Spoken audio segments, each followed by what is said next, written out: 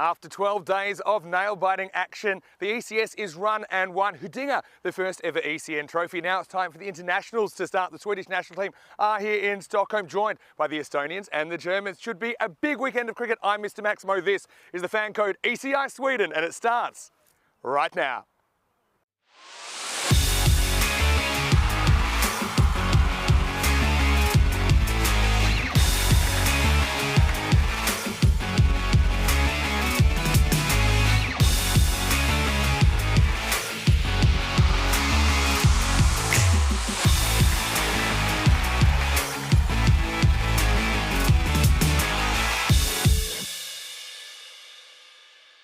The European Cricket Internationals are proudly brought to you by HCL Software, FanCode, and Grizzly Bear Sports.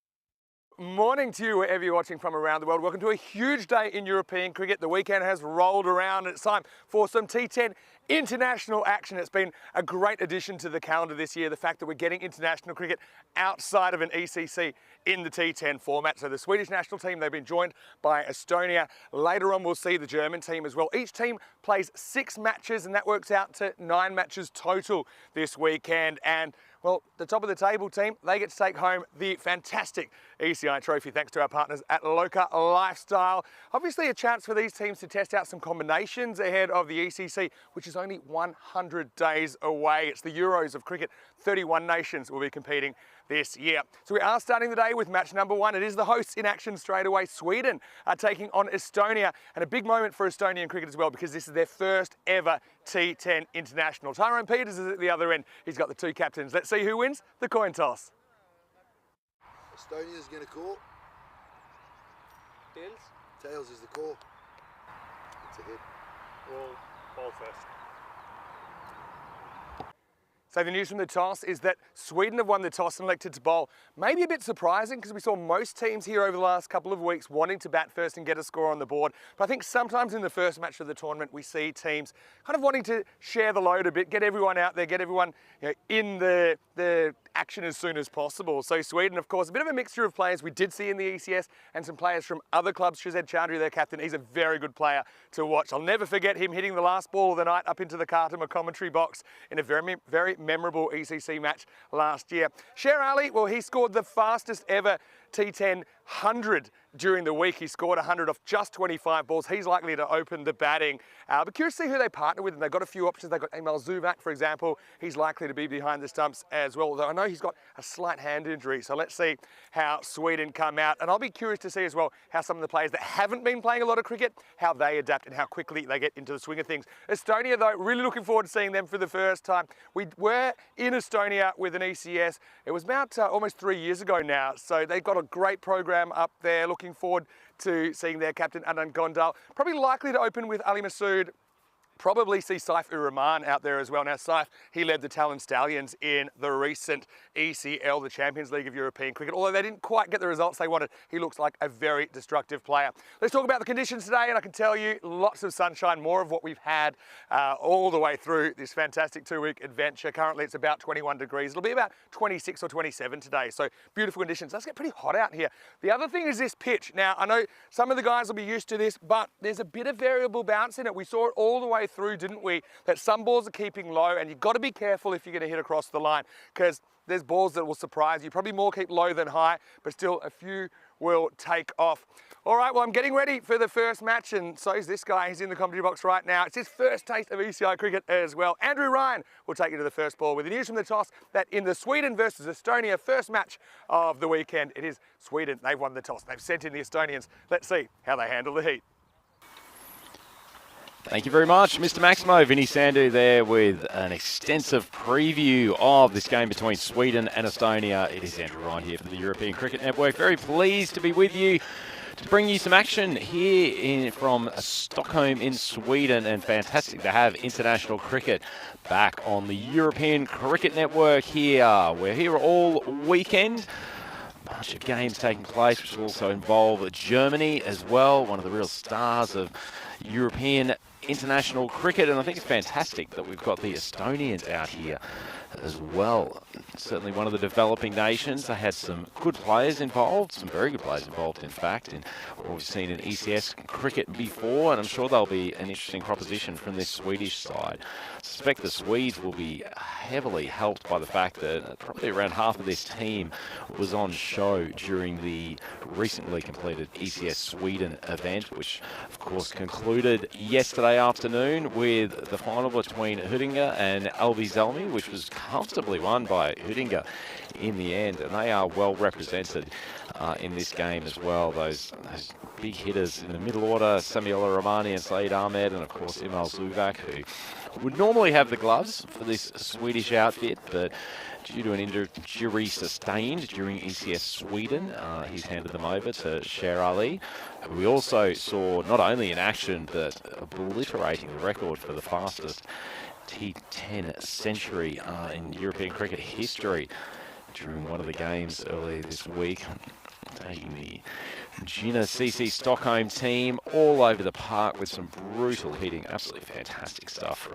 from Cher. And as much as the Mazda tournament didn't end up the way they wanted to, with a defeat in the semi-final to the eventual champions Huddinge, certainly that memory of Sher Ali dominating the bowlers and cracking the record century will live long in the memory of not just our ECN viewers, but also many, many people involved in cricket here in Sweden.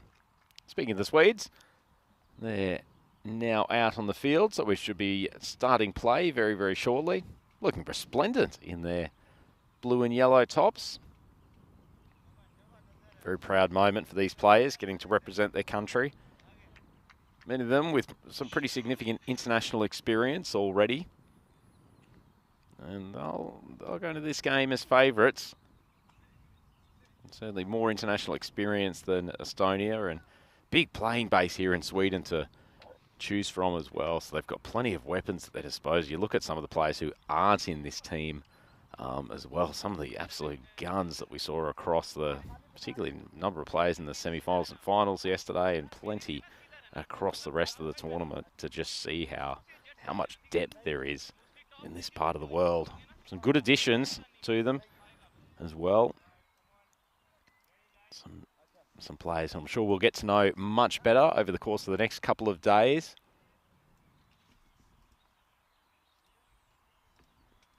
And just probably a minute or two away from commencing. And well, we have a momentary wait here. Probably a good time to get back into the commentary box. Mr. Maximo, who's put on a short sprint from the toss and other associated duties. Yeah, I'm quite organised this morning. And I tell you what, it's been great to welcome Estonia for the first time in the T10 International. Their first ever time coming together in this format. And it's just a short hop from Estonia, about an hour or so in the plane. Not far in the air at all, actually. But they're going to come out. Yeah, let's see how they handle it. Ali Masood is going to face the first ball. It's going to be Khalid Zahid to bowl it. Here we go. ECI action live from Stockholm, Sweden. A pretty good shot first up from Ali Masood. This will test the captain, Shazeb Chowdhury, who does the fielding. So, yeah, great to see a fair few of the Swedish players we've seen in the ECS, but also players like Chowdhury that just fielded that. He's played for Sweden, as a few of the guys have at the ECC. So great chance to see them come together again. Indeed. Should be some really good quality cricket across these couple of days. And Vinny, we had a chat last night about what to call this. Obviously, two geographically close neighbours, and thought about the Battle of the Baltics or the Baltic Bash, but I think we settled on Baltic Blast. The Baltic Blast is good. Yeah, Baltic Blast. I'm down with that. Here's Saifur Rahman, powerful left-hander. Oh, first one. Just gets through. I think flicks the back pad, I think, to be honest.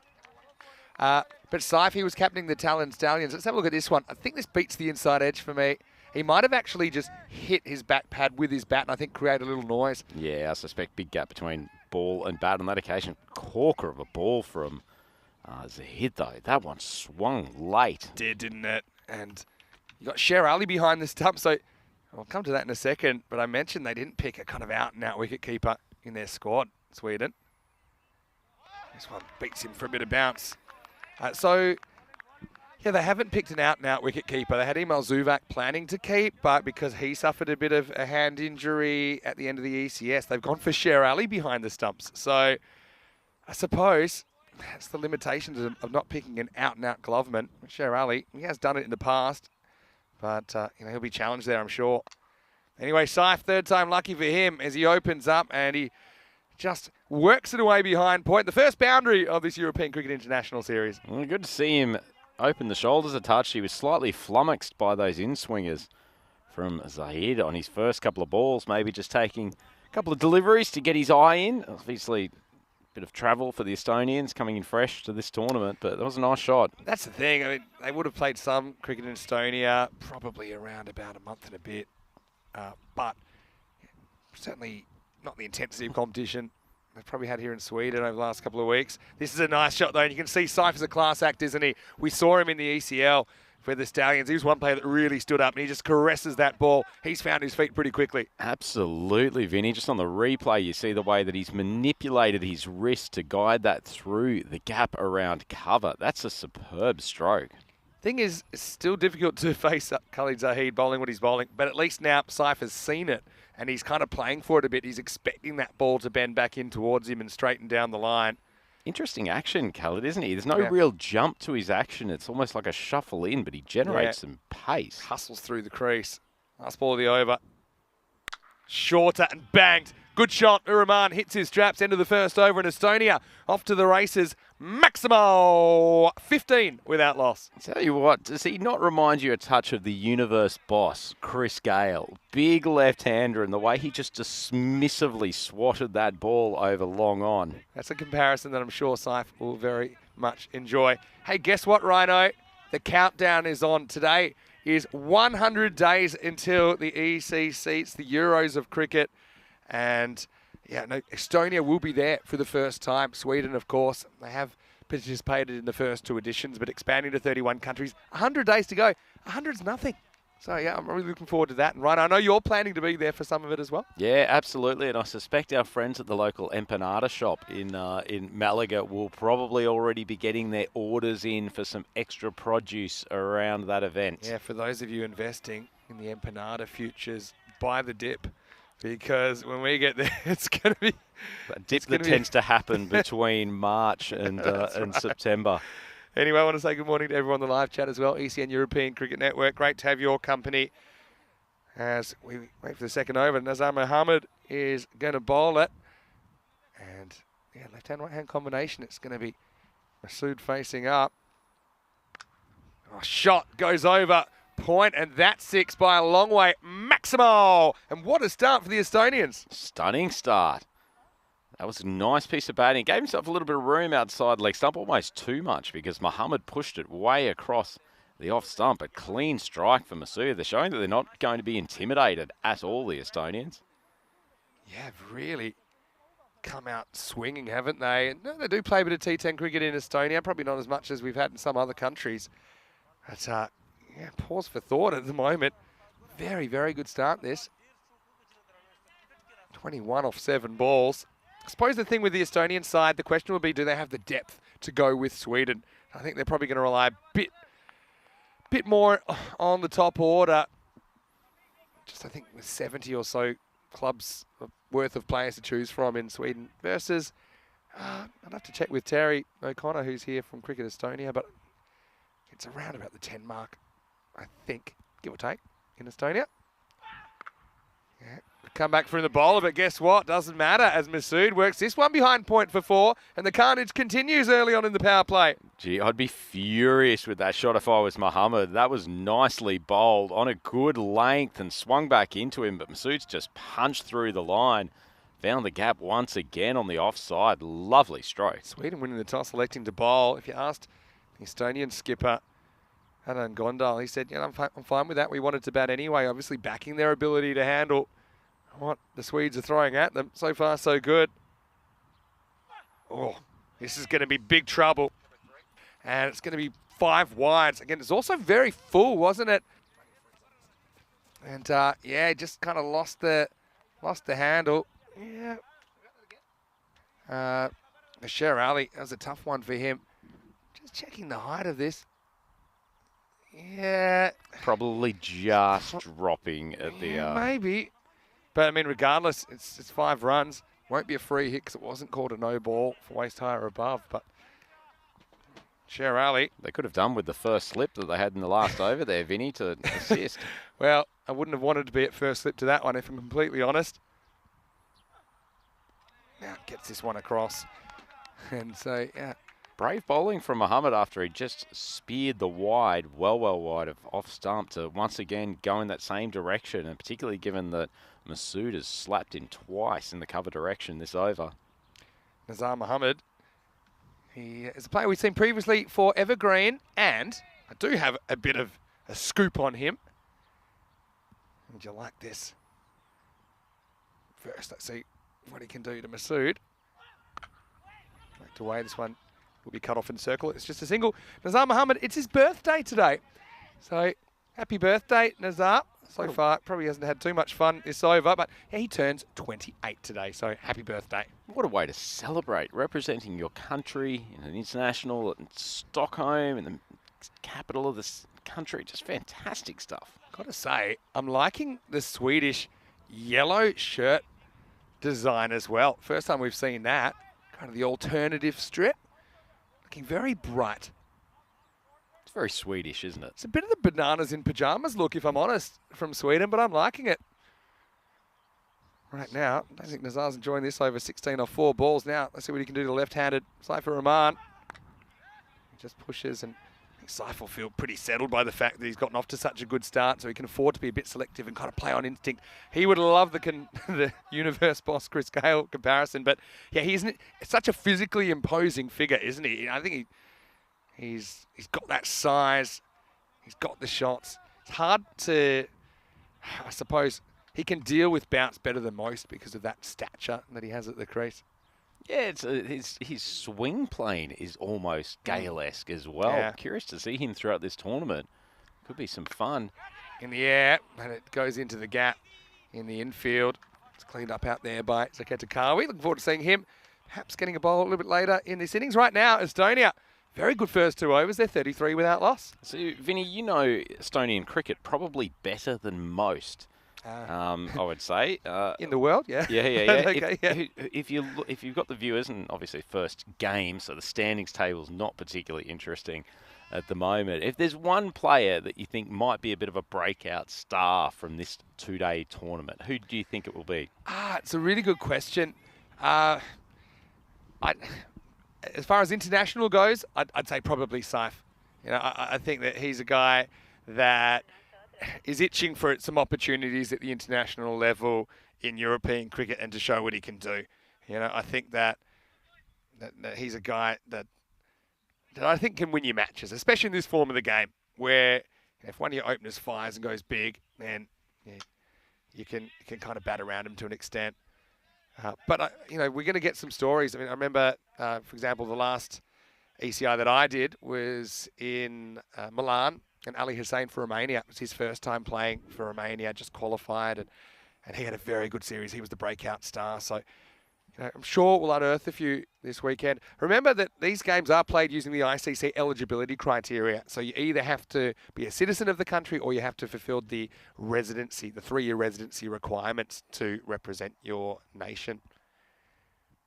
Shazeb Chowdhury getting a bowl, captain in number 3, and he's stroked through the covers. And I bet that Saifur Rahman's pretty happy he survived the first couple of balls of this innings. Almost had his poles removed, but since then he's been commanding at the crease. Well, he may not be the universe boss quite yet, but we might christen him the Baltic boss. That's another Gale-esque strike throughout the covers. And Saifur Rahman is flying.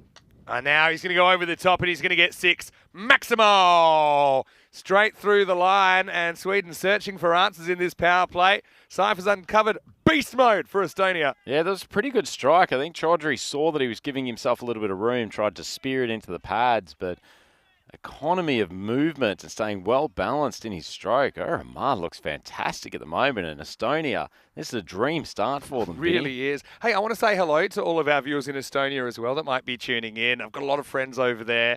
I actually am technically an Estonian resident, although I haven't been able to spend too much time there, being on the on the tour. So much for work. But Absolutely yeah, hello. no favouritism for you towards the Estonian team as a result, Vinny? Every team's my favourite, so it's not hard. But I'm so happy to see these guys get an opportunity. So yeah, to everyone watching back in Estonia, hopefully you're well. Thanks for joining us and settle in for it. A great weekend of international action. Saif now walks, and wow, this is quite incredible. He's hit that into the side of the pitch next door, and it's bounced straight over the fielder. 4 more runs. I don't think we saw this in the 2 weeks so far. I don't know if we'll ever see it again, Rhino, as it comes off the artificial wicket square and goes for another boundary. Oh, it's one of the best things I've ever seen on a cricket field, Vinny. It's smacking it into the lump from the old pitch and it going about 4 metres in the air over the head of the despairing fielder at backward point. That's sensational action. Partnership's out of control. 48 off 16 now.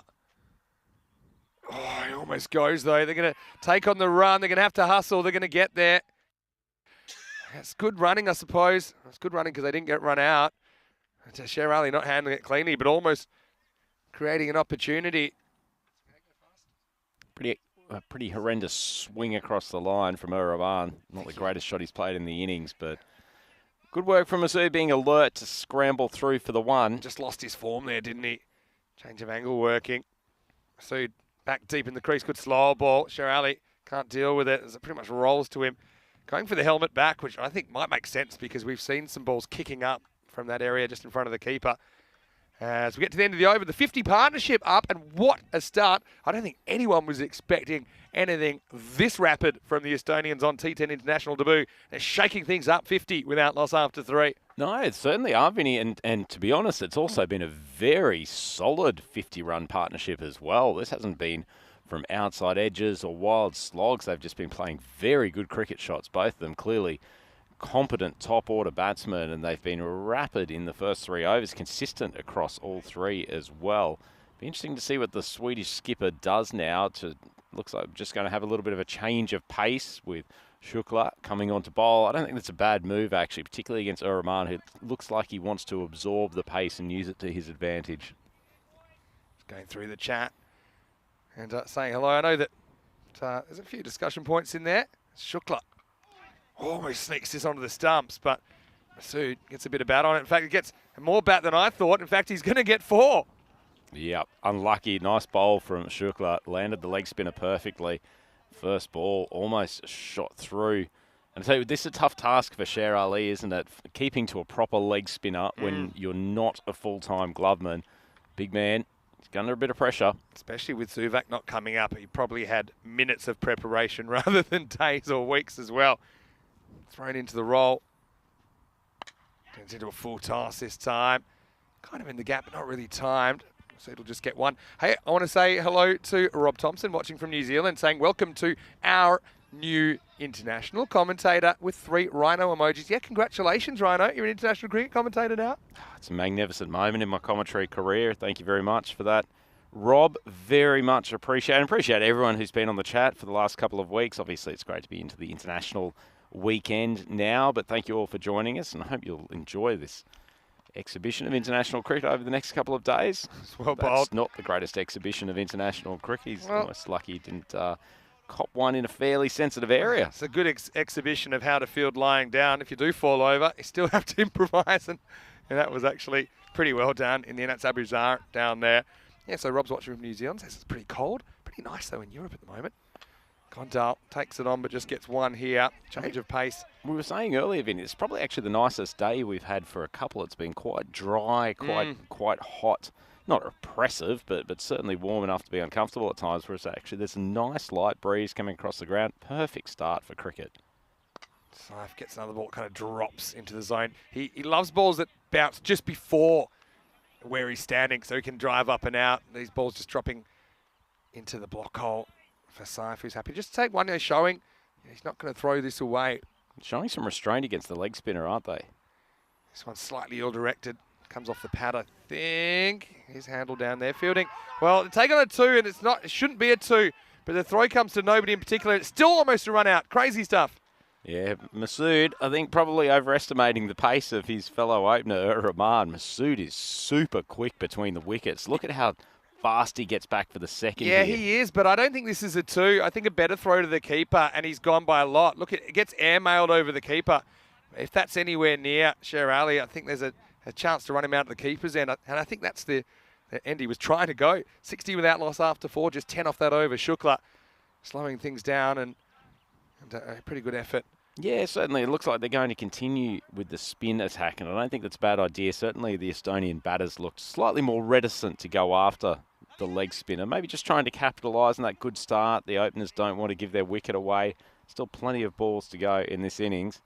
Kawi, get another slow bowling option for Sweden. Trying to bring this back. The other thing is Sweden, you look at the hitters they've got. I mean, they'll be confident they can chase whatever's set. They bat well. Kawi, a little bit short and wide first up. No pace on it. From the Estonians, it's interesting to see how they're approaching it. They're coached by Richard Cox, who's a very experienced high-level coach. He would have drilled in certain things. I think one of those things has been the urgency between wickets. Trying not to leave any runs out there. This is hit down the ground, and it's going to be 4. Straight into the sight screen to Kawi.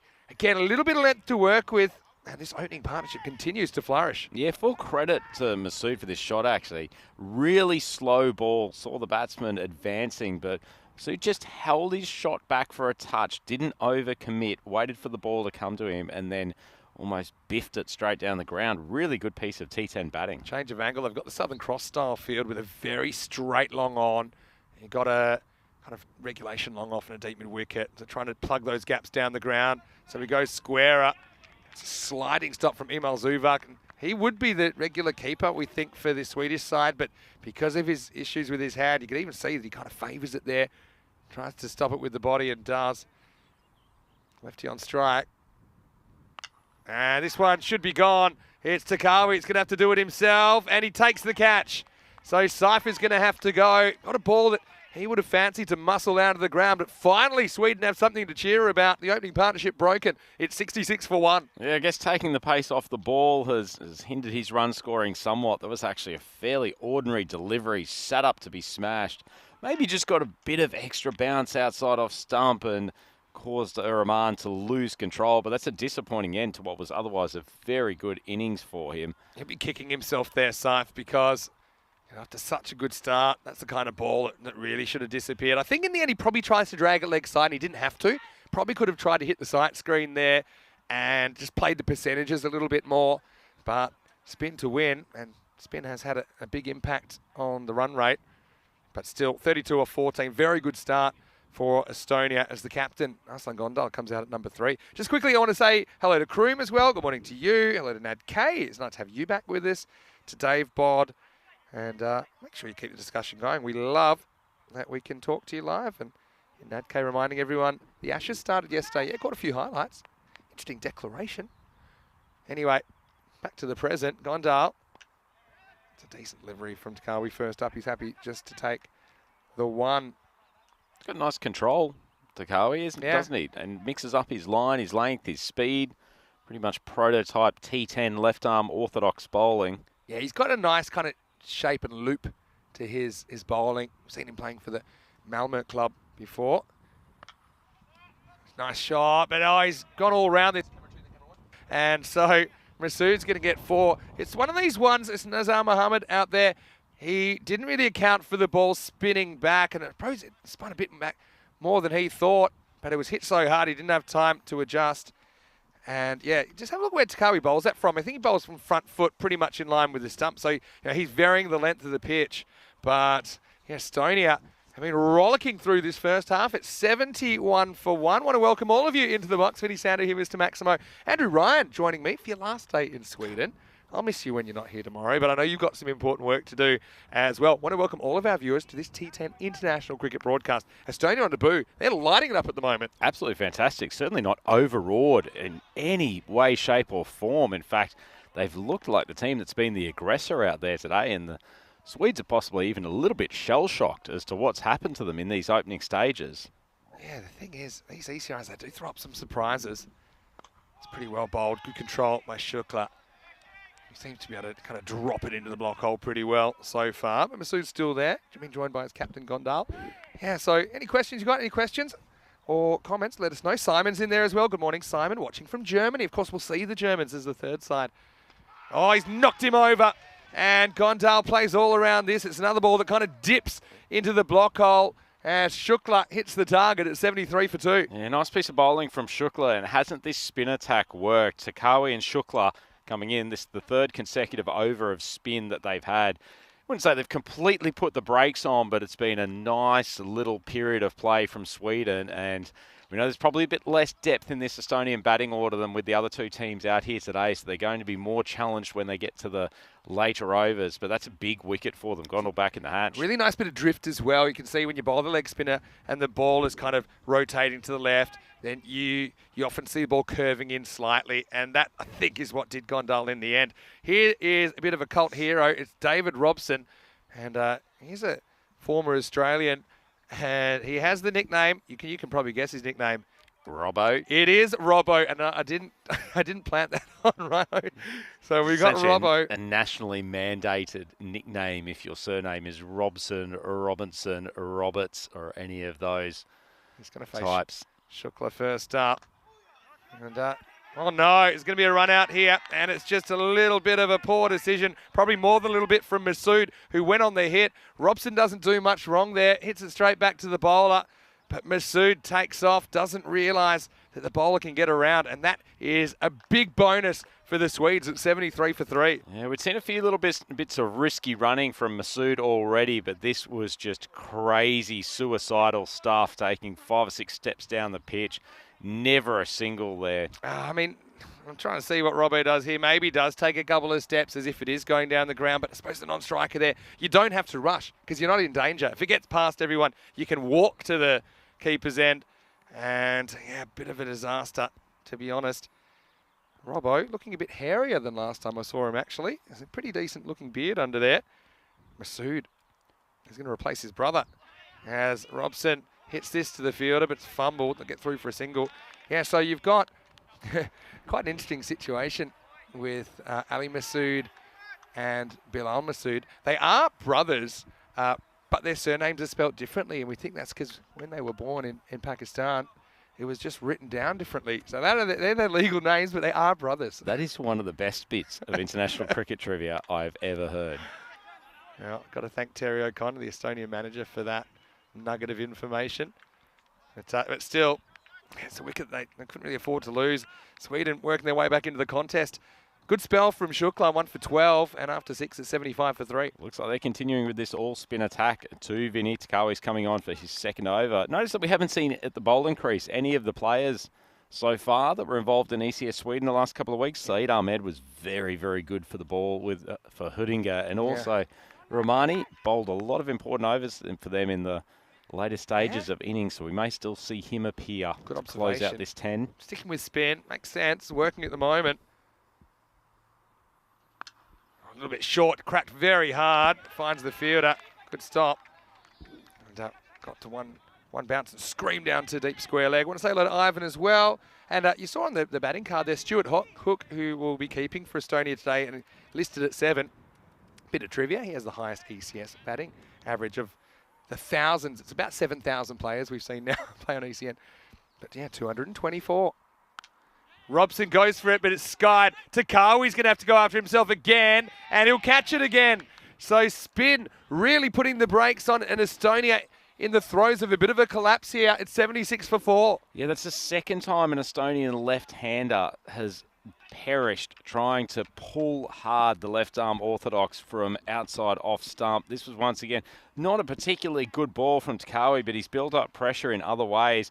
Ball's gotten a little bit of jump off the pitch, and it probably was a touch full to be swiping across the leg side, at least in that manner. And Robson goes, and a bunch of wickets really slowing Estonia down after their bright start. Yes, for sure. Now back to 120 pace. I think Sweden would fancy that given the power play that they conceded. Nat had a question. Who won the last ECC, the Euros of Cricket? It was actually the Netherlands 11. They beat England 11 in the final. So your Netherlands 11 defending champions. They go straight through to the championship week in ECC 23 coming up in September, October. Anyway, Chow and feeling for this one. You're often a bit nervy at the start of an innings, especially against spin. And you can see he's pretty keen to get this away, but ball never arrived. No wonder they're getting a bit nervous, Vinny. Last 12 balls, we've had 4 wickets and only 1 boundary. This is hit in the air. Just be a single to deep point. Yeah, Takawi's interesting. Just look at where he bowls this from. He is always mixing up the pitch. So he actually bowls this one from well behind the stumps. So he's just trying to change the length of the pitch, try and throw the batter off. Does it again. This time it's almost going to carry, but it doesn't.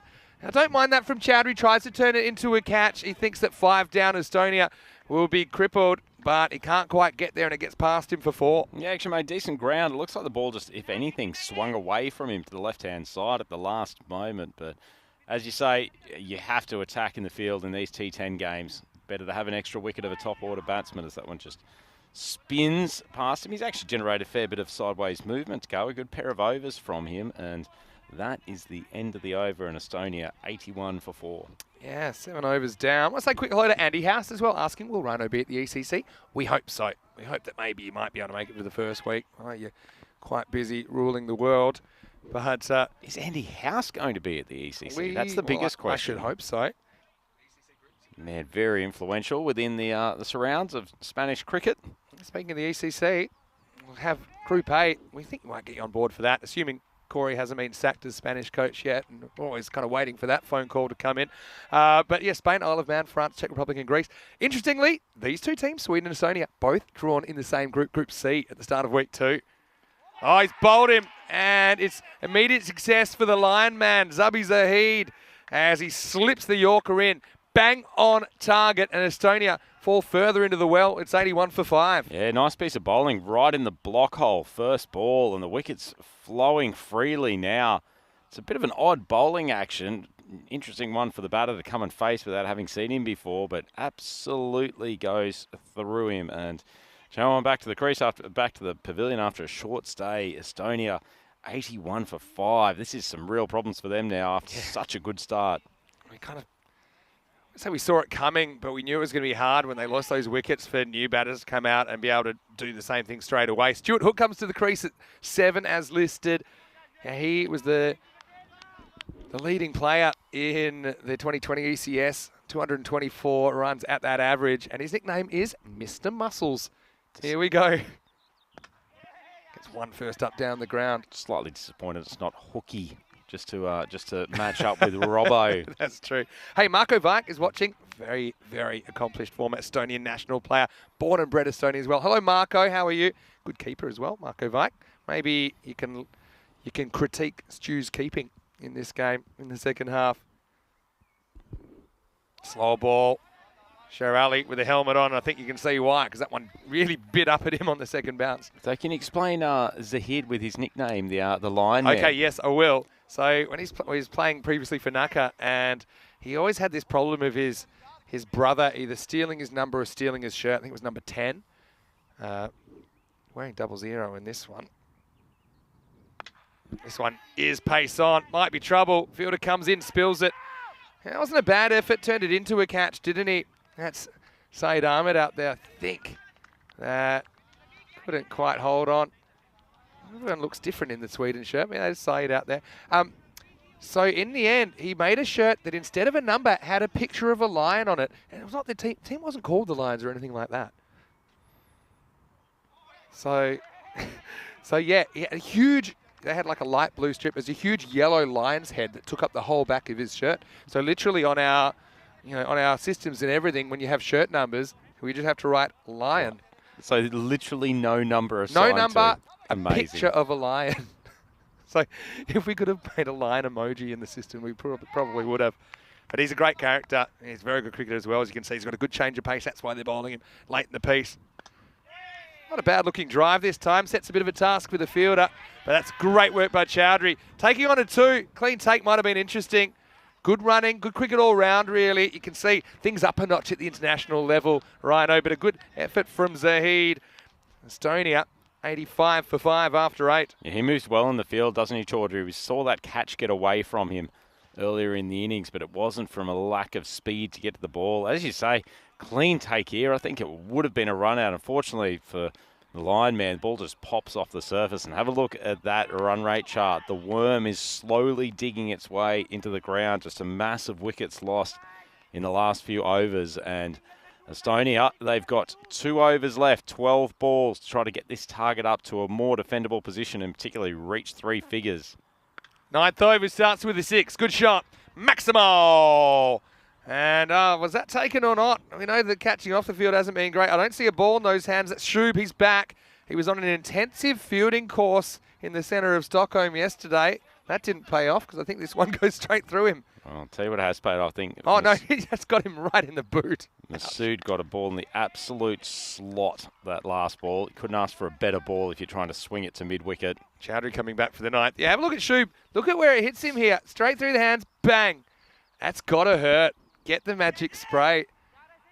He only has slender man as it is, I'm not got, sure his body can take a full-blooded blow. He's only got little feet as well, so to hit him, that's going to do some damage. Scurrilous rumour-mongering from Vinny Sandu. Oh, well. Yeah, a lot of people excited with Estonia's start, but obviously haven't really been able to carry it through. Having said that, we saw 120 was the par score in the ECS. I kind of expect it to be about the same here, if I'm completely honest. Bowling and fielding probably up a notch across the board, as you'd expect. But also some very, very good batters and longer batting orders. Typically, this one slides in. Chowdhury trying to protect his figures now. Bowling in the sunglasses, which you don't see so often, but it is very bright here, so I can kind of understand if they're not wobbling around, that he wants to keep the light the same, whether he's bowling or not. Does look a bit Neo from the Matrix in those shades, doesn't he? It's well bowled, kind of beats him with a bit of bounce. 93 with 7 balls to go. It's an interesting bowler to watch, Chaudhary. There's some subtle variations in terms of pace. Good player, and he can whack the ball. Like I said, when they needed 6 to win, a couple of balls to go in one of the night matches, he smacked one into the commentary box and walked off, resulted in a broken fence in the as the players rushed on. Hit pretty hard, but also well stopped down there. And that's Sammy Romani, who, of course, hopefully he's feeling okay this morning after celebrating a win with Hoodinger. He's not the only one out there that was involved yesterday, but pretty good over from Chowdhury. And after 9, it's 94 for 5. I'll say it all happens in the 9th. Happened at the beginning for the Estonians, but not so much towards the back end of the over. Just takes one big over in this 10th too. If they can squeeze 15 off it or something along those lines. It looks like the lineman's coming back on for his second. And bowling figures have improved markedly. The openers had a bit of a tough time, but the dual spin attack, Shukla and Takawi, have been very good. Just 9 off the 9th, considering there was a 6 first ball. That's good effort. Estonia now, probably best case 110 if they can whack a couple away, but that's not going to be easy. Sabi Zahid, very good player. I've seen him at the ECC before. Some players that I kind of missed not seeing in the ECS this year. He's certainly one of them. Making up for it now. Well bowled, right up in the block hole. Can't really do much with that. Stu Hook wasn't a bad shot, keeps it out. This ball probably castles quite a few batters. But yeah, if you get that Yorker right, maybe at a higher level they might deflect it or premeditate that kind of shot, but you can't get the middle of the bat on it. You can only get the toe of the bat on it. No, we talked about it during the ECS, didn't we, Vinny? Get those Yorkers in late. Block hole, very hard to hit from. He almost gets the Yorker in here. Not far away, it'll just be a single. Sweden have woken up now, and Estonia looking a little bit light on. Halfway through, they were 71. So only 25 off this second half so far. It's been a dramatic turnaround. It's coincided with wickets falling as well. He basically Yorks himself here, Masood. It's a frustrating thing for Masood. Yeah. That probably would have been a slot ball and a great chance for him to hit hard, but unfortunately trying to advance down the track. I don't blame him, though. I mean, they've looked at what Zahid's been delivering, and he's been very consistent in terms of his length, and he's trying to disrupt it. Yeah, for sure. Anyway, Stu, time to show some muscles.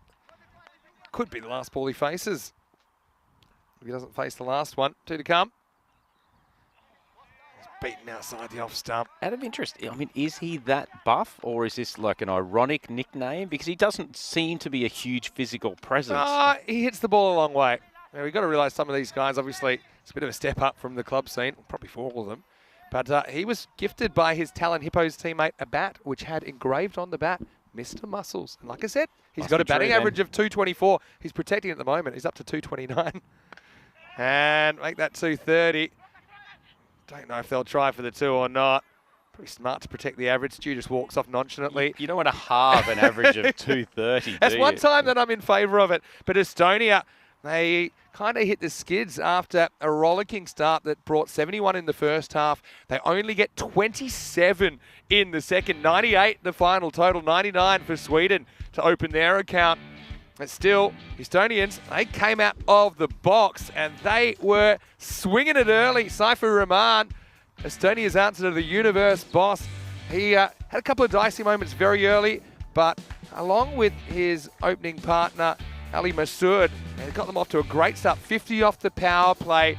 And yeah, Sweden, they were a little bit shell-shocked, I think, early on. Yeah, I suspect there was probably a little bit of panic, and it wasn't for wild slogging or anything. There was some excellent shot making from both of those two openers. Unfortunately, this is where it started to go wrong. Kawi with a nice over of left arm orthodox spin, and the Baltic boss, he perished with... Look, it just wasn't happening for Sweden early, but as so often happens, a wicket or two changes the narrative, and the spinners did really well to turn things around in the middle of the innings. Yeah, certainly did. Shukla and Takawi really bowled well. Really enjoyed watching the spin attack, and just see that it provided some questions for the Estonians they couldn't answer. That was a disappointing run out. Masood, as soon as Robbo came to the crease, and then Robbo, he went to Takawi. Just once again a left-hander trying to pull across the line. Chaudhry almost took a spectacular catch there, but then the lineman came on with a clean bowl. First ball showed that he's a good option in the late overs for Sweden. Yeah, he's just pumping out Yorkers for fun, wasn't he? I mean, he got that slow, didn't have to use it too often because he was locating so well. That was a tough one that Syed Ahmed couldn't hold on to. Interesting to see where he bats. He didn't get a bowl, even though he has been bowling well, but kind of a management thing, I think, as well, for some of the guys that have had a bit of a workload. You could see they were preferring bowling options that were fresh. It worked for the most part. Well, Shub got a Yorker from 65 metres that he couldn't deal with. And any podiatrists out there, you might have a new client. But in the end, Estonia, such a bright start, but they couldn't go on with it. 32, Saifu Rahman, the top scorer. Masood, his opening partner, with 34. He was involved in a run out that just set them back a long way. For the most part, I think they were pretty disciplined with the bowling. There were some good shots early in the power play, but conceding just the 5 wides, 2 byes in there. 98 for 5. I think Sweden pretty happy with that, although some of their guys, they wouldn't have had much cricket, I suppose, at international level recently. So let's see how they come out and stick them. No, absolutely, and not a single over for going for double figures in the second half of the innings, and much of that was due to some excellent bowling from the Swedish attack. Those two men, Prashant Shukla and Zakir Takawi, excellent in the middle overs. Shukla 1 for 12, Takawi taking 2 scalps for 17. Zabi's did an excellent job at the back end of the innings. His 2 overs only going for 8, and picked up the 1 wicket with the first delivery of his spell. So that leaves Sweden chasing 99 runs in 10 overs to take victory in this first Baltic Blast. They are up against the Estonian national team. It is European Cricket International T10 here in Stockholm. And we're in the first match of this ECI Sweden 2023 event, brought to you by FanCode. It's Andrew Ryan for the European Cricket Network, here all day with Vinny Sandhu. Mr. Maximo will be taking you through the second innings, which will start in just a matter of minutes, so please come and join us then.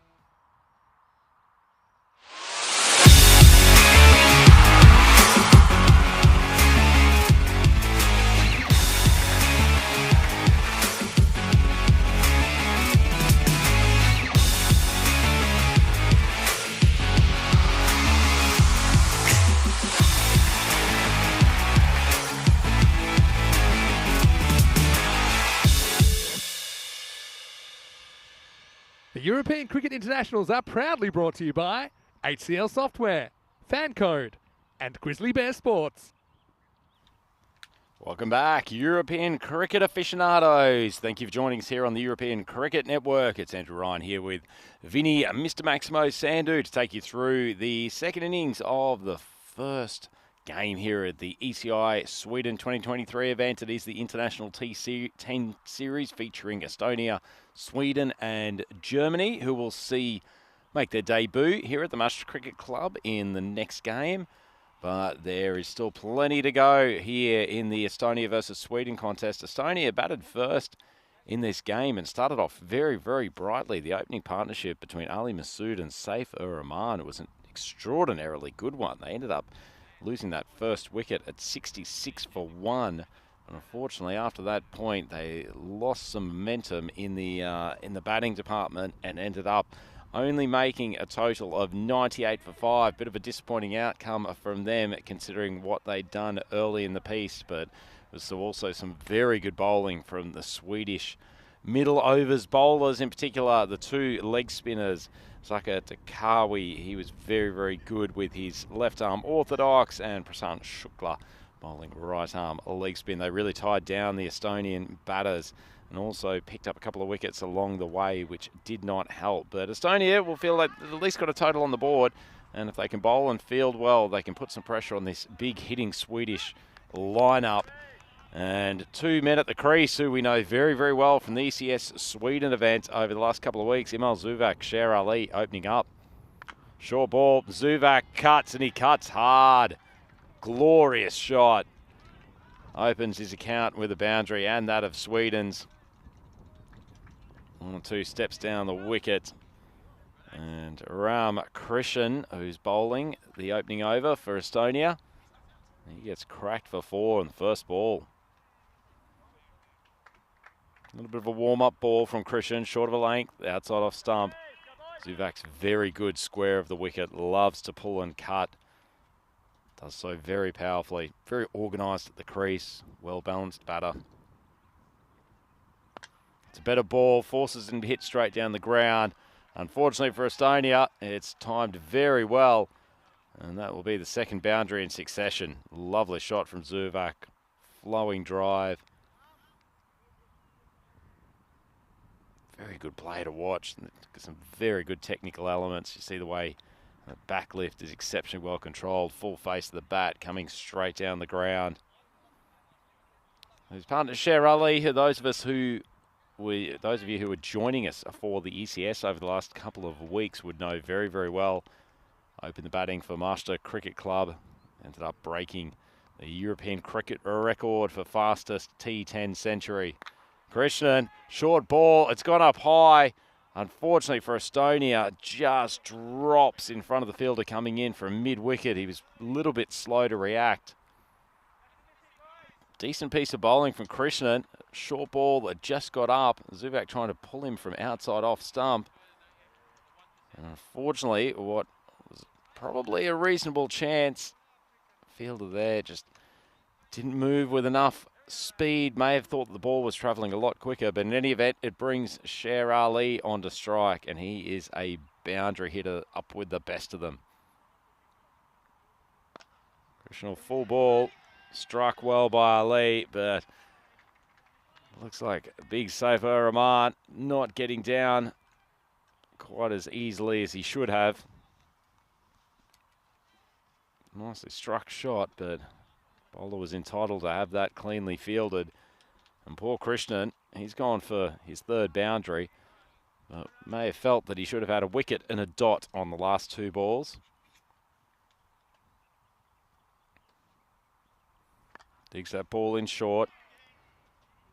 It's cut out with an open bat face to point region. Just be a single.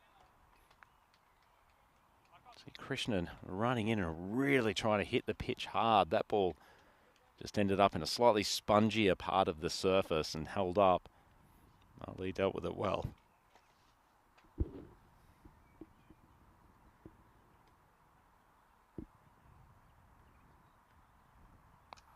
Short of a length. Zuvak pulls that beautiful swivel that he has from his midsection as he executes that shot. It's glorious to watch. And a glorious start for the Sweden openers. 18 runs off the first over, so they are well on the way to chasing this target. And that target we have of having a golden ball before we leave Sweden. It's been so long, 105 games now. And moving into the second over, and it's an exceptional time to reintroduce the doyen of ECN cricket commentators, Mr. Maximo Vinny Sandu. Doyen isn't a word you hear very often, is it? It should be used Use more. it in another sentence. Where would you use it in? That's exactly my point. You say like I'm a doyen of the workplace. You wouldn't really say it. No, you wouldn't. I think it's a Is it commentator-specific thing. Is it a commentator-specific thing? Yeah, I've I only think it was ever a heard Richie it used. Benno thing of the doyen of cricket commentators. Exactly. Someone get a dictionary. But I have heard it used in that context. Anyway, we digress. Similar starts for these two teams with the first over.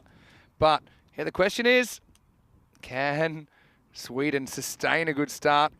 Estonia couldn't, basically. And here's a guy I've been looking forward to seeing him. He's actually a bit of a gun commentator that I remember from the 2020 series in Estonia. It's Richard Parkin who's going to bowl. It's originally from country New South Wales. And they spent a bit of time in Sydney now. We're qualifying for Estonia. So you're going to see some tall, slow bowling, which I always think is a bit of a shame when people as tall as Richard bowl spin. Disgusting waste of physicality, isn't it? But works for him. Anyways, around the wicket first up. Oh, it's gone. See you later. And yeah, hits him in line, and that one shoots on Sher Ali. Good decision from Nilkesh. And fair for me.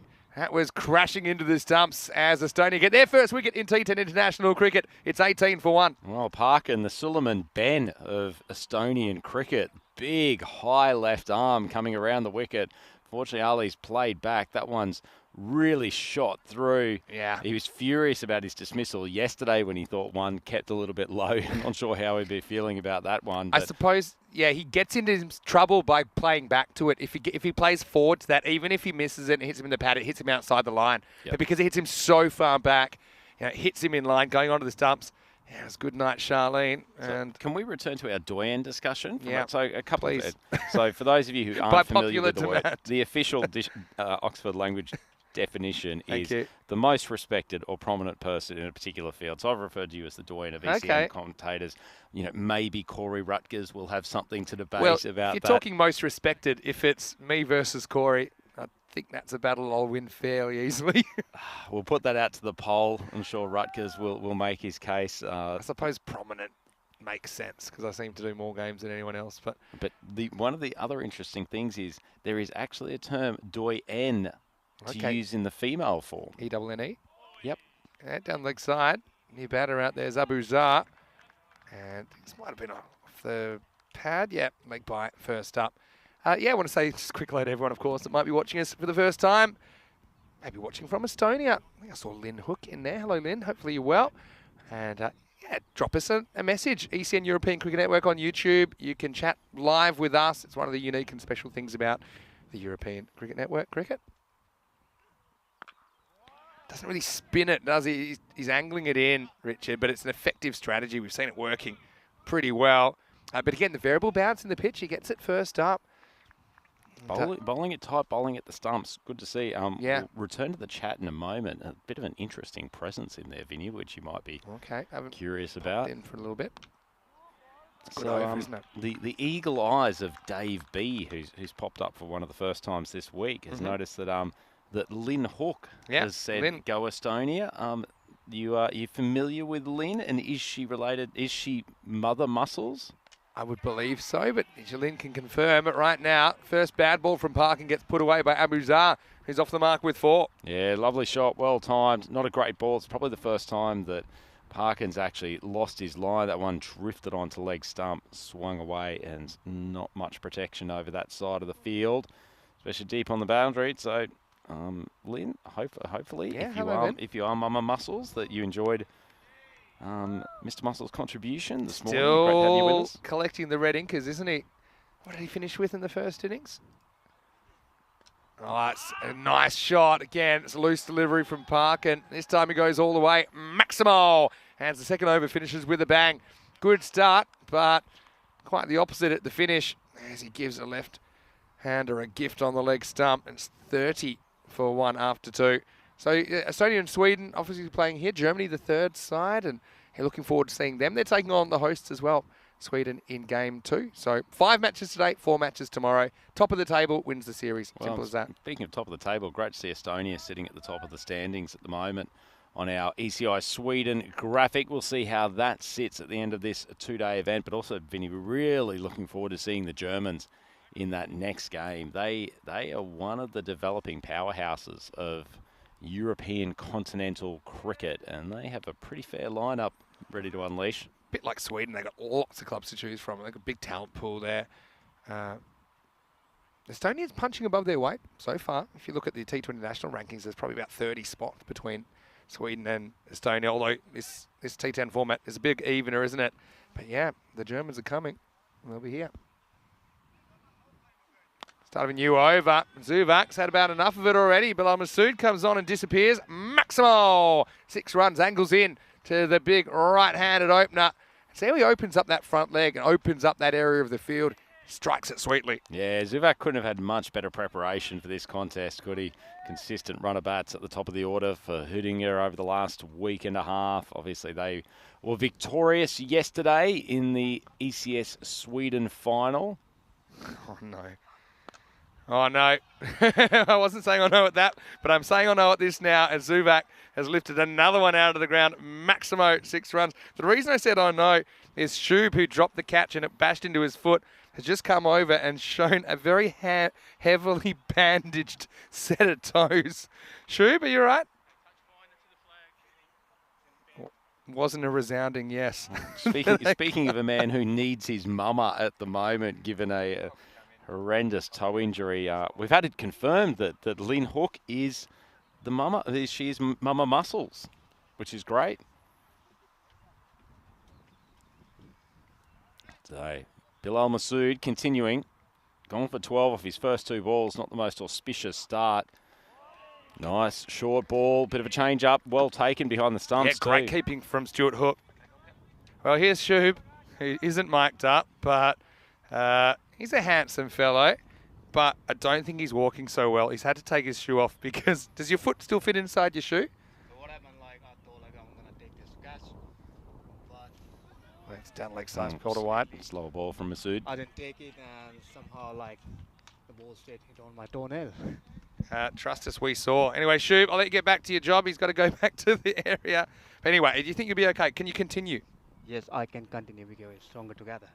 Oh, I like that. Stronger together. Brave Working in the young slogan. man. It's very on brand. Anyway, this is very on brand for Zuvak, the way he goes about his business. Maximo. And very similar power plays for these two teams. But the question for Estonia is, can they turn things around the way the Swedes did? At the moment, it's looking unlikely. Yeah, that's a beautiful shot for Zuvak. 32 off 9 he's rushed along to. Masood getting absolutely pumped here. 19 off his first 4 balls. Isn't it good to get the scoop on Shub and Toegate? That was a very, It's a remarkable injury from the catch that he's tried to take. Very heavily bandaged big toe. Luckily we didn't get that in the camera. Because, well, this one through the leg side, this time along the ground. And it's going to be 4 more. Sweden racing through this second inning so far. Yeah, I thought Big Robbo was going to unleash a massive dive there at the mid-wicket position, but fortunately the ball just hit too hard, too cleanly. Zuvak is flying, 36 off 10. 1 ball to go in the power play. Estonia will be looking forward to being able to have a few more boundary riders. A question from Fuhad Sanin. Hello, Fuhad. Saying, why can't we see some of the other players from the ECS Sweden T10 in a national shirt? Is it because of nationality criteria? And also said, loving the commentary. Nice of you to say. Come back to that after this ball, which is the last of the power play. Oh, good effort from Stu Hook. It'll be a wide. But, I mean, if he gloves this, then he's pulled a wicket out of nowhere. It's actually really good quick movement down the leg side. You can see, and he does take off, but unfortunately, the ball didn't stick to the gloves of Stuart Hook. But I'm never that critical of missing one like that because you've created that opportunity out of thin air. So, almost making something happen. It would have been sensational. Bit of work. He looks sharp with his gloves. Yeah, Very he's- crisp movements. I remember when Probably we saw- rose a touch early there, but his hands are very fast. Took a great one-hander back in the ECS in the 2020 Estonian series. It was kind of pushed into that position because the regular keeper, Marko Vike, who was in the chat, was injured. That's a cracking shot over cover. It's going to go all the way. Well, Shub on 9 good toes is going to chase it anyway. I don't think that's smart, but anyway, it will be the end of the power play. And an even bigger power play for Sweden. They're 61 for 1 after 3. Oh, gee, that's a beautiful shot, isn't it, Vinny? Masood just putting it on at length, but leans in with that gorgeous left-handed style and strikes it very sweetly. He's looked good in his early stages, Abu Zar, but Emil Zuvak's been the star so far. Sweden going at a tickle over 20 runs per over. They only need 38 off the final 42 balls of this innings, so they're certainly in control of this chase. But the wicket taker, Richard Parkin, a man who's wasted about 6.5 foot of height and being a left-hander to come in and bowl what looks like, I don't really want to call it left arm orthodox. It's sort of just Left arm nudes. one way of putting it. That's what we call it. Not too much on it at all. Anyway, this is going to hit straight down the ground. Oh, I think this is going to be 4. Oh, I didn't realise he took off from outside the field of play. Yeah, so Gondal, it's good effort, but he's taken off from outside the field of play. So, you can't really tell there. Yeah, tough call. It was a nice bit of yeah. fielding from him. Obviously, he had to make fast ground to get across there. He's Can't- moved a little yeah. bit straighter, the skipper You now. can kind of see there where he lands. He's actually jumped forward from a previous position outside the field of play. But look, that third over, a bit of a disaster for Estonia. Supersonic, in fact, went for 31 in the end, essentially doubling their score after a decent first couple of overs. But Parkin hoping for another breakthrough. There's a full toss, and it's going to disappear as well. Maximo! Zuvak to 46 in quick time. And this 98 looking pretty thin on the ground now.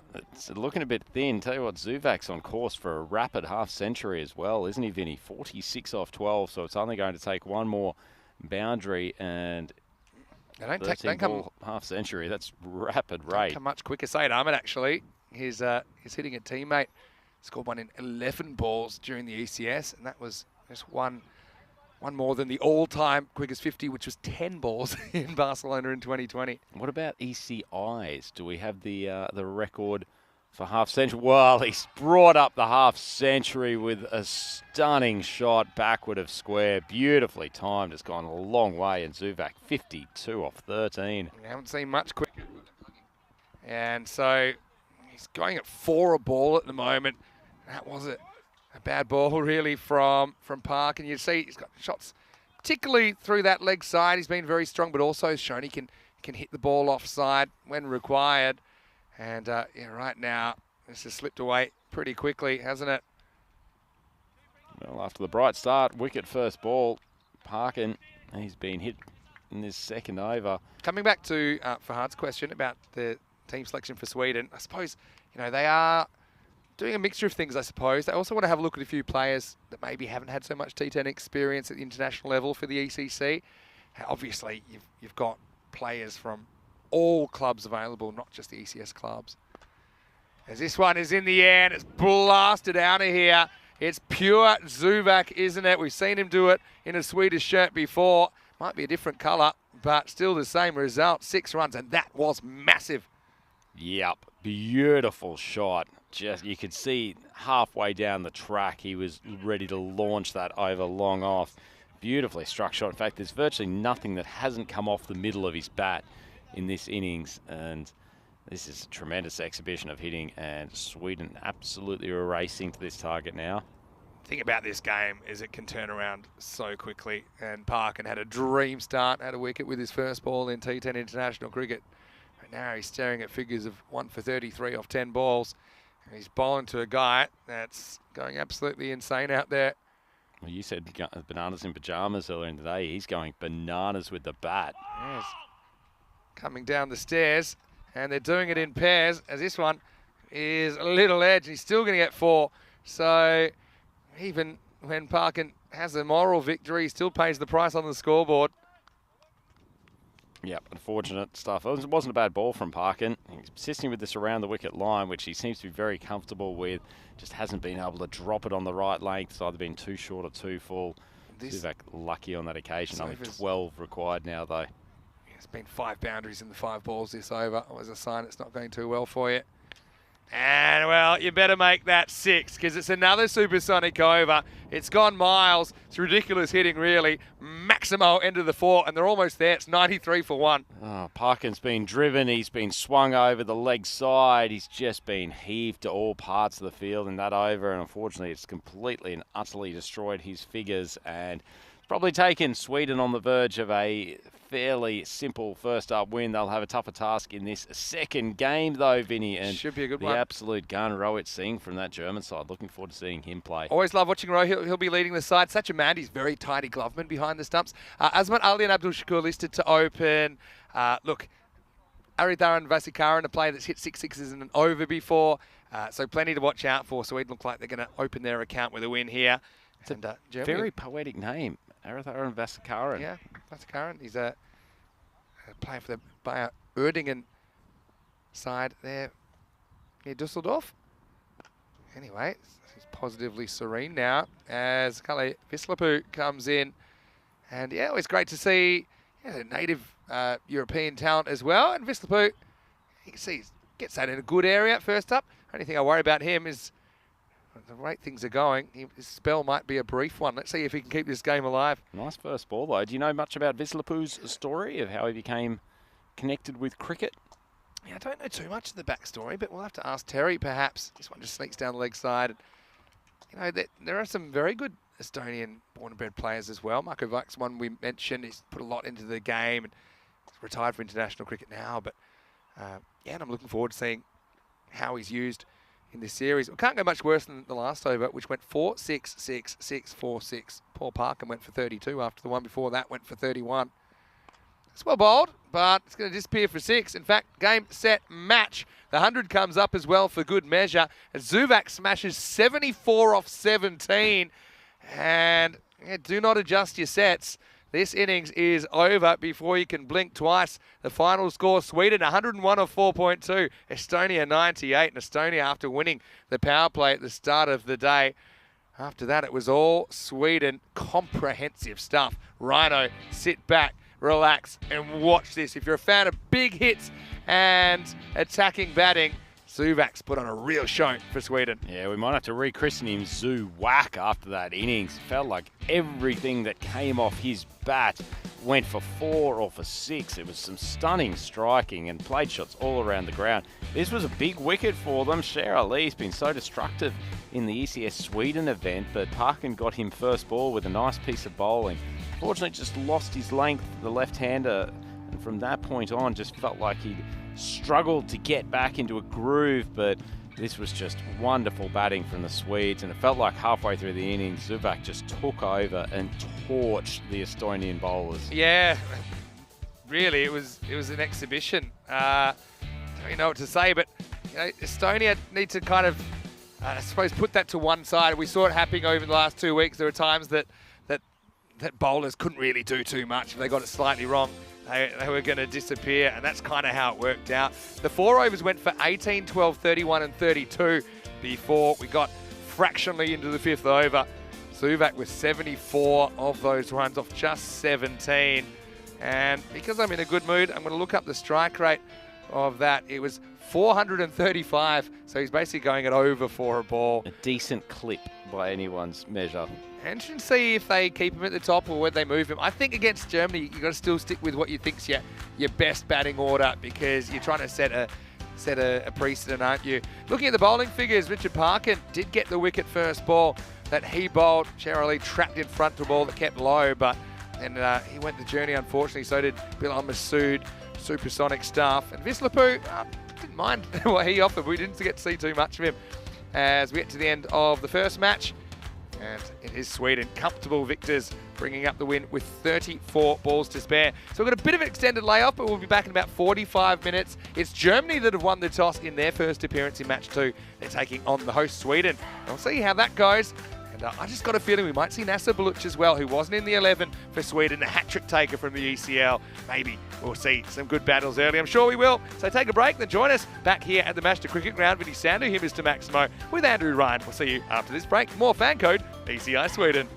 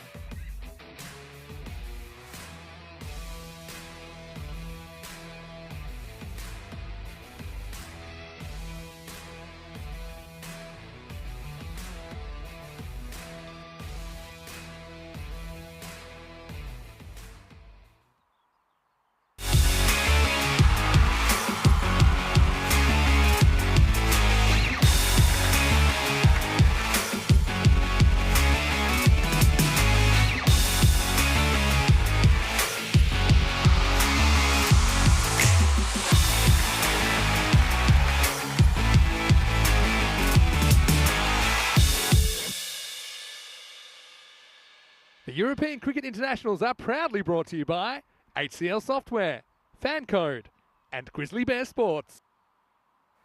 Hello and welcome back to Stockholm. International action has hit the Matchday cricket ground and it's been great to see Estonia, of course, taking part in their first ever T10 International. We'll see plenty more of them throughout this weekend, but right now is the first time to say hello to the Germans this weekend. They'll be on the park in match number 2. So it's going to be Sweden versus Germany. Tyrone Peters has the 2 captains. Let's see what happens at the coin toss. Germany to call. Heads. Heads is the call. It's a head. You're gonna bowl first. So the news from the toss is that Germany have won the toss and Rohit Singh, the captain, has elected to bat first. Rohit is such a talented bat. I always love watching him do his thing. Probably the number 3 or 4 position, I imagine they might go for a combination, maybe Azmat Ali and Abdul Shakur, of course. You know, players that we have seen on ECN be very destructive. And we know that Germany has a lot of cricket sides. It's very competitive. So to get a chance in the national side, you always want to make every post a winner. First time we've seen them in ECI cricket. I'm curious to see how they go. I like the decision to open up with the bat after winning the toss. Well, Sweden, they certainly did have a great start to the morning. They kind of worked their way back into it. And I think they've realised that these teams, they're here to play. And I've got to say, I'd be interested to see maybe if we get to see Saeed Ahmed out there, if he perhaps gets a bowl, because he was firing up yesterday for Hoodinger in the final. But Shazeb Chowdhury, you can see he's a very important player, isn't he? Very good in the field. And I've got to say that the spin twins in the middle of Prashant Shukla and Zakir Takawi really do a good job slowing things down. So I think that variation in the attack is a bit of a key. And then the lineman, Zabi Zahid, coming on and finishing it off. He was cracking out those Yorkers, wasn't he? So I think this will be a really competitive game. And we're going to go over and get ready to get started. Andrew Ryan will take you to the first ball with the news from the toss that the Germans, they have arrived. They've won the toss. They're batting in match 2. Over to you, Rhino. Let's get it started. Many thanks, Vinny Sandu, for that preview of what should be a cracker of a contest, actually. 2 highly credentialed international sides, both more generally, but particularly in the T10 format. About to take the field for ECI Sweden 2023. It is game 2 out here at the Matchday Cricket Ground in northern part of Stockholm. And it's Andrew Ryan to take you through the first part of the game. We'll obviously be joined by Mr. Maximo in a few moments. Have a quick look at the fantasy dashboard. Sweden didn't Emil Zuvak absolutely cannon the Estonian bowlers in that first game. Fantastic half century from him. Good to see Nasser Baluk coming into the side. He's likely to unleash his swing bowling and also pretty handy with the bat as well for the Germans.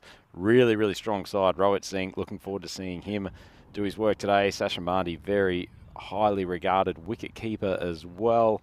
And they're a pretty experienced and extensive unit.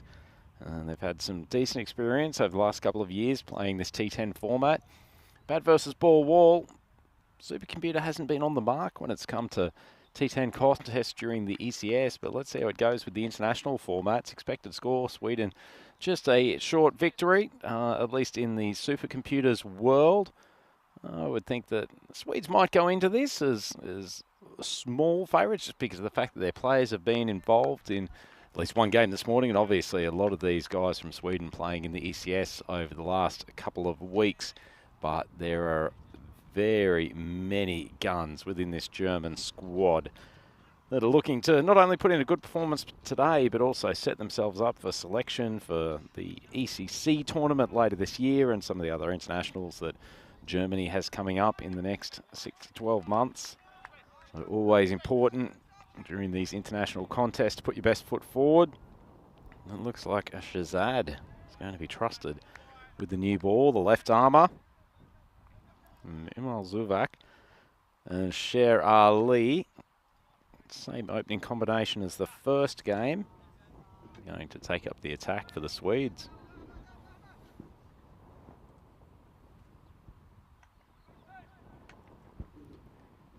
So Shazad charging in.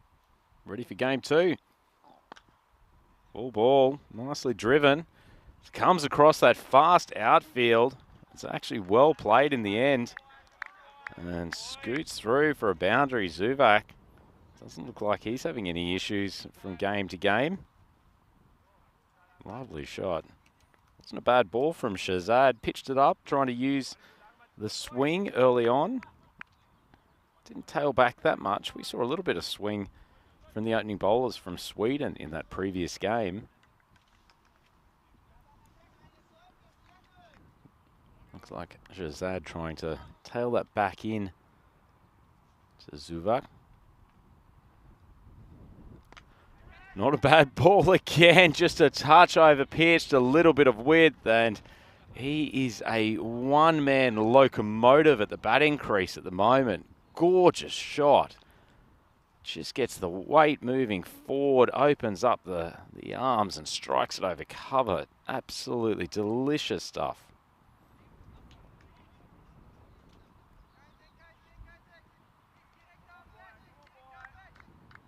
Excellent shot from Zuvak, which is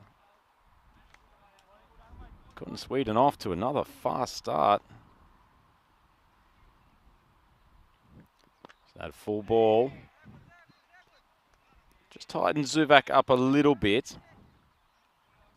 Not a bad ball, especially after the previous one in which Zuvak had opened up, thrashed in through cover. Very good player on both sides of the wicket. He's not one that you can just tie down bowling in one particular section, and neither is this man at the crease, Sher Ali, one of the real stars of ECS Sweden 2023, highly regarded player in this part of the world, and showed why, as those of you who were with us would have seen, that he is now the record holder for fastest T10 century in ECN cricket. That one's just punched out to cover, so he gets off the mark. It was done by a ball that kept low from the left armer Parkin in the first game. It's just at that moment that you got the feeling that Estonia had kept themselves in that game quite well. Unfortunately, it all went a bit downhill from then. Largely down to Zuvak, who played an excellent innings at the top of the order.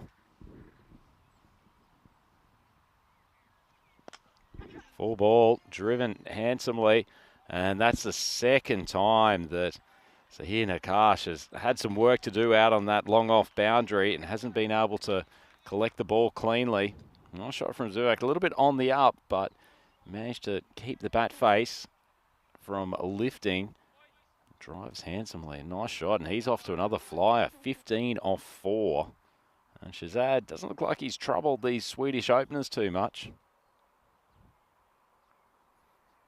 Short ball, didn't get up quite as much as Zuvak might have liked, and a little bit of movement off the deck, but still pulls cleanly straight to the fielder. That's the end of the first over, and the Swedes 16 for none after 1. And after that bright start from the men in yellow, it's time to bring back a brightly dressed person himself, Mr. Maximo. Yeah. Bright weather as well here in Sweden. We've had some great weather over the last couple of weeks. Most of you, it's been the same. Well, we're very excited today because we're starting the countdown, Rhino. 100 days until the Euros of Cricket start, the Dream 11 European Cricket Championship, starting on the 25th of September. Of course, both these nations will be competing in that. Yeah, Germany, first time we're seeing them in this tournament. Had a bit of a disappointing ECC for most of it last year. They were 2-6 after the group stage in Group D, finishing 4th. But then they had wins over Sweden and then Norway to actually make the final, but they kind of got rock and rolled in the final by Italy, getting bowled out for 49, finishing second in the group. But yeah, for most of the tournament, they were disappointing. They'll be hoping to turn things around and have a good start to their season in T10 international cricket. And as the robot said, great to see Germany back on ECN. We haven't been to Germany yet this year, but we are planning to spend 4 weeks there in the European Cricket Series in August and early September. Looking forward to that. I know it's a country you love, Vinny, Absolutely. and I'm sure you'll adore being there for an entire month stretch. Yeah, it should be excellent. And yeah, Rico and Charlie and a few of us will be taking you through the ECS. And yeah, nice to see a fair few players that I've seen before, but haven't seen in a little while. Playing for the Germans is Malik Zai in over number 2. Full ball, pretty well played in the end. Zuvak taking on the throw there from mid-on. He's pretty quick between the wickets. Actually went for Ali's end, running to the striker's end, but that was actually good Yorker from Malik Zai. So which of the salubrious German cities are we visiting on the ECS So calendar we are this planning year? to spend a couple of weeks in the east in Dresden. There's a beautiful cricket ground there. And then 2 weeks at the National Performance Centre in Krefeld. And Yeah, they'll be back to back. One place I loved to go in Germany was Kiel, right up in the north, but it's very hard to squeeze a third German series into the calendar. Well, that one's been squeezed over the offside. Going to take some catching, but very well taken. That was Azmat Ali, made exceptional ground, stayed well balanced, and that's a very good catch. And Sher Ali goes for a second consecutive low score in his international series. He's out for 2 of 3. Vinny, this is a well-taken catch. That was a cracking catch, and you can see the standard. Azmat Ali gets the jump on it, and he never turns around, which makes it always tougher. Sometimes you have to do that, but he kind of stayed chest to the ball. And so Sher Ali, he's having a pretty miserable morning with the bat. He makes just 2 here. First man to 4, and it's 18 for 1. Yeah, Azmat Ali takes that catch. Remember, he was really important playing for Darmstadt CC in the ECL earlier this year. Darmstadt, they had an unbelievable start to their ECL.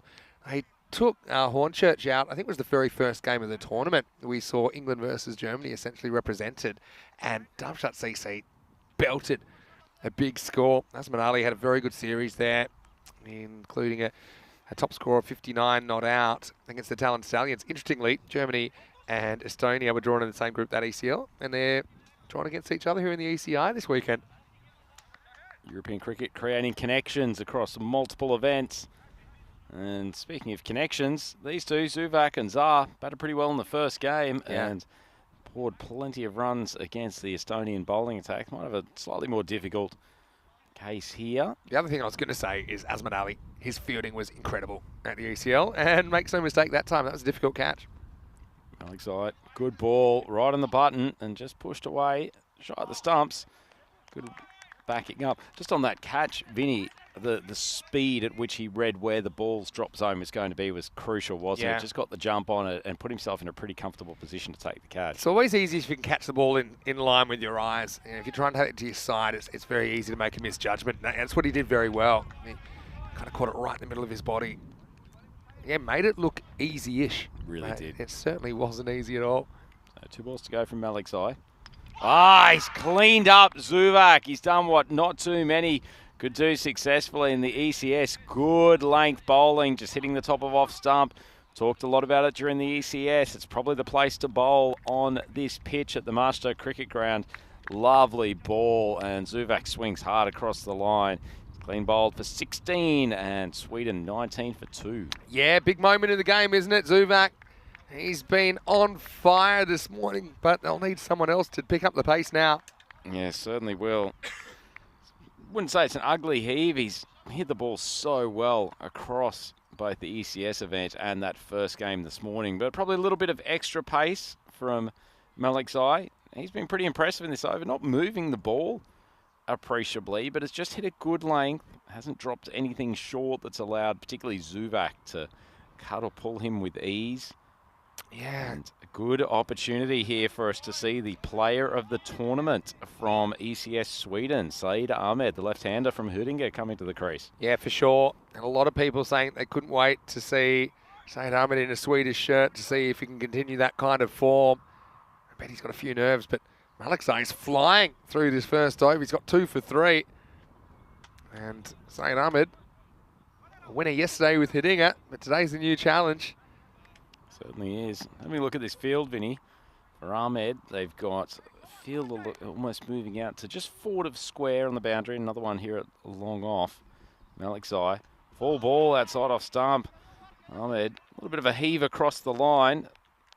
Doesn't have too many dramas, and he'll be back on strike for the start of the third over. Sweden 19 for 2 after 2. Yeah, slightly different situation, but same approach from Saeed, who tries to smack it out of the ground, but a very good power play at the Germans. They've hit the ground running here. Yeah, certainly have. Look at that standings board. Well, still got to take shape over the coming games, but bright start for Sweden. They were under pressure early from Estonia in that first game. The Estonian openers battered them to all parts in the first 5 overs of the innings, but once they got the big Baltic boss, Rahman, the left-handed Chris Gale impersonator, out, it was all downhill from then, particularly when the other opener, Masood, managed to run himself out.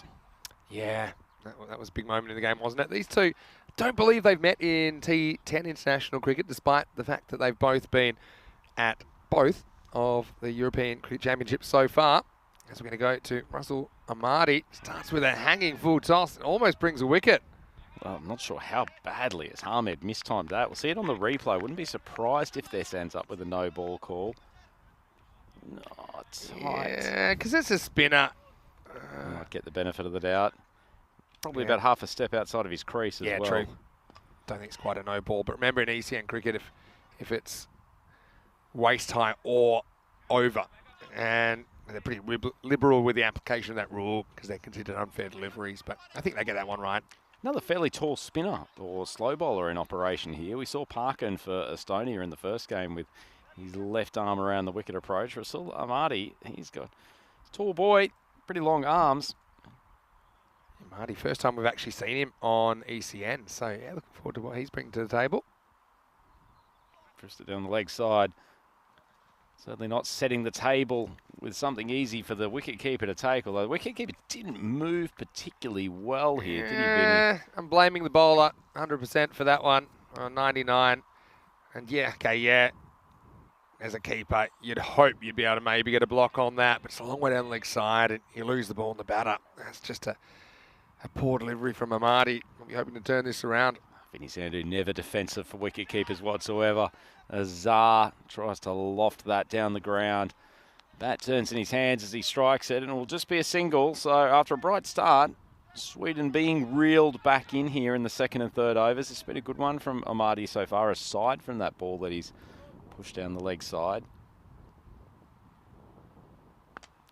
Well, Zaid Ahmed, it's taken him a few balls to get going, but how often did we see that shot during ECS Sweden?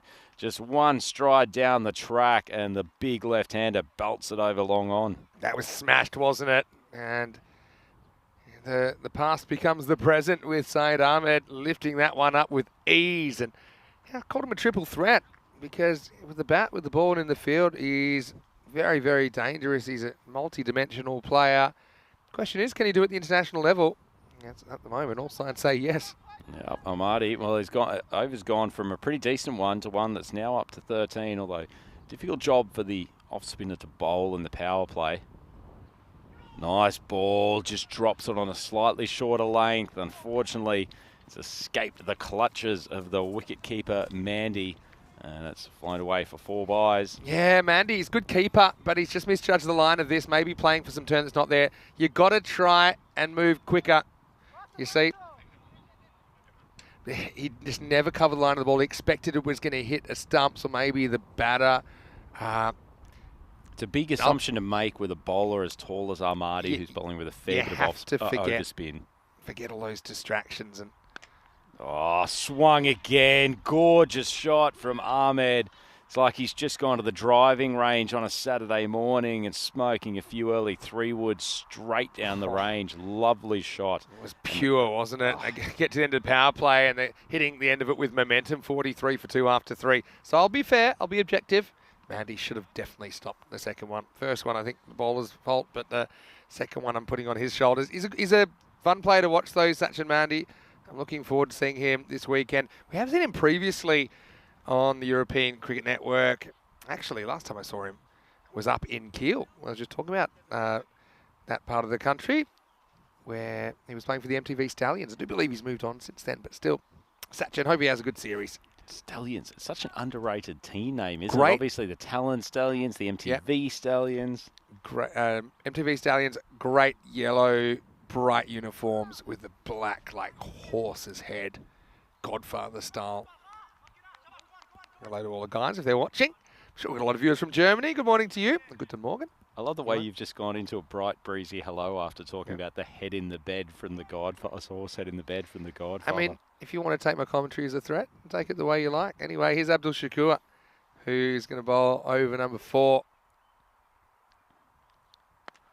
It's an intriguing arm action, but it doesn't seem to have worried Zar one iota. Lifted beautifully. Isn't that a clean strike, Vinny? Yeah, they've gone heavy on spin so far, and it's taken a heavy toll, to be honest. I mean, the first over was, the best over, I think, at the moment. But, yeah, since then, kind of going to spin, it hasn't really worked out. And Shakur, it doesn't seem like either of them getting any purchase off this deck. Obviously, it doesn't help bowling with the new ball. It's big appeal. Absolutely no hope of getting an LBW there, but Zah tries to launch it to the leg side. A little bit slower in the air on that occasion. When I said the first over, I actually meant the second over of Maliksai, where he took 2 wickets and only went for 4. I can't believe Maliksai hasn't gotten a second over. Yeah, Yet. and especially because not like spin worked that well in the last over. But yeah, Shakur's worked hard on his action. And he's got a slightly different arm slot now than when we saw him last. And you can see Tyrone Peters. Tyrone just giving him some compliments on that last ball, which is lovely to see. On the Bit of walk. footwork. Oh, it's dropped out there on the point boundary. And that's disappointing effort because Shahir Maliksai didn't have to step that far forward to take that catch, and it was straight in the breadbasket. Oh, yeah, that's one you really got to take. 10 times out of 10 at international level. Just went on the walk there, didn't he? And ball never came on.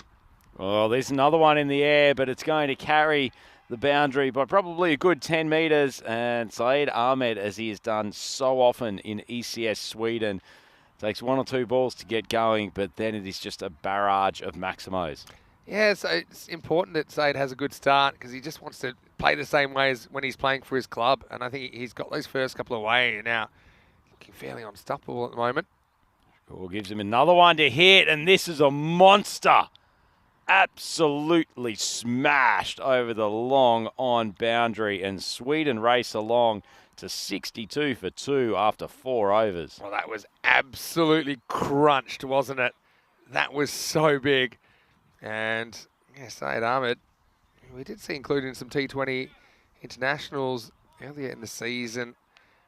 Now, making his mark in the T10 format, 62 for 2 after 4. Yeah, certainly is. And a few question marks for the German skipper, Rohit Singh, as to how to reel in this rampaging Swedish batting lineup. He's turning to Asad Mohammed the next over. So he's gone through 4 bowlers already, going to be a 5th here. Yeah, so Asad Mohammed, here's a little bit of trivia for you. Do you remember earlier in the ECI season, we had Umar Tariq take 2 hat-tricks in 1 innings? Who could forget it? Yeah, and that was in the Malta-Austria series. But we actually had seen 2 hat-tricks in 1 innings before, but it wasn't the same bowler. Asad Mohammed took a hat-trick in the ECC 22, same as Volta Bear, who was leading the side in 2022, took a hat-trick in the same innings. So that was a... Sorry, 3 hat-tricks in the same... There were 2 hat-tricks in the same innings, 1 to Asad Mohammed, 1 to Volta Bear. But it's the only other time where we've had 2 hat-tricks in 1 innings. That is incredible. And the crazy thing with Umar Tariq is it was the same bowler. He finished with 6 for 22. And his best 6 balls were 6 for 0, and his worst 6 balls were none for 22. That's ECN cricket for you. That isn't that. That's Here's quite a Abu- return on here's the Abu non-wicket taking balls. This one sort of starts relatively wide but sneaks in. So, I mean, okay, to be fair, it was balls 4, 5, 6 of each over that were the hat-tricks, and the last one was the last 3 balls of the innings. Bowled overs 8 and 10. But yeah, good first halves of the over, not so good second halves of the over for the batting team. Mohammed comes steaming in for around the wicket. That's wide and is called so. Looks like they're trying to pepper that wide of off-stump area from Zah. Don't want to give him the ability to swing over to leg. Got 3 fielders on the boundary out there at long on, or cow corner and square leg. If you are watching from Germany, maybe drop us a line, ECN European Cricket Network, in the live chat. It's going down the leg side, and Mandy does a pretty decent job. Fires a throw in, and it could have been interesting if there was a direct hit. Yeah, it's actually really good work. And yeah, I don't even realise how he got his glove off. I thought It was quick, wasn't it? I was going to say, how did he do that? But anyway, he fired it off, but I think the batters realised just in time there wasn't a single there. So Sweden recovering pretty well here. So it'll take a little bit of time to get going. Just attempts to swing it over to the leg side, and Mohammed playing traffic cop, suggesting that he's in full control of getting that ball. So despite a couple of wayward ones, hasn't been a bad over from him so far. Yeah, it's a good player. And yeah, he'll be hoping that he can break this partnership, which is looking dangerous. In particular, Saeed Ahmed is the man that's doing most of the damage. He's on strike right now. Well, he's got 3 balls to play with to finish this 5th. No one just drifting to his pass. It's a very typical side arm-edge shot, isn't it, Vinny? Yeah. I mentioned a couple of times during the ECS that as much as he's a very strong and probably preferred leg side player, when the ball is literally on his pads, he seems to struggle more. Yeah, I agree. He does get cramped for room sometimes. And he seems better sometimes at fetching the ball from outside his pads. Just a little quirk of his technique. Well, big swing. That one's tried to be fetched from outside off stump. It's flown very high, and in the end, that's actually a good catch because that ball was in the air for an eternity. Yeah, excellent catch. And we know that they dropped one a little bit earlier. This is a guy you want to get before he can do any more damage. We just said he's good at hitting that kind of ball, but this is a slight misjudgment. And nice catch taken down there. It was a swirly sort of a ball. And look, yeah, when a guy is 26 off 8, you don't want to give him any second chances. But yeah, that was pretty well held by Rajesh Chinnasamy. And Sweden lose the 3rd wicket. Pretty entertaining first half of this game, Rhino. 64 for 3, and we're still in the 5th over. Yeah, nicely positioned, actually, both sides. You could imagine them making a bit of a run here in the last 5 overs. Still plenty of batting to go in this Swedish lineup. And this man, Romani, didn't he cause some damage? Some bowling attacks in the ECS Sweden event for Hudinga. And he's got Zar there, who just struggling to find the boundary at the moment. But this has been a good over from Mohammed. Currently figures of 1 for 1, 1 ball left. So Sweden 64 for 3 in the 5th over. Yasser Mohammed, yeah, plays for Bon Blue Star. We've seen him in the ECS before. They're a fun team to watch as well. Well, this one in the slot, and Romani never seems to take any time to get going. That is spanked across the line, and a great finish to the over for Sweden. They are 70 for 3 after 5 overs. Yeah, good shot. Romani, he likes to hit from ball 1. Yeah, seems to have more and more responsibility with the bat in this Swedish lineup. I think the longer we see him in the team. Vinny Sander here, Mr. Maximo for ECN. Andrew Ryan with me. We are in beautiful, sunny Stockholm, I should say. It's a bit of a spoonerism. Stunning Stockholm as well. Stunning Stockholm. And yeah, around about 40 kilometres north of the city centre, but we've had such a great couple of weeks here, and what a way to cap it off with some international cricket, and a special hello to our German viewers that might be joining us for the first time. Yeah, absolutely. I think your team's doing you proud at the moment. In a little bit of a tough spot against Sweden here, but we know Sweden is a very batting-heavy team. They've got some big hitters. They've had the advantage of playing in the ECS over the last couple of weeks.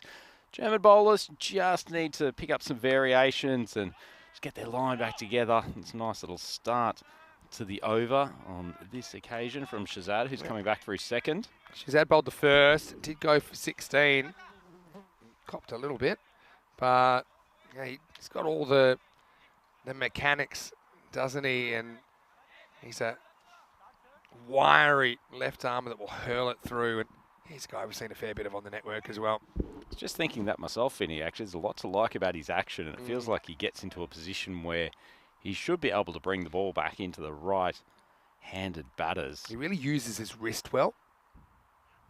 He's wide of off stump, just clubbed down the ground as Romani tends to do. I just spotted Stefan Solomon in the chat. Hello, Stefan. Now, Stefan was playing for Darmstadt CC in the ECL Group A earlier in the year. How are you, Stefan? Good to see you. Thanks for answering the call to send me a message in the live chat. Nat K saying these teams looking pretty balanced at the moment. Yeah, agree with that. Short ball, rocks onto the back foot, slightly missed time by Zara, and the end of a somewhat torturous T10 innings for him is over.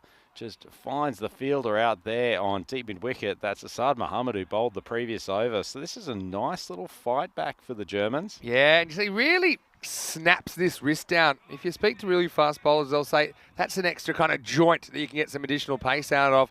Pretty well judged catch back there as well, because we've seen the fielders sometimes kind of rushing in on those, but he stood his ground well. And so Shazad breaks through the wicket. Asad Mohammed comes away from the bowling crease, finds himself still in the action. Zar going for 10 off 11, and it's 72 for 4. Yeah, I'm looking forward to seeing Nasser Baluch with the bat, and well, he's no more for his bowling, although he did smack a few for Ariana Keefe during that ECL. And took a hat-trick in the ECL early in the year. Champions League European cricket faces up now Talented player, doesn't take any time to take a big swing, but he's going to be gone. And Shazad's on a hat trick. Nice take. Abdul Shakur moved in quickly from the long on boundary. And after a pretty bright start, Sweden just falling into a hole here in the middle overs. They are 72 for 5. There's a bit of the Estonians from the first innings of the day about this, isn't there? From Sweden, who've motored through the first half, but Baluch had zero patience for whatever was coming his way. Very nicely judged catch coming forward. That's 5 out now, 72 for 5. And look, it's a bit harsh, but if you look up at number 5, Baluch, he's on the hat-trick list for the right reasons. We have not had a hat-trick here in Sweden at all over the 12 days of ECS cricket. No hat-trick, no golden ball. I feel like I've been deprived, Vinny. We'll try and make up for it today. But a very good fight back from Germany. Hello to Piers Fletcher as well, watching from the Netherlands. Piers, how are you? Great to have Fletch. Hat-trick ball. Shazad steaming in. Oh, pushes it across to off-stump. Khalid Zahid, big swing, no contact. Maybe just a little bit of game awareness is needed by the Swedes here. They've, particularly Baloch, in that last ball, he's come in. They've lost a couple of wickets in the space of a few overs. They're 4 wickets down, so it's starting to get into the depths of the middle order. And he's trying to heave his first ball. If you hit it for 6, it's called brave, but if you get out, it's called foolish. It's probably the same thought. Sprayed down the leg side from Shazad. Probably his first error for the over. Khalid Zahid's come out. I feel like he looked down at his forearm and he'd written swing hard on it because he didn't care it was a hat-trick ball. He was trying to horn it out of the ground. But yeah, Germany fighting back. And look, taking the catches has been important. They let one slip early, but I know they're pretty focused to field well. Of course, all these teams are at the international level. Last ball of the over, last ball of the spell for Shazad. It's a decent ball, cracked, and it's a really, really good catch. I think he might have done himself some damage. That's the second excellent catch in the over from Abdul Shakur, and Shazad rolling through. Fantastic second over for him. So he ends up with figures of 3 for 19, but this was a bullet, Vinny. This is could be a dislocated finger job. That was hit so hard. Throws it away quickly. Anyway, Derek's back. This time he's a bit whiter as it's the second baller for Zahid. But is he going to stay out there? The way he was wringing his hands didn't look good for Abdul Shakur, but that's a brilliant catch. You talk about having your best fielders down the ground. That was like Mr. Miyagi catching a fly in the chopsticks, really, wasn't it? The way he grabbed that one, but a succession of ducks, and it's 73 for 6. What a good spell it turns out to be for Shazad, who takes 3 wickets for 3 in the 6th. And the score is 73 for 6. Yeah, 1 over can turn things around a T10 game, and they are chirping now, the Germans. Mohammed back for his second. Full toss. Big swing down the ground from Romani. Tell you what. I'd consider just giving him a bit of a breather from that position.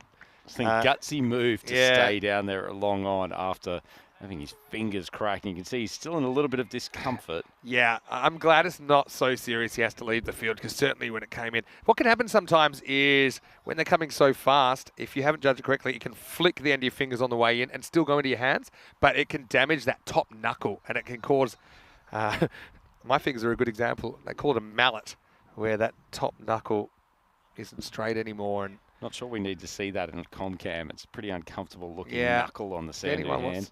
Look at my fingers.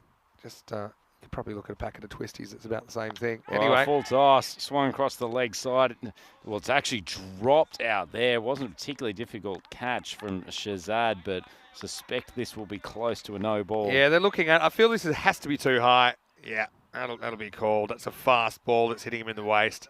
So no ball called. So the drop catch doesn't actually matter in the end. Not a great set of hands, though, from Shazad. Bowled well earlier, but that was a pretty stiff-armed effort. If he's smart, he'd say, yeah, I knew that was a no ball. But I think he might have done a finger as well. So with these player squads normally 13, you gotta avoid injuries. And I think he's going off here, and the 12th man's coming on. And yeah, you certainly hope it's not too serious, especially because that wasn't even a catching opportunity or an opportunity for a wicket. Well, at least he's, from the team perspective, at least he's gotten through his 2 overs, Shazad, so they won't lose his bowling capacity. But Mohammed, not a great ball, so keep in mind this is a free hit coming up. Yeah, going off to have that looked at. He has bowled his 2 overs anyway, so that's probably a smart move. Mighty big swing. The ball will be in the air for an eternity. I'll get through for at least one. Looking to push back for the second to Kawi. I don't think it was really on. Romani was staring at the flight of the ball for a little while. Yeah. Flew up there, but Rohit remembered it was a free hit. That's the main thing. So Mohammed is at 1 for 11 so far. He bowled a really good first over, which felt like it blunted the Swedish attack. Full ball, middle stump from around the wicket. Flick down to leg. Good bit of fielding there. Might have been Nakash who was chasing that down to fine leg, but it's fast enough to keep it to 1 and fire to throw in very quickly. Yeah, so subfielders come on. It's Abdul Stanik's eye. And get a feeling he might stay on for the rest of the innings. I don't think it's too much point, especially with Shirzad not really being a batter. I think you just let him get off and get as much treatment as possible for the rest of this innings. He's bowled his overs out. Good length ball from Mohammed. Not bowling at express pace by any stretch, Vinny, but he seems to be putting the ball into awkward spots for the Swedish batsman. Yeah, he is. Had a bit of rise in it. Bit of variable bounce in the pitch. I think it evens things up to an extent, although the bowlers haven't had too much luck for the most part today. But you can see Sweden kind of straddling the line between attacking and over-attacking, I suppose. This could be another wicket. Romani, that's a pretty ordinary shot from a good batter. Mohammed just persisting with that line around a foot outside off stump.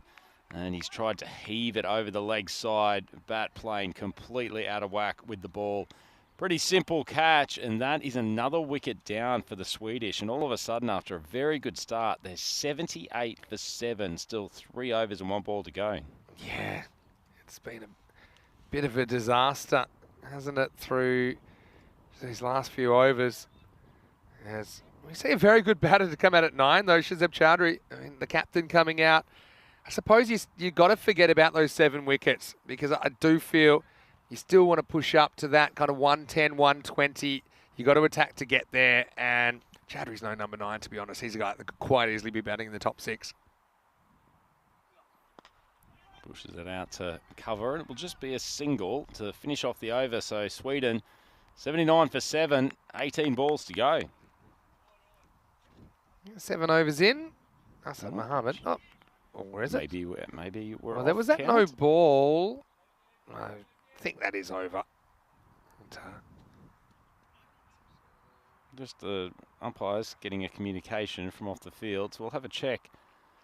They collaborate to work out what this is the end of the over. So that'll be the end for Mohammed for today. Good spell for him, 2 for 13. yeah, having a look at the ECC, if you're just joining us, Germany in Group F.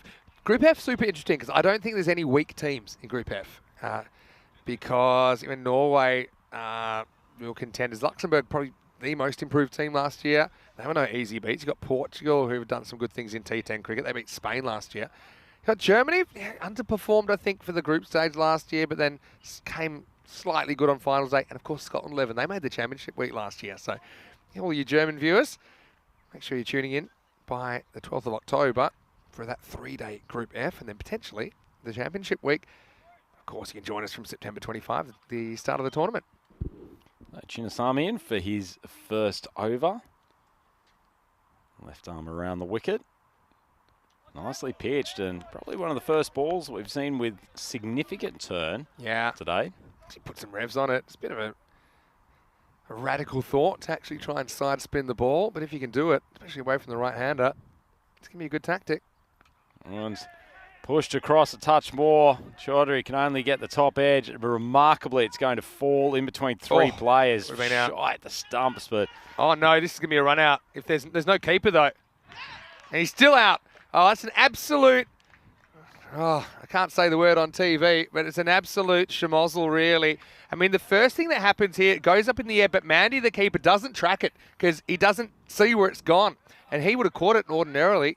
And then we had a possible run out on the second run, and then we had a definite run out on the third run with the reserve keeper. Yeah, we'll see this big top edge from Chaudhry. Such a Mandy. You came and you gave without taking. He doesn't even get near the ball, shy at the stumps, and then an insane third run. This was just ridiculous, Vinny, from an international team. 7 wickets down. Still a couple of overs to go, and great work. That's a brilliant take. And it's Stanek Zai, who's the 13th man that's come on the field. And he's come and he just stood there without gloves, and he's taken a full force throw from Asad Mohammed. Where was Mandy? I mean, he didn't get near the catch. He's then not at the batter's end. He lost his spot. Like he couldn't get back. Just essentially, Stanek Zai said, just leave it, mate. I'll come in and do your job. It's Great take. It's like when you're at the movies and you go out for a quick bathroom break and you come back and someone's in your seat. That's what happened. And didn't even need the gloves there, Abdul Stanek Zai. That was incredible work. Army, good start. Oh, that's going to be close. And Tyrone's finger goes up. I think that's a good call. Zahid gunned first ball. Nice piece of bowling from Chinnasamy. He's slowed this down, given it some flight. Lovely piece of bowling. Well, he's shown he can turn it back. And so the only question is, does it pitch outside leg stump or not? Yeah, I'm pretty happy with that decision, Vinny. I think it's pitched just on leg, spun back away to the right-hander enough. I think it's a good call. Yeah, I tend to agree with you. I don't think it's pitched outside leg stump. I think it's pitched on and actually straightened significantly. And I got to say, you know, it's one of those ones, it requires some consideration. But I think it's the right call from Tyrone. And now, well, Derek, not only is it a duck, it's a golden duck. And Zahid, he's not too happy with it, but I think when he looks back, he can't really have too many complaints. It's good spin bowling. Yep, certainly been a great over from Chinnasamy so far. And Sweden now, after such a good start, are 81 for 9, still with 2.5 overs to go. Shukla, the leg spinner, at the crease. Yeah, down to their last. Still 2.5 overs to go. It's crazy. Nice ball. A little bit of an appeal. See if Shukla managed to overbalance outside of his crease. I'm going to say not out reading Mandy's body language. He likes the idea of it being out, but that's not out. Toe stays down. Oh, nice to see Mandy glove one. Good to contribute to the team, and he hasn't had Stanek Zai run in and try to take the job again. Poor Mandy, that high ball. I know the feeling. It goes up, and you just can't find it because you're under the lid. So it's a difficult one to track. Worked out well for them, even though it cost them 2 runs. They got to run out in the end on the third.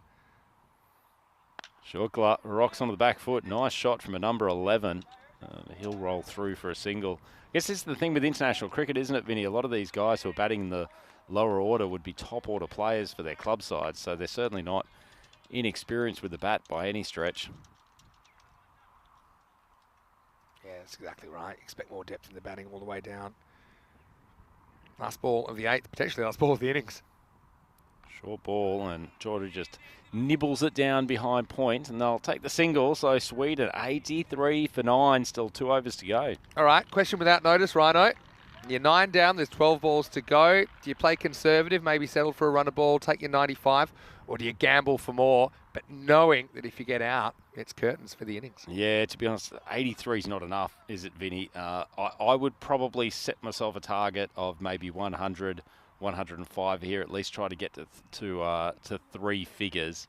And ultimately, if you've got a good ball, push it for the single, knowing that there will probably be 1 or 2 opportunities to go hard. Yeah, I suppose that's it. It's probably not a one or the other. I think you still need to try and put away a ball if you're sure you can hit to the boundary, but I don't think you're going looking for trouble. No, 12 run, even run a ball from here, at least puts you up to 95 and just psychologically gives you something to defend. They'll need a bit more than that. I also think you can't push the running as much, obviously, now that you're 9 out. So, yeah, I think you're looking to score ones, but you're not limiting yourself to ones. Especially keeping in mind, these are 2 lower order players who are at the crease too. This is not like they've got a Romani or someone there who could literally just go ballistic in the last 2 overs. Chaudhry is probably the guy, though. So Malik Zai coming in for his second. Very good first over.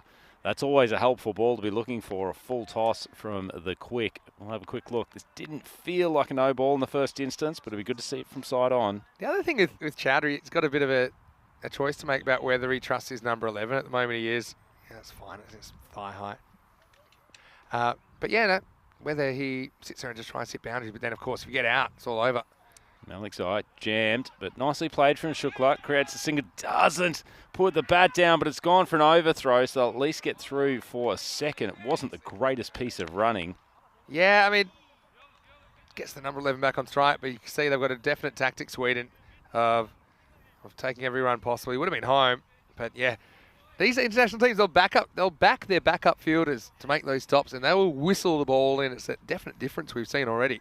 Certainly is. The fielding's been pretty good today. A couple of great catches already in this game. Malik's eye speared in, and Shukla once again able to jam that out and create the single. They're spotting the opportunity for a second, but none there.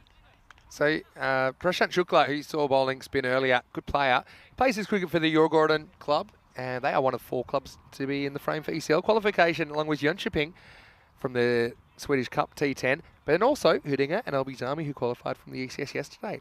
Yeah, so Shukla. Should be something to keep an eye on later in the season. Malik's eye continues. It's on the pads, probably just going down the leg side. He comes from wide of the crease, and it's a good call. Yeah, I don't know. Maybe tied it. Oh, enough doubt. I'm happy with that. Yeah. I sense Maximo would have given that. I'm giving that. I don't think that's missing stump. I think he saw a sliver of the leg stump behind, but I get what you're saying. There's the angle coming in. Keeps the innings alive anyway, doesn't it? Sweden 88 for 9. Well, there's a bit of room outside off stump. Shukla hasn't got all of it, and another great catch down there on the boundary.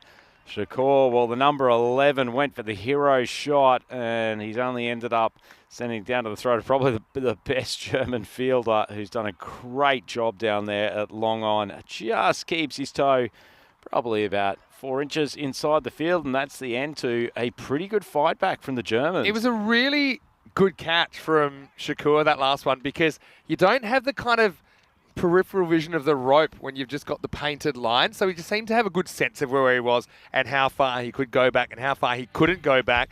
So Sweden blow themselves up here after a decent start in match 2, and they end up getting rock and rolled for 80. Wait, can't count it. 88. There you go.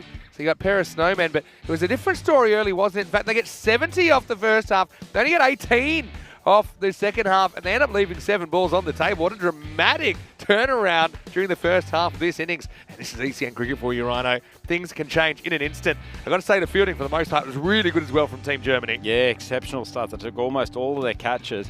Malik Zai getting Zuvak out early. He's been such a key bat across the last couple of weeks.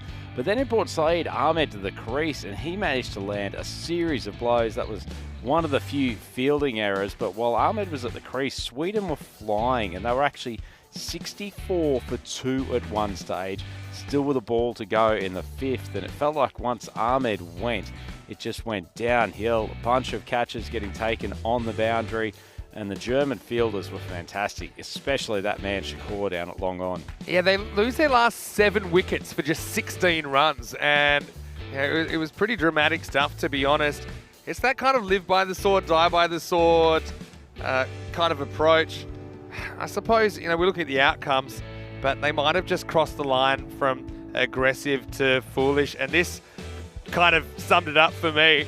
It's never really on. Maybe one batter's making it, but the other wasn't. Takawi, collateral damage. I love the hands-free keeping. Mandy is reduced to the role of backup fielder with gloves, but he didn't miss out at that. This is borderline, but I think if it's pitching on leg stump, you've got to give it out. Ends up lodging in the pad of Zabi Zahid, which was a slightly awkward situation, but Shakur, who looked like he might have damaged a finger, took that one so well.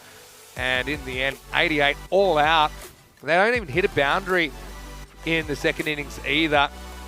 And yeah, a bit of a demolition job, you'd say, for the hosts. They're going to have to work really hard. Having said that, we have seen these kinds of scores defended in this couple of weeks, but I think it's going to be pretty tough. Germany, they've done their job with the ball. Let's see if they can do it with the bat. Yeah, certainly are. I mean, no one really stepping up there for the Swedes in the middle order. As you said, it was a bright start. Zuvak got himself to 16, and Saeed Ahmed 26 off 10 while he was at the crease. it looked like there was going to be a substantial total on the board, but look at that. From Ahmed onwards, not a single player made double figures. Romani smacked his first ball, but really struggled from that point on. Balak and Khalid Zahid both went for ducks. In fact, pretty ordinary couple of shots from them as well. And then the needless run out of Takawi, that didn't help. Georgia ended up 5 not out. Sweden, subpar, 88 for 10, still with 7 balls left in their innings. I think that's going to be a disappointment for them, particularly given the position they were in. Good fight back from the Germans. So Shazad, Malikzai, they were bright in their opening stages. Malikzai ended up with 3 for 8 in the end and bowled a really good second over as well. Shazad came back, an excellent second, ended up with 3 for 19. Nasad Mohammed, he was part of that fight back in the middle overs, bowled 2 for 13, kept things really nice and tight, and Chinnasamy good over of left arm spin as well. So we're halfway through match 2 here at ECI Sweden 2023. Sweden 88 for 10, and so Germany will need 89 runs from their 10 overs to take victory in their first game here at the ECI Sweden 2023 event. We're here all day with you. There's a further 3 matches coming up after this one on the European Cricket Network. It is Andrew Ryan here with Vinny and Mr. Maximo Sandhu. We'll be back for the second innings of this game in just a couple of minutes. Please join us then.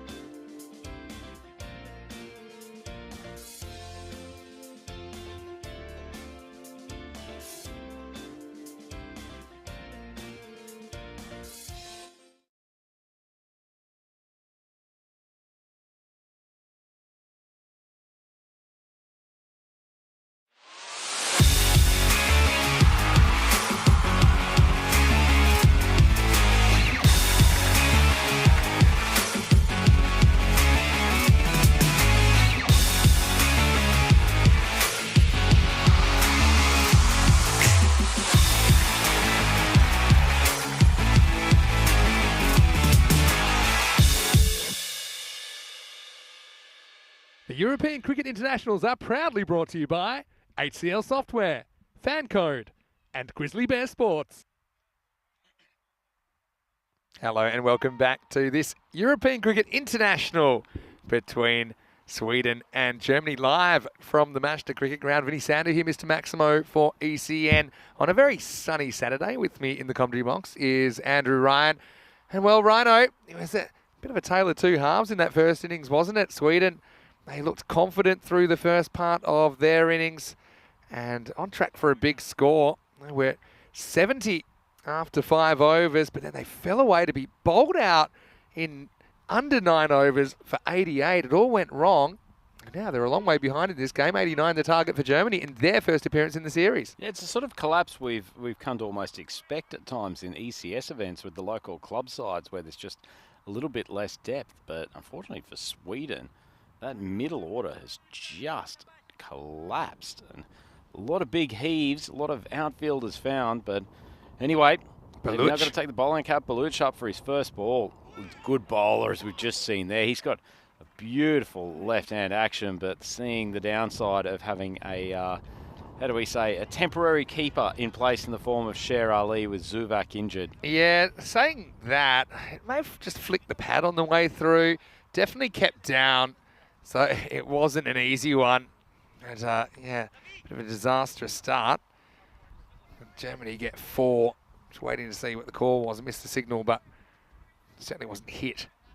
No, a good opportunity for us to see Baluch, who, if you're a young left-handed bowler, watch this man's action. It is a rhythmical thing of beauty. I mean, how do you win this game? You've got to do the same thing. You've got to take wickets, create opportunities and take them. Baluch is that kind of guy. He's a wicket taker. This one just spears back in, slightly shorter than the previous ball, and managed to suck it away for 1. 4 byes given first up, so still around 9 and over. You don't have to be crazy. Having said that, Germany, they've had their own issues with the bat. Last time we saw them in the T10 International, they were bowled out for 49 in the group final in the ECC. Admittedly, the England 11 will go on to make the top 2 in the whole tournament, but still, they were 2 and 6 through the group stage last year. Look, legs again. Whoa, finger goes up. That's probably a pretty good call. It actually didn't get as high as expected off a short of a length ball. And Vinny, I think you were nodding your head. You thought this was gone. Yeah, I gave it. The only question is height. There's no question with the line of it. You can see there. And he is jumping slightly, but we know with this pitch, it doesn't bounce as much as some others. So yeah, looking at that, I mean, it's very hard to tell. It's probably an umpire's call on height. May have just been going over. Yeah, I actually expected it to get given not out, just instinctually. I think you can justify the call either way. Just when you see a new fast bowler with a new ball, and the batter jumping tends to give the umpire the view that height's an issue here. So one of the issues was, yeah, the batter was jumping, but it did seem to keep lower than anyone expected. And look, the more I look at that, I think it might have just been going over the stumps. But you've got to realise the umpire making the call, he's straight down the line. He doesn't get that side on view. I don't think you can say it's a really bad decision. I think it's probably an umpire's call. Baluch gets his first wicket of the series. Shakur goes for a duck and then gets a spicy one. This is Rohit Singh, the captain, coming out. He's facing some fire. And Sher Ali knew how fast that was. He's wringing his fingers. Well, he's had a bit of a struggle with the bat. The big man elevates. He might not be holding his bat too well after that. But look, he's tried to swing the first few. He's just set that down as a heat-seeking missile. Oh, that's pretty good work from Ali, actually parrying that ball down. Just going to go back to that LBW. So if you put yourself in the umpire's shoes at the bowler's end, he can't even see the stumps anymore because the batter's covering them up. So in his head, he's got to visualize where the stumps are, just practically. And even when we saw the stumps from side on, we weren't 100%. Maybe going over, maybe not. So if he feels that's hitting and it's low enough to hit the stumps, I think he's got to give it, and that's what he does. But anyway, just what Sweden needed, and they need something to go their way. But how about the first ball that Rohit Singh faced? That was an absolute brute. That was fast, very fast. Said he's got this beautiful action. You see front arm stays in excellent position, and he really gets that left shoulder to flex behind his head. It's a thing of beauty to watch. Anyway, I'll settle down soon. One ball to go in this Another first. bowler that uses his wrist very, very well. Last ball of the first. Oh, hits the pad outside off stump. And he gets a second one. Wow, this is going to be tight. I think the height was probably less of an issue here. Perhaps a question of whether it was actually struck outside the line. Balich has been bringing it back in. This is the one, not one that comes back in, though. This is whether it's hitting off stump or not. Look at it go off the pitch, see? If anything, it breaks away, it holds its line. And I mean, again, it's touch and go, isn't it? It could be flicking the outside. I mean, for me, that one seems okay. But the question is it going on to hit off or not? You see, that's probably a pretty good view of it. It might have. I reckon it's probably, I suggest it's tickling the outside edge of the off stump. Once again, probably instinctually, I didn't expect that to be given. Saves them 4 runs as well, because that ball actually went to the boundary off the pad. So, yeah, a couple of, let's just say, debatable ones. Again, you can make a case for that. I suppose if you're more sure than not it's going to hit, then you give it. 106 matches since the golden ball, and we had a bit of drama first up with Baluch turning the clock back to the ECL with a couple of early ones. Certainly was. He took a a great hat-trick. first over from him regardless. As you say, he was a hat-trick taker. Yeah. And what I was going to say, that hat-trick was off the first 3 balls of the innings. So, he's a first over wicket taker. So he's let himself down with an over of 2 for 2. That one's thrashed through the offside, but there's a fielder out there on the deep cover boundary, and they'll just go through for 1. This is Zahid, who's taking up the second over. They're 2 really interesting decisions. A lot of people might say, okay, with the benefit of the slow-mo, they might not agree with the umpire. But also, you've got to give credit to the umpire. Not everything's 100% plumb. It's very easy to just kind of sit behind this benefit of the doubt. But the game's pretty weighted towards batters, to be honest, in this format. And their balls, if you don't hit it, you're going to have trouble. This is flicked up. Chaudhry, he's fast coming in from the long off boundary. Smile on his face. It's probably more of a grimace. A 3rd wicket there. And Germany, they would have had the horrors of the England 11 debacle still in their head. Yes, a good point. Take you all the way back to... So a few running repairs of the shoes going on. It's just settle things down for the Germans as the Swedes have got a fair bit of momentum here. 2 wickets in their first over. The hit started well. Pardon me, by the way. I'm talking about 2021. 2022, it was Italy that routed them for 49 in that European Cricket Championship. Speed down leg side. Once again, Ali does well. But, yeah, where I got mixed up was the year before England was in their group and England won the group. But, yeah, Italy have actually knocked out Germany twice in the ECC. Would have enjoyed that, no doubt, given they're one of the traditional rivals. Good rivalry, yeah, for sure. Rohit, can he turn this around? A lovely piece of bowling. Just looked like it was angling into off stump, straightened up. Good old school cricket at the moment, really, having to work really hard. It doesn't really swing, I think, as much as Rohit thought it was going to. Ends up playing outside it. This is Khalid Zahid. Brother with the Lion Man, Zabi Zahid, that we'll probably see at the other end of the innings, if we get that far.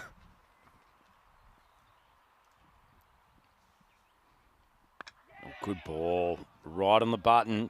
Singh just pushes away to mid-wicket for a single. They'd love to have him back in the pavilion, wouldn't they, Vinny? Oh, they sure would. So Hina Cash, he's a Bond Blue Star. They had a great story, Bond Blue Star in 2021. They ended up winning the ECS, but they didn't have a great start. Yeah, it's swing across the line. It wasn't that short. So he's also not a particularly tall fast bowler, so he's not getting the ball to really get lift off this deck. Yeah, going back to that ECS and the Bond Blue Star story, bit of a rags to riches at the start of the series. They had one game where they're only chasing something in the 60s. I think they were chasing 65 to win. Well, that's a seed from Zahid. You said that first one didn't swing too much. That one certainly did, yeah. Vinny. Germany 11 for 2. Bright start by the Swedes. Very good bowling. Very good bowling. It's game on here at the MCG. And it's 11 for 2 after 2.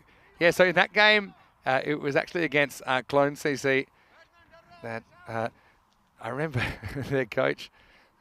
kind of saying the Bond Blue Stars, come on, they've got 64 runs, we've got nothing.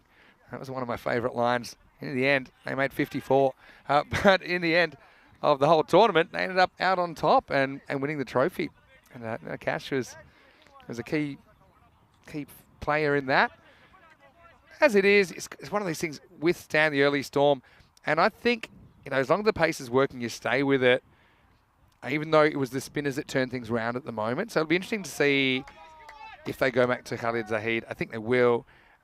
You just got to try and get as far ahead as you can in the cricket match, and then maybe go to Zabi Zahid a bit earlier instead of going to the spinners. Right now, it's Baluch. He's been on fire, 2 for 2 in the first, coming back for over number 3. Pins him on the pad. I don't think he's going to get that decision. Bowling with some pace, though, and I think it's a good call from the skipper to go back to him for the final over of the power play. Just swinging down leg there. Having some discomfort with both the movement and the pace of Balak at the moment, aren't they? Yeah, that's right. I mean, how do you approach him? Do you counter-attack? Do you try and survive? These are questions you have to ask yourself, and you don't have too long to think about your approach, do you? 5 balls left from him. Picks it 2 for 2. That one's swinging down the leg side again, but it catches the outside of the pad, and they'll go through for 1 leg bye. Good time to say hello to everyone who's in the chat at the moment. I notice we've got Kroom in there. Looks like he's transitioning a little bit between the Test match and the European Cricket Internationals here. Medic Warriors in there. I'm sure he's enjoying seeing the Germans. That's Rob Simon. Thompson. Simon's in Germany. Full ball. Just gets the underneath part of the bat, and seeing 3 off 7, he can certainly catch up later in these innings, but bowled well to him so far, the Swedes. Yeah, they have. I feel like a boundary or two, you can reverse the narrative. We've seen some big turnarounds in innings, haven't we? I mean, team 4 for 4 yesterday, recovering to win the game. There's no wuffer here today. It's a nice ball from Baloch. Just on off stump, the threat of some swing.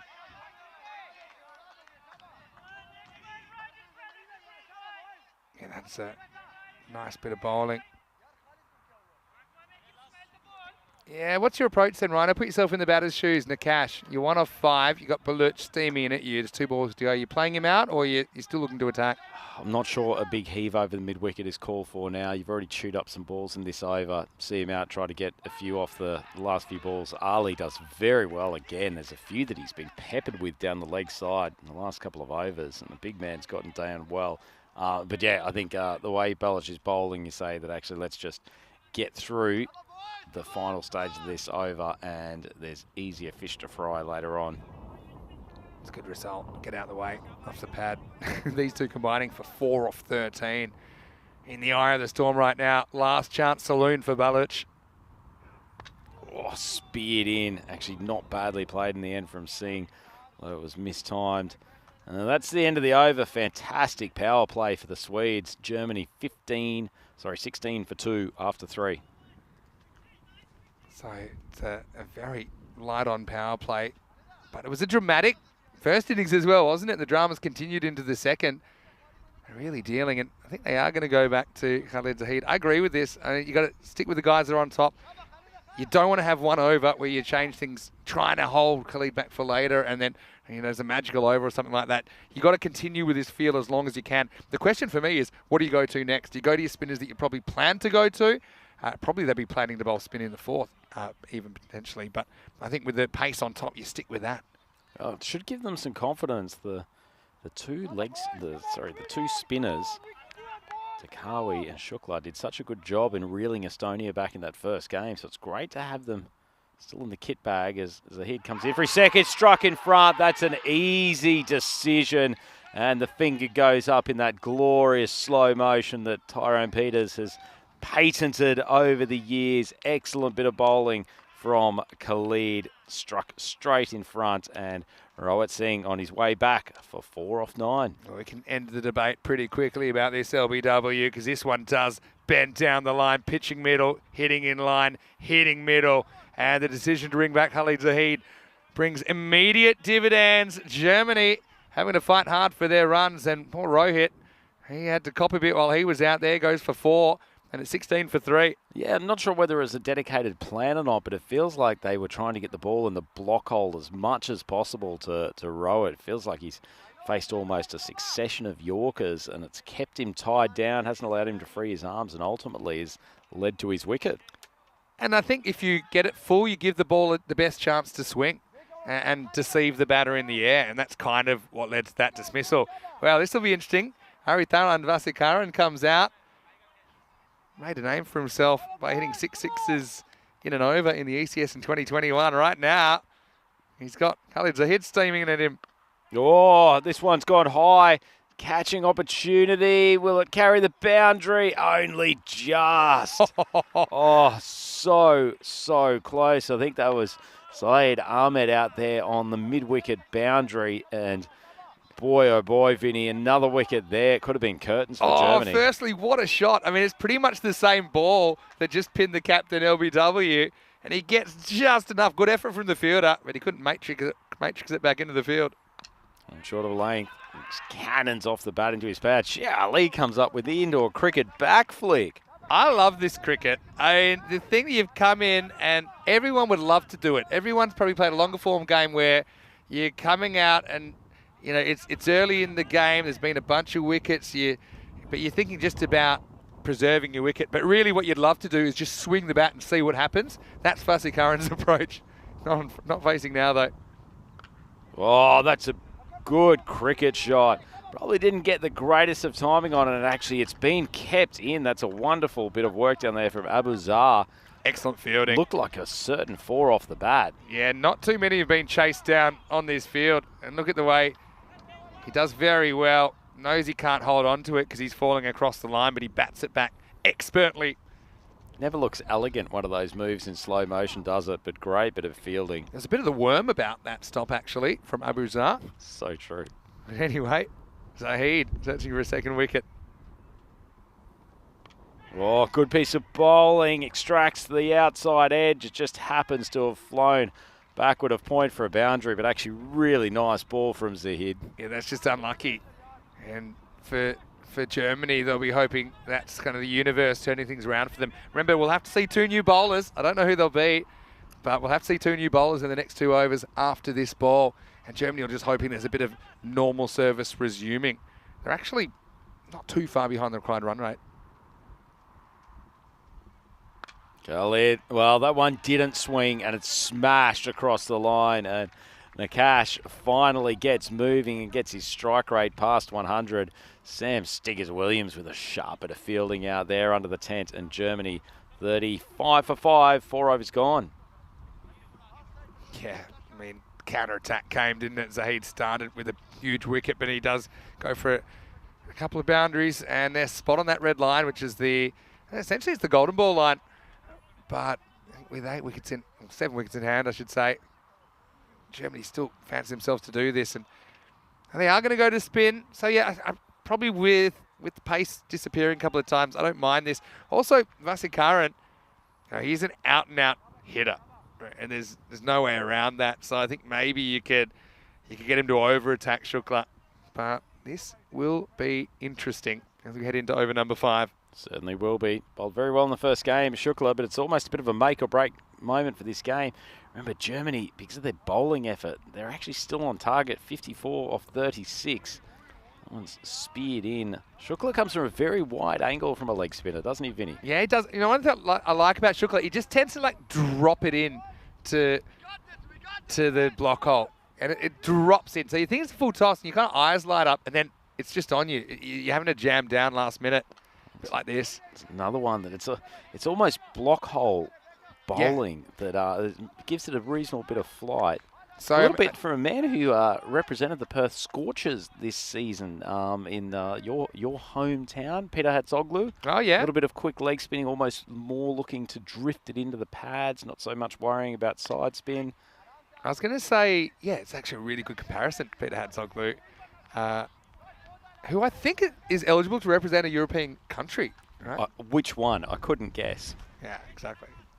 But yeah, I suppose how do you take on Shukla? You could charge him because I think he's pretty predictable with the length he's trying to bowl. But also I think he varies his pace sometimes as well. So It's not easy to get in a rhythm to. He's got a bit of blustery breeze to work with. It's a good bit of footwork and flicked through mid-wicket. Nakash coming up with a couple of good shots at this point. Just charges down the pitch and gets to the drop of the ball. Swings it across the line. Nice shot. Yeah, really nice shot. I said, yeah, maybe you charge him, and it works out nicely. So Nakash finds a gap and gets 4. How quickly things change, and it's a big swing, Vinny. The Germany now 42 for 3, so they only require 47 off the last 5 overs and 1 ball. It's now Sweden who really need a wicket after that early charge. Last ball of the over. It's been a pretty good one from Shukla. Throws it up, could be a catching opportunity. It's well taken. That was hit fairly hard, but Sami Ularamani and his big hands get around there from almost an extra cover position. It was nicely struck once again. Shukla comes up with this line. This one was a little bit outside off stump, but almost didn't commit to the shot, did he, Vinny? Yeah, well, the thing is, I don't think it's a bad shot, because if you get around that fielder, you got 4. There's gap either side of him. But this is one time you get a little bit of length to work with, just a little bit from Shukla. But I've got to say, it's a pretty good catch from Romani. Didn't want to drop that. You've got to take every chance you can. Probably a couple of half chances if you're going to pull this defence off. But, yeah, nice work from Shukla. He takes 1 for 7 in the 5th, and it's 42 for 4. Coming up, well, we can announce another event today, because we'll be in Romania from Monday. I'll be there, actually. So I better get my flight right, make sure I go on the right day. But we'll also have more cricket next weekend from Bulgaria, T20 National. Now, the one right down the bottom, that's just popped onto the screen, a night series in Portugal at Miranda de Corvo. And I know you've been there, Rhino. It'll be great to have some more cricket under lights. Isn't it? Lovely part of the world. Love the team out there who look after the ground and the club in Miranda. Fantastic people, and excellent to see the European train running through Miranda de Corvo again. Great venue. They've invested a lot in it over the last couple of years. The surface looks fantastic, as you just see that ball pumped over the leg side. Fielders converging. Saeed Ahmed. His hands have let him down twice today. He's been so good for the most part. That ball's a full toss from Zabi Zahid, but not well timed. I don't think it's going to get the no ball call. Nah, it's about top of the pad high. But he does everything right. I even like the way he slides in. The technique's right there. Gets 2 hands to it, just doesn't hold on. Zahid gives him the high eyebrows, but to be fair, it was a full toss that probably should have been hit for 6. Call it a neutral result for everyone. That's well guided. That's excellent cricket from Mandy. Just opens the face of the bat. It was not a bad ball, just a little bit too much width from Zahid. Beats point, goes for 4. Yeah, it wasn't quite a Yorker. Almost was, but it's excellent batting. So he'd been brought earlier, and we thought we might see that. So they haven't gone for Dakawi, which I thought maybe they would, considering how well spin worked last over. Mandy off the mark with 4. He's a very talented player. I mentioned I saw him playing for the Stallions a couple of years ago up in Kiel.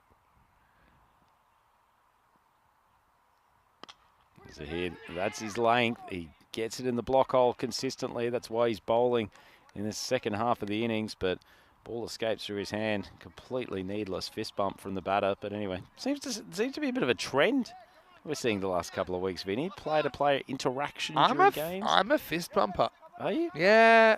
In an ironic way? No, I'm going to come back to it in a second. Oh, big inside edge. Ball's been fielded down there at fine leg. Nice piece of work, and I'll keep it to 1. Admittedly, I last played serious cricket over 12 years ago, which does make me feel quite old.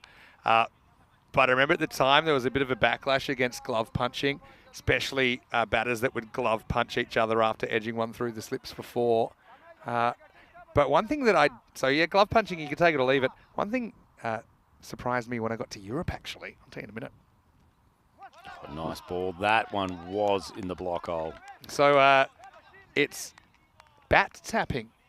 So instead of glove punching, you tap bats. Like your bats give each other like a little low 5. Have you come into contact with bat tapping? I have, but most of my teammates are very aware that I flat out refuse to do it. I cannot see the point of it as compared to the fist bump. Great expression of team camaraderie. Okay. As So he comes in to finish it over. Oh, once again, good block hole bowling for him. Really gets it on that Pretty well played as Yorker well. length. End of the over, Germany 50 for 4 after 6. So we've got a game on here, don't we? They're pretty much right on the required run rate. They're having to work very hard for their runs. They've got options coming back. I think Shukla comes back now. You've got Chowdhury still to bowl. You've got Takawi still to bowl.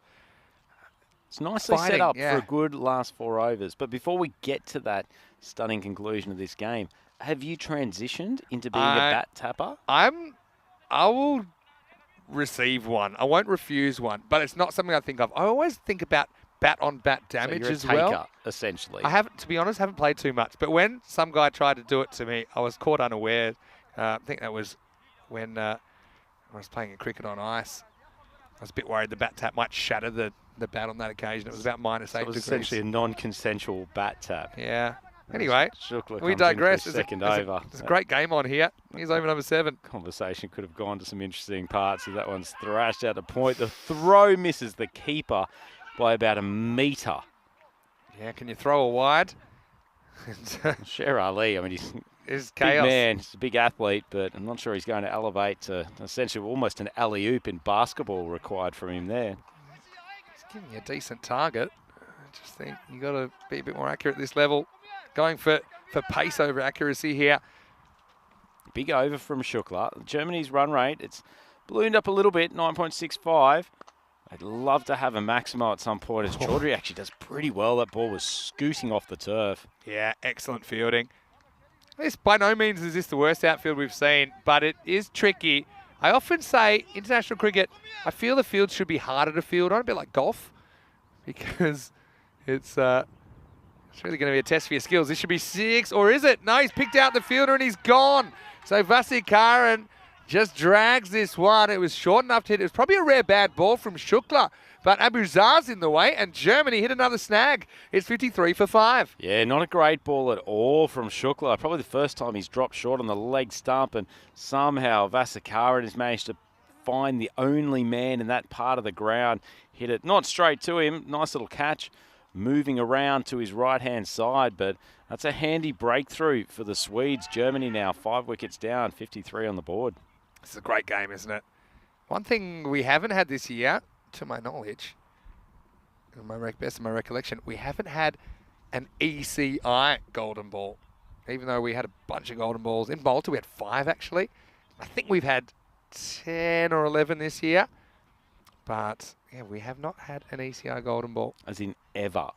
Ever, because this is the first year we've done ECIs. Incredible stat. Could it happen here? Just bringing it up for obvious reasons. 37 runs to get. Germany's got 3.5 overs to do it, so 21 balls left. Another pretty good spell from Shukla. Full toss. He's been cracked out to point.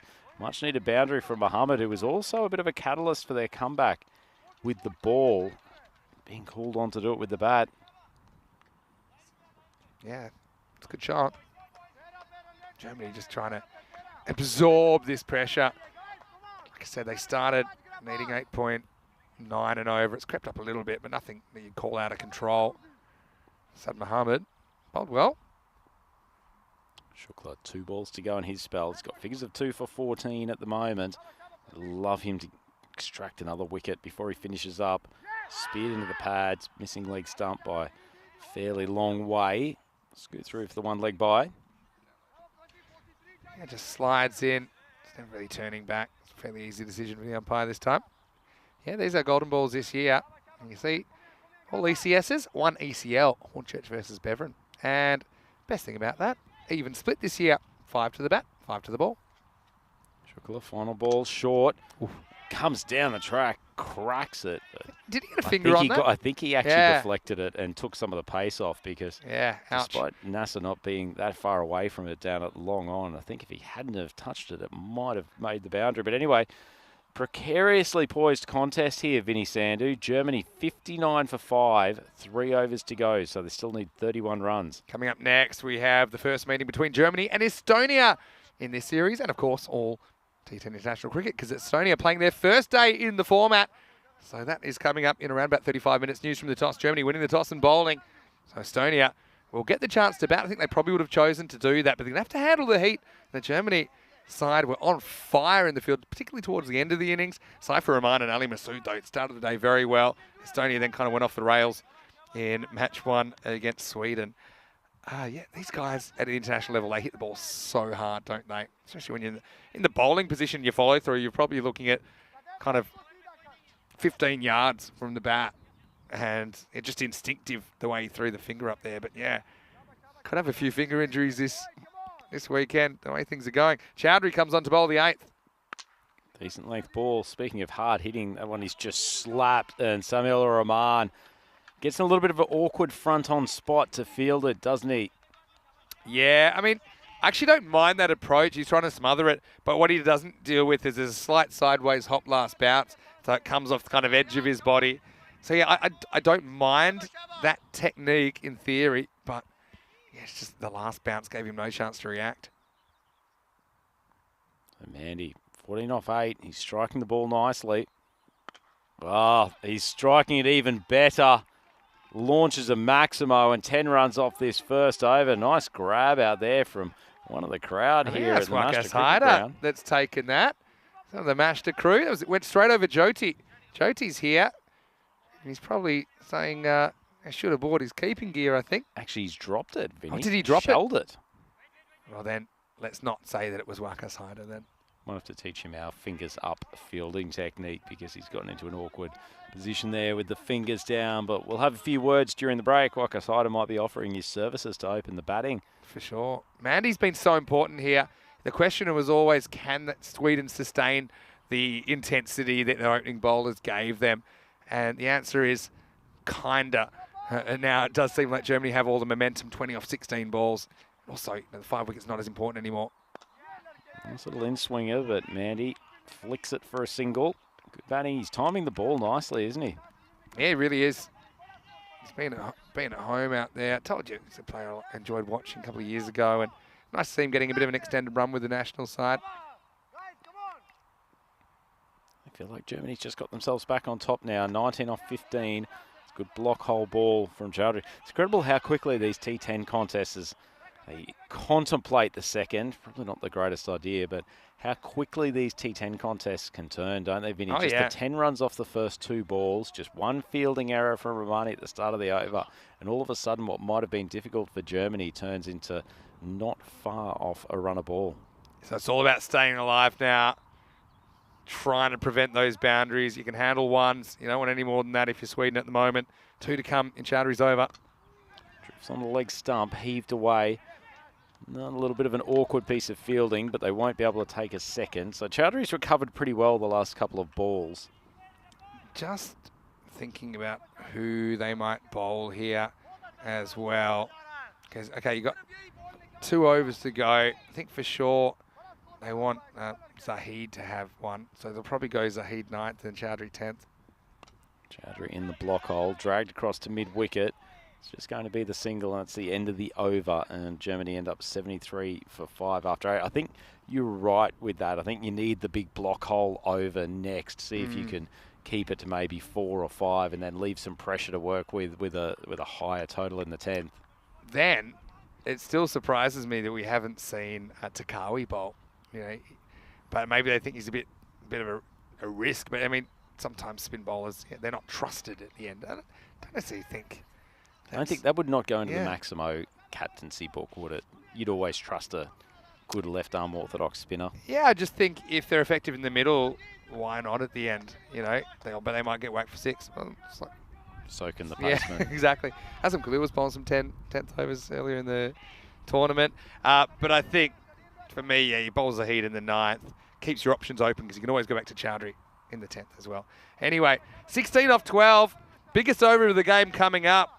Good old-fashioned arm wrestle live from the Mashta Cricket Ground. And it's Asad Mohammed on strike. Just a little bit short of his block hole length, but Zahidi's able to repeatedly hit the batting crease. It's been great. Mixes it up between on the stumps, wide of off stumps.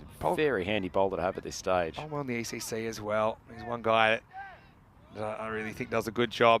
All right, but Mandy, he's been striking them well. He's 22 off 11. Good contest. Oh, that one off-speed ball swung high. Unfortunately, I think that's Samuel Romani trying to backtrack, probably needed to turn and sprint a touch rather than just falling backwards. Yeah, it's a tough one. If he had run with the flight, he would have had other problems.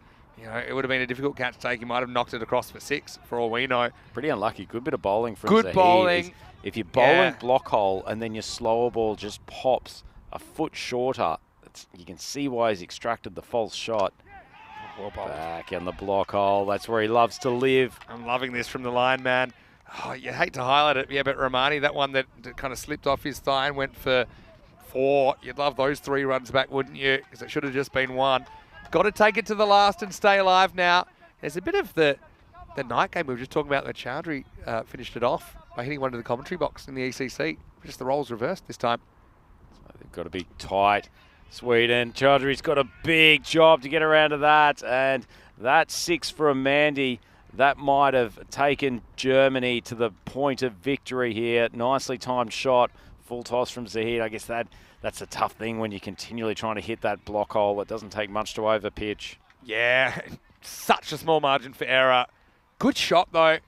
You know, Mandy, okay, maybe a bit fortunate to get away with the one that looped over the cover, but he digs that one out. And now good patience too, just Yeah. waiting for Zahid to make an error rather than trying to manufacture something and getting himself look at out. Mandy. He doesn't premeditate. He's just standing. He's batting. He's doing a good job.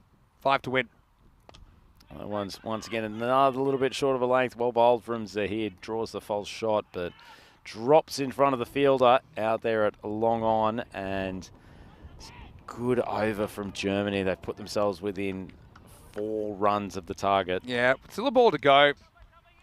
I think that if they're smart, they say to Azam Muhammad, just go for it. Just go for it here. If you're out, doesn't matter. I'm on strike. 4 to win. A boundary does it. It swings across the line. It will just be a single.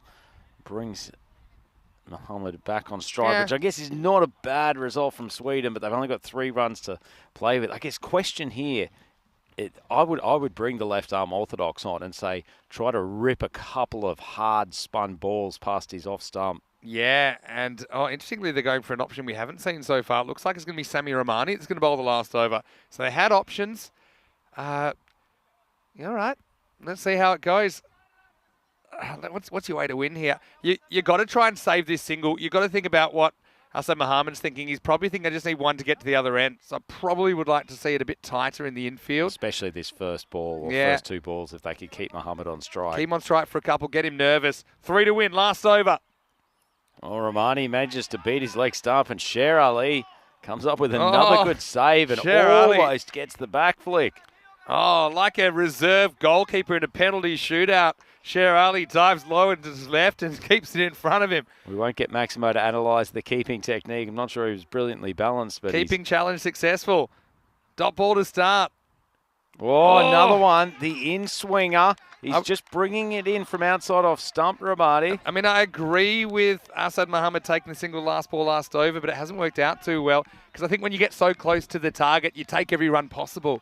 But now we got some issues, don't we? And I think that what Mandy's saying is we're running no matter what. Yeah, I don't blame him. He's got to get himself back on strike. Not a couple of great strikes from Muhammad. Oh, this has gotten tight, and Romani starts with 2 dots. Tension. So spears it into the toes. Pretty good ball, but Oh, wow. Oh, no. That's a terrible run. What's he doing? And he's airmailed him. This is an absolute double mistake, and it's going to tie the cricket match, Rhino.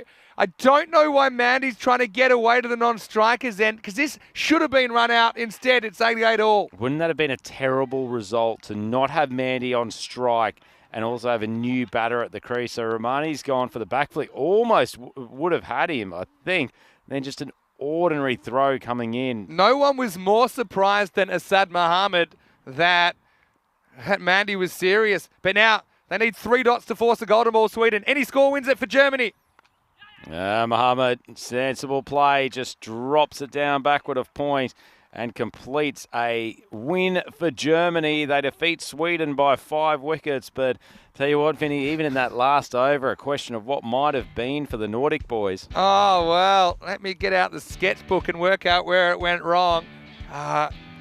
Well, Germany fall over the line essentially in the end, but a highly entertaining match. You know what's great? These two teams, they're going to meet 2 more times in the series. Can't wait for that. As we roll through the highlights, and Baluch, he was on fire early, wasn't he? Even though no one dealt with the first ball, couple of wickets through this game wide open. Yeah, 2 LBWs for Baluch in the first over, really set the cat amongst the pigeons.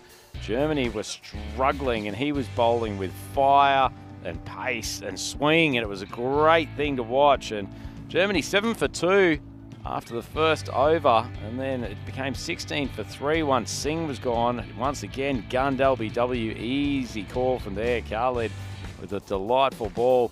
This one was close to being pocketed by Saeed Ahmed, but unfortunately he just went over the line. Great bit of fielding down there at backward square. This was slightly fortunate. There were a couple of balls that blooped out to spots on the offside. Nice catch from Samil Rahmani. He was to play a big part later in the innings with the 10th over too. Wasn't it great to see batters have to work pretty hard for their runs? I think that's what you're trying to do at an international level. You're trying to make the batters really face a bit of a test. Saeed Ahmed, just couldn't quite get onto that one, but that was a good catch by Abu Zar.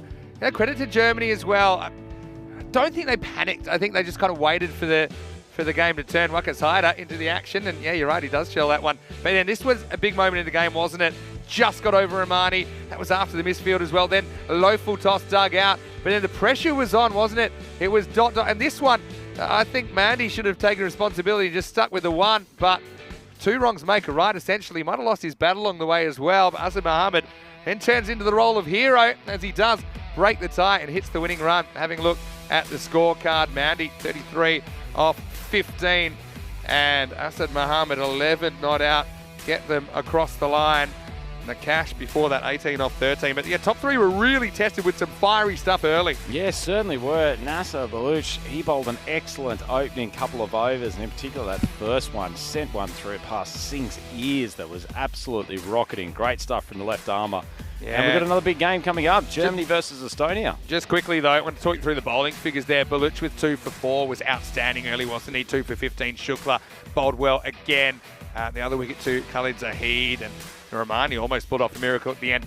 Germany and Estonia going head to head in match 3, meeting for the first time in the series. 25 minutes away from the first ball. The news from the toss, Germany winning the toss and bowling there. All right, so far it's been a feast for the senses, hasn't it? And we've had some really high-scoring matches, but everyone loves a low-scoring thriller, and that one had a few twists and turns. Yeah, absolutely. I mean, it continues to be a high-scoring ground here at Marshall. But I think what we're really seeing with the international players here is just such a step up in the fielding and backing up the bowling, and the bowlers bowling to plans. And it really does make an impact on how easy it is to get those totals of 130, 140. In fact, I think the teams getting here to 110, 115 are actually putting themselves in a pretty good position. Yeah, well, I thought the scores might go up. As it was, that was a good old-fashioned arm wrestle. We'll take a break. We'll be back with Germany, Estonia after this. Vinny Sandu, Mr. Maximo, with Andrew Ryan. Hope you're enjoying your Saturday. We're back here with more international very shortly on the European Cricket Network. This is the FanCode ECI Sweden.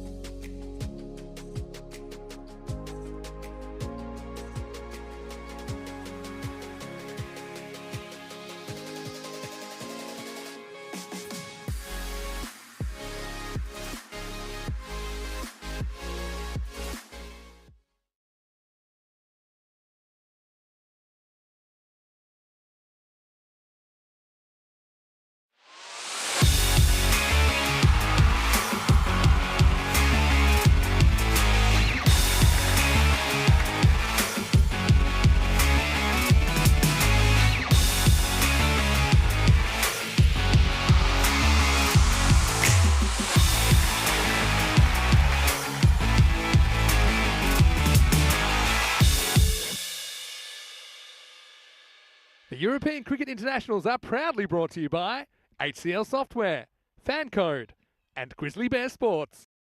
Hello and welcome back to Stockholm. Haven't we been... First time I've fucked up in a while, actually. One more time. Cool. Hello and welcome back to Stockholm. Haven't we been treated to some excellent international T10 action already today? And there's still plenty more to come with 3 more matches on day 1 of this 2-day European Cricket International. Now it's time for the 3rd match and the 3rd meeting between these teams in the tournament. And it's going to be a pretty good game, I think, between Germany and Estonia. They're meeting for the first time in T10 International Cricket. Tyrone Peters has the 2 captains. Let's see what happens in the coin toss for match 3. Estonia is going to call. Tails. Tails is the call. Bang. Hits.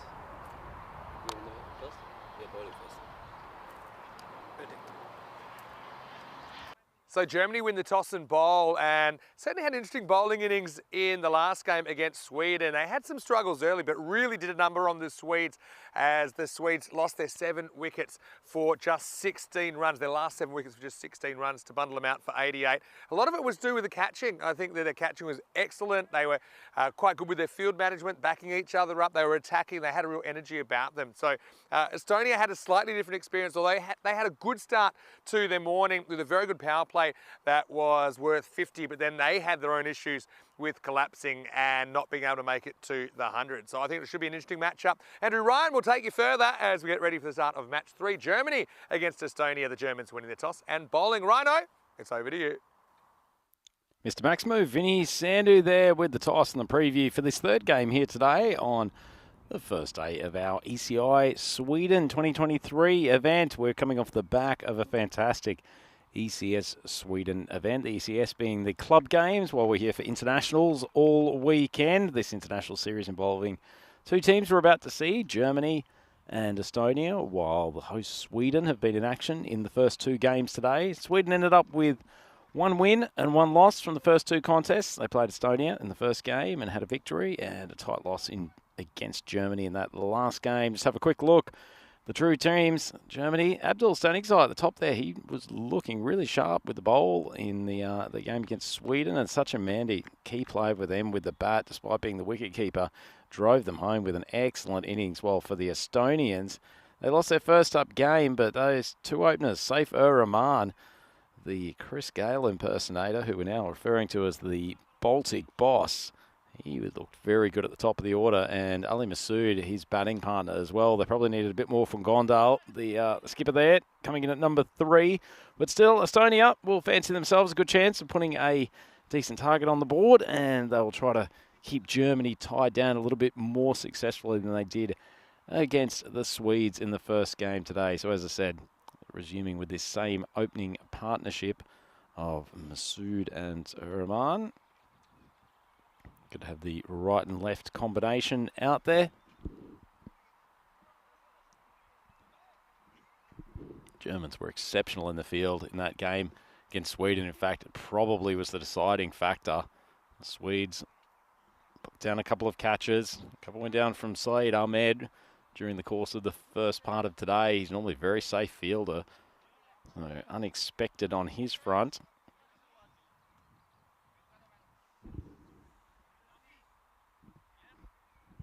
Looks like Srikas Srinivas is going to take the new ball for Germany. So we didn't see him at the bowling crease in the first game. So the Germans just mixing it up. Obviously using these games as an opportunity to give players an opportunity in the international scene.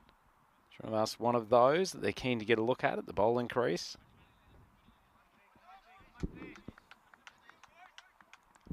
Estonia so good in the power play in the first game today. So we're about to get started. ECI action from Sweden. Srinivas just strolling in almost. Pulling Chris Harris-like in duckers of a couple of steps. One really did move from outside of stump. He's got the new ball, so he should be able to get some sideways movement.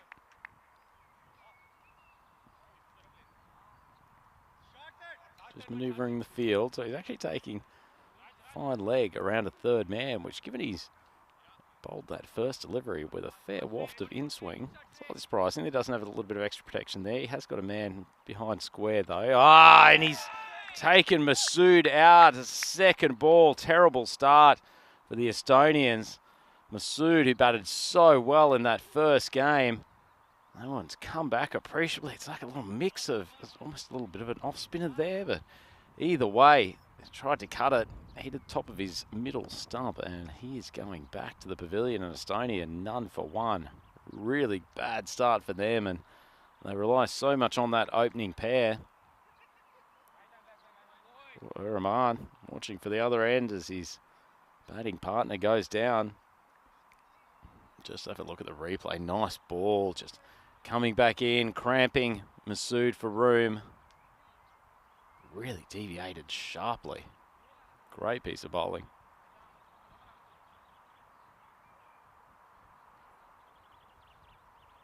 So it looks like one Masood's being replaced by another. Bilal Masood, who, as Vinny mentioned, despite the different spelling of their surname, they are actually brothers, Bilal and Ali. It's a good start of the over from Srinivas. Just pops it on a length again. They'll scoot through for quick single. Rahman, not a man who moves quickly at the best of times, but he manages to get through.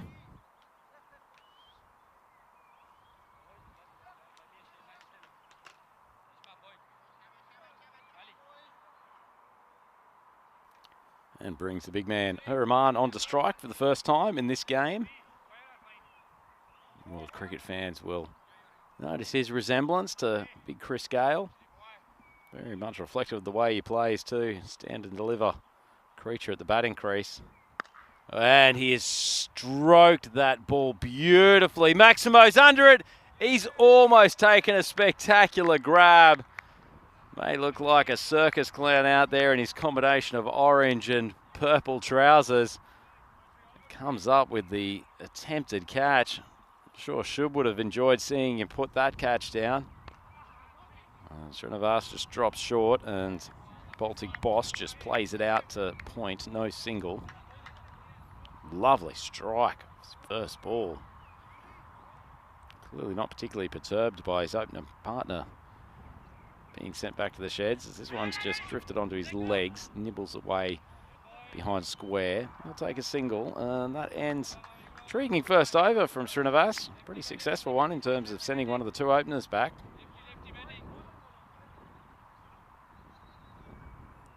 And gives us a chance to look forward to the Euros of cricket, the European Cricket Championship coming up, 100 days to go.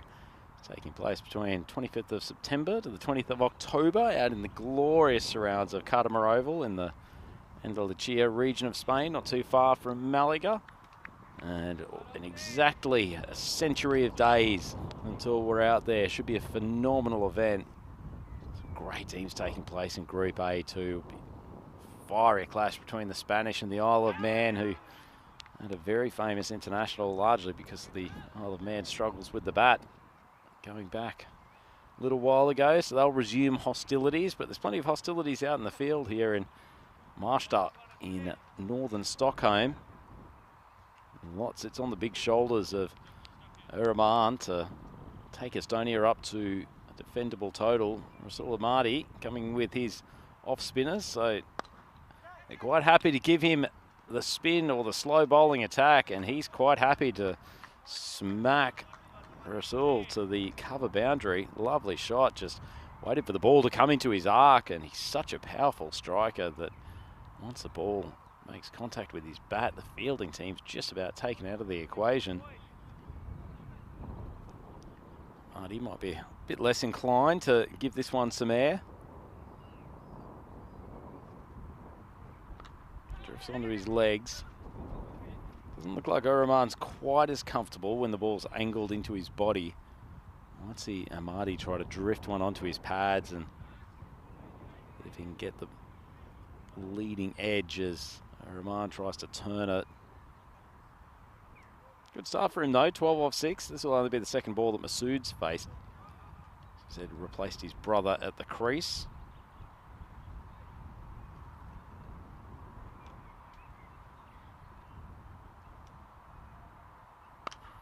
Big swing, but straight back to the bowler. So Stone sitting at 13 for 1. 2 balls left in this second over. So partway through the power plate.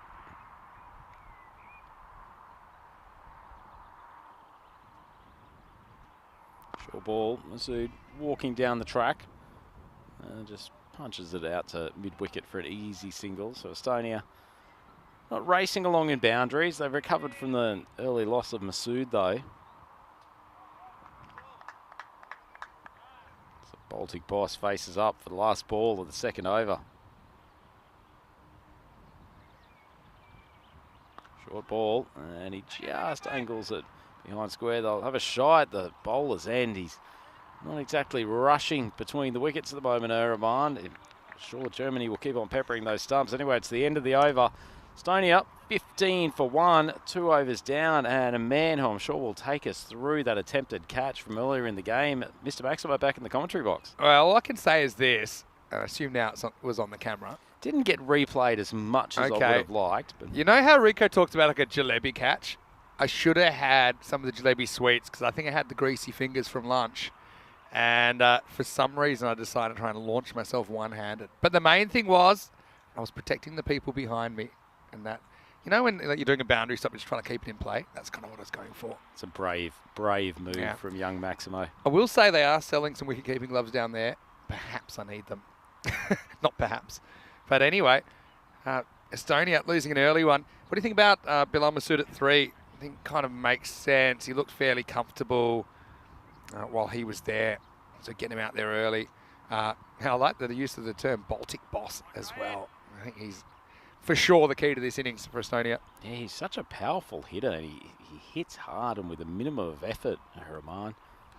But also all spin attack so far. Ahmed Shah Shirzad not in the lineup for Germany. We know that he went off the field with a suspected finger injury. So we're going to see pace for the first time here in over number 3. And it's Shahir Maliksai to bowl. He sneaks the first one past Saifur Rahman.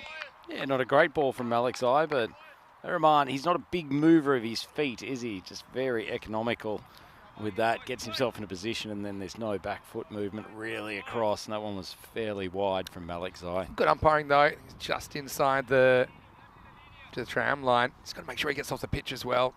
I think Shahir. Nice over the power play as well, don't forget.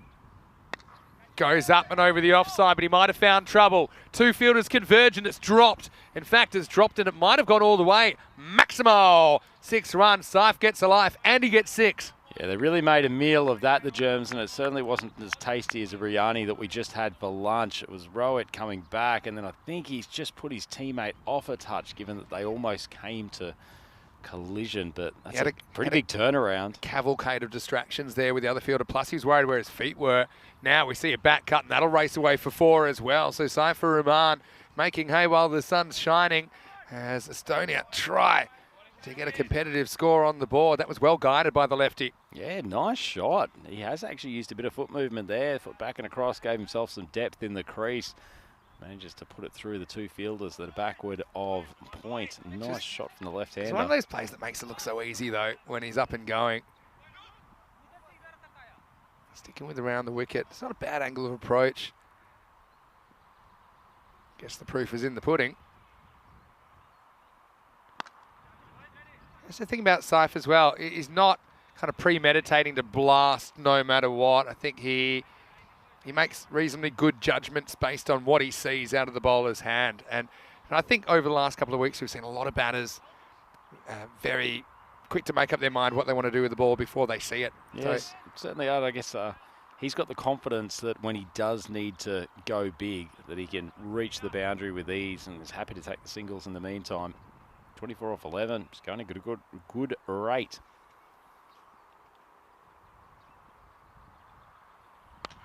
Goes after this, and it's going to be a teaser. It's going to be 6. Maximo to Masood. Well, 2 balls that could have gone either way. They just find the other side of the border as Estonia reach 32. Still 1 ball to come in the 3rd over. Yeah, it could have continued to go down Sud for the Estonians if that one had have gone to the hands of Muhammad, but in the end, carries him only by a touch. He's a tall man. Good to have those men with height out there on the boundary, but things just going Estonia's way a little bit. The dropped catch off Rahman.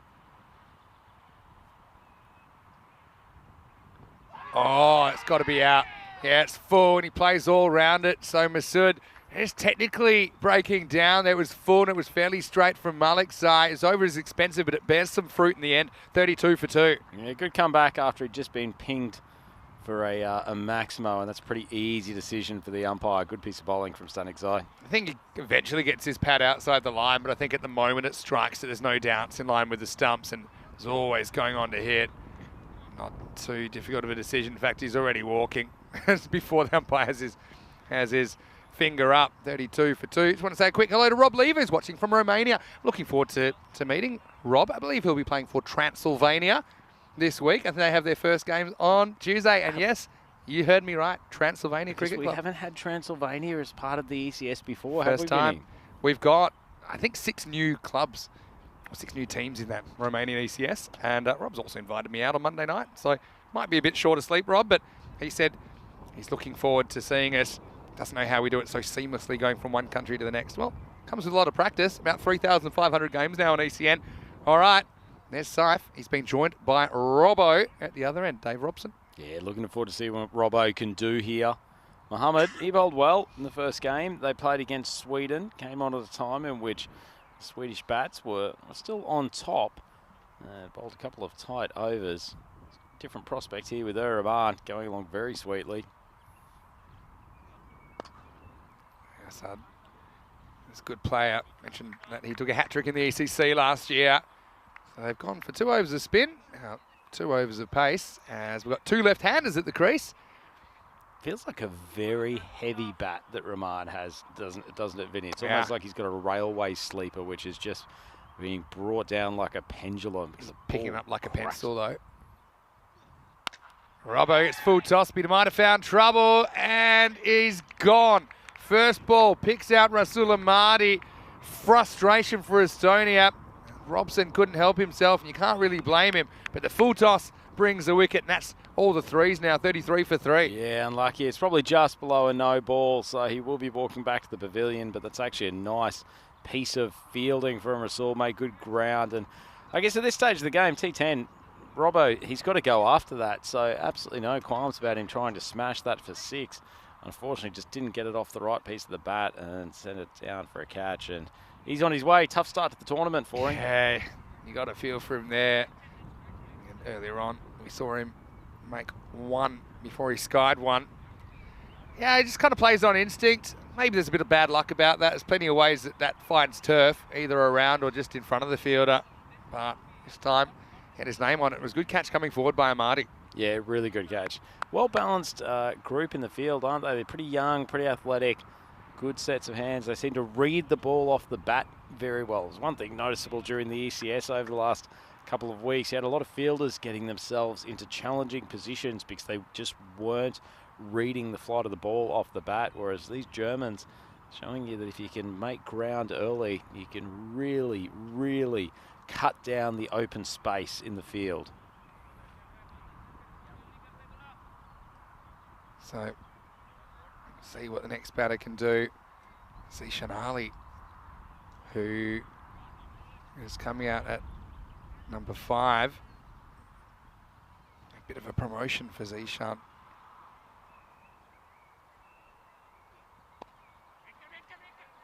His first one sneaks away. Pretty nice square drive to get his account underway.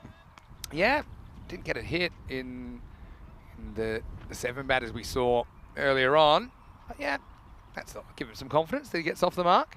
So while we're partway through the over, Vinny, just going back to Romania and Transylvania, do they have a funky team name that matches the exoticness of their team location? I guess we'll find out when we get there. It's some people used to call Pavel Florin the Transylvanian Express. Guess we'll find out. Yeah, quite a few new teams. I can actually run you through the teams in Romania because, like I say, I think 5 we've seen before. Because in the last European Cricket Series we've had in Romania, we've had the same teams every time. All right, that's an absolute bomb from Saifu Rahman, who bosses this one straight down the ground. I think that one's still going up, and it's out of sight. Maximo commanding stuff from the opener. Rhino, you've almost choked on your own tongue there. That was hit so far. Sorry, I just lost it completely over that shot. Rahman is just elevated. That was an incredible strike, and it went so high. We got a great view of it from our commentary position. Doesn't get the next one so sweet. There could be trouble. Oh, and he'll get away with it. I think the fielder, he's a good fielder. Basically threw it to the bowler instead of going for the stumps, but kind of did neither in the end of the over. It's 41 for 3. Yeah, good start from Estonia. And well, I say good start, given they lost a wicket early on, and it was mainly the openers who were doing the work for them in the first game. probably be happy that they've recovered to still be going at about 10 and over. A bit of a job to do here, and obviously Saifur Rahman's the key. He's got to try to bat through as much of this innings while keeping his strike rate as possible. But they're not in the worst position, and I think they'll be fairly happy that they've at least settled into this game. Abdul Stanigzai, I think, comes in and half chance, I suppose. Now looks like we're going to get some spin. It's Rikesh Srinivas is going to get a bowl. Wasn't in the team last game. You missed the glory of Srinivas' first over, as that one has somehow escaped over the boundary for a 4. It's an intriguing action. It's almost coming out like an off spinner, but I think he also gets almost some significant in-drift, as though there's almost Chris Harris-esque inside-out arm action happening. Yeah, Srinivas is a really interesting one, and you're right, it's kind of all arms when he comes in. But he's been a pretty effective bowler when we've seen him before.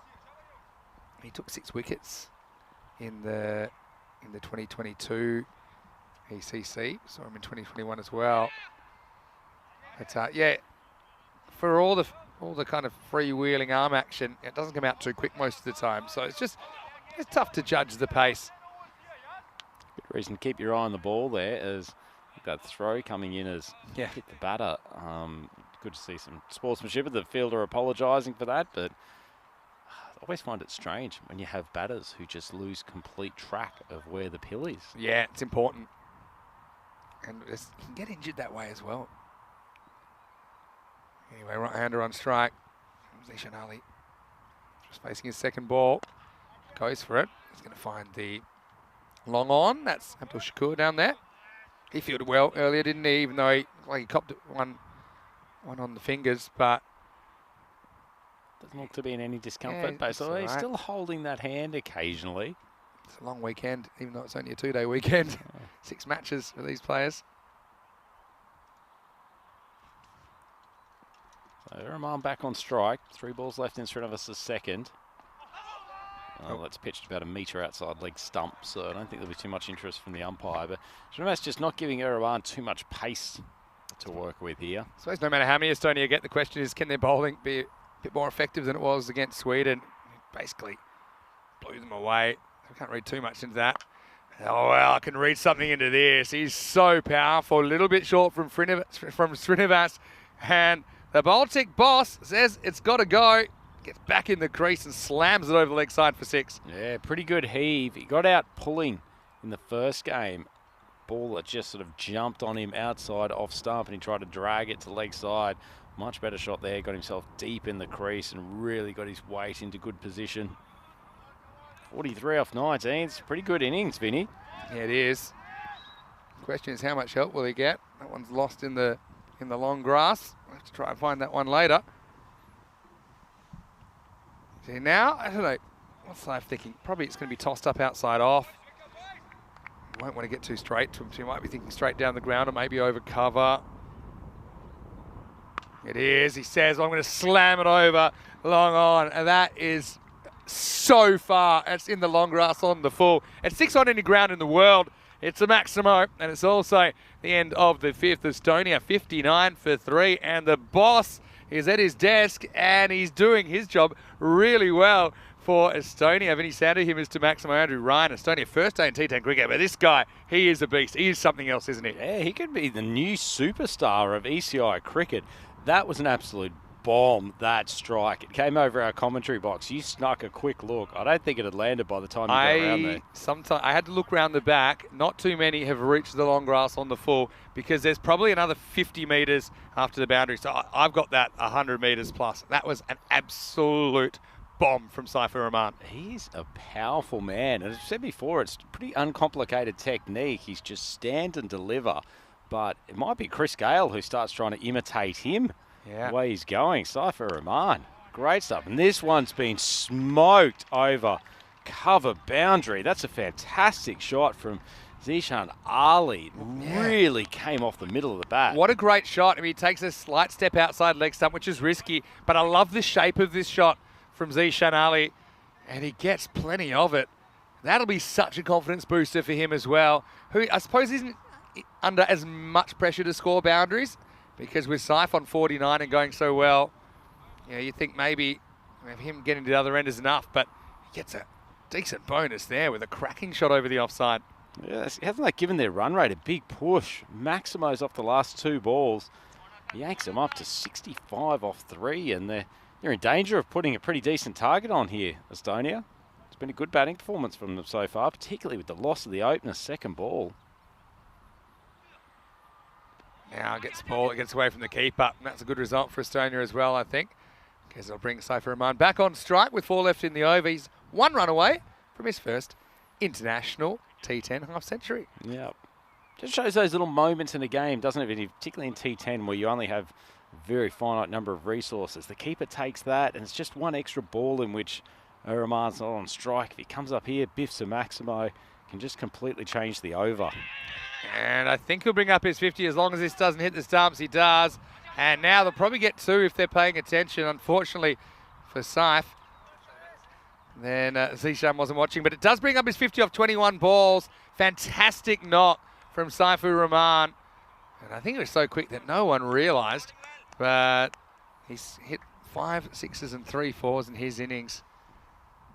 And still plenty of balls to play with in this first innings. And now Zishan reads the room and is happy just to take the 1. You know, Saif's an interesting guy. Obviously, you're seeing him playing for the Estonian national team here. We saw him originally for Helsinki Gymkhana in the Finnish competition. Also, obviously, captains the Italian Stallions, who made it all the way to the ECL. Also saw him in the Super Series for Gina Brescia in Italy. I think that was back in 2022. So he gets around him. He's in demand. I think you can see why, Rhino. Gun for hire. Well, could be trouble, though. You think he'll get away with it? He will, and that'll probably spin away for 4. Rahman gets lucky. You need a bit of luck, I think, in this format of the game, and he was a little bit late on that. Hassan Mohammed tries banging one in. I don't mind that, because a lot have been kind of slammed off the front foot, so he forces Saif into a slight error, but still goes for 4. Yeah, when you're swinging hard, you can get some good fortune, and Estonia, they've raced along to 72 for 3. 5 balls down in the 6th over, so they've still got 24 balls to go. This could be a pretty substantial target, particularly if Rahman can stay at the crease. You're right about that. Last ball of 6th. Ball pitched up, almost draws and chop onto the stumps. Instead, Rahman will keep the strike, moves to 55. And not a bad spell from Asad Mohammed. He rarely lets you down. He doesn't on that occasion either, to be honest. 73 for 3, Estonia, after 6. Yeah, going along pretty nicely at the moment, the Estonians. Obviously, most of the runs coming off the bat of Saifur Rahman. He's 55 off 23. But Zishan Ali, good game awareness, giving him support. Obviously, the lace to Maximo started that over, but otherwise, he's just been happy to turn over the strike with 1s. Last wicket fell. They were 33 for 3 at one stage, so this partnership's up to 40. And if you're Germany, you'd be very keen to break this union. Yeah, well, it's one of those things. When a guy's hitting him this well, you're almost waiting for a mistake. But I still think you've got to have some sort of strategy with how you're taking him on. But exactly what the best strategy is, nothing really springs to mind. Banging it in probably was worth a go and did induce a top edge. The downside of that plan is that you can kind of win the moral battle but still get punished on the scoreboard. Looks like Rajesh Kumar Chinnasamy is going to bowl the next over. And he will be bowling to left-hander Saifur Rahman. Just has a look at him. This is certainly a hallmark of his game as well. He doesn't go absolutely everything. And with it, new bowler coming in, he decides to just kind of sum him up first and get a sense of him. And then wants to go the next ball, but once again, Mandy doesn't cover the line of the ball, and this is going to be 4 byes. Second time today, I think that Mandy has assumed this will hit the stumps. He just doesn't keep the ball within his eyes. He's frustrated with himself because he's a very good keeper. Just a couple of fundamentals letting him down, and an unhit 4 advances the score. Well, they don't need to make any donations to Estonia, and Chinnasami's bowled a couple of good balls to start, just quicker ones. I liked in his first over that he really mixed up his pace, first and only over against Sweden in the last game. Saif wasn't pretty handy bowler. Wasn't blocking two, was he? And now we're going to get one bounce four, gets around Stanek Zai. Estonia up past the 80s, and Cypher's sailing their score to the 100 and beyond, I think. Yeah, Stanek Zai wasn't a great bit of fielding from him. He probably needed to take an extra step and get his body in front of the ball. I know it's been laced at high speed, but particularly with the unpredictable turf here at the Master Cricket Club, where it's a very hard, fast surface, but there's just bumps around the place, and you need to get your body behind the ball. And he's a good fielder, but yeah, couldn't quite make the block. Okay. Here's the comeback from Chinnasamy. Yeah, well bowled. And carefully pushes to the leg side and happy to take the one. Yeah, good work from Rahman. Takes himself up to 60 off 27 balls. I feel, Zishan can afford to take a little bit of a risk here with just over 3 overs left. I was thinking the same Yeah, thing here, it's Maximo. weird He how might try to go big here just because 2 balls left in the over. 2 balls coming the over, pushing a 1, you feel. Then you got Saif probably wanting to push a 1 last ball the over, potentially. Let's see how he approaches Chinnasamy. He does go for it and almost picks out the fielder.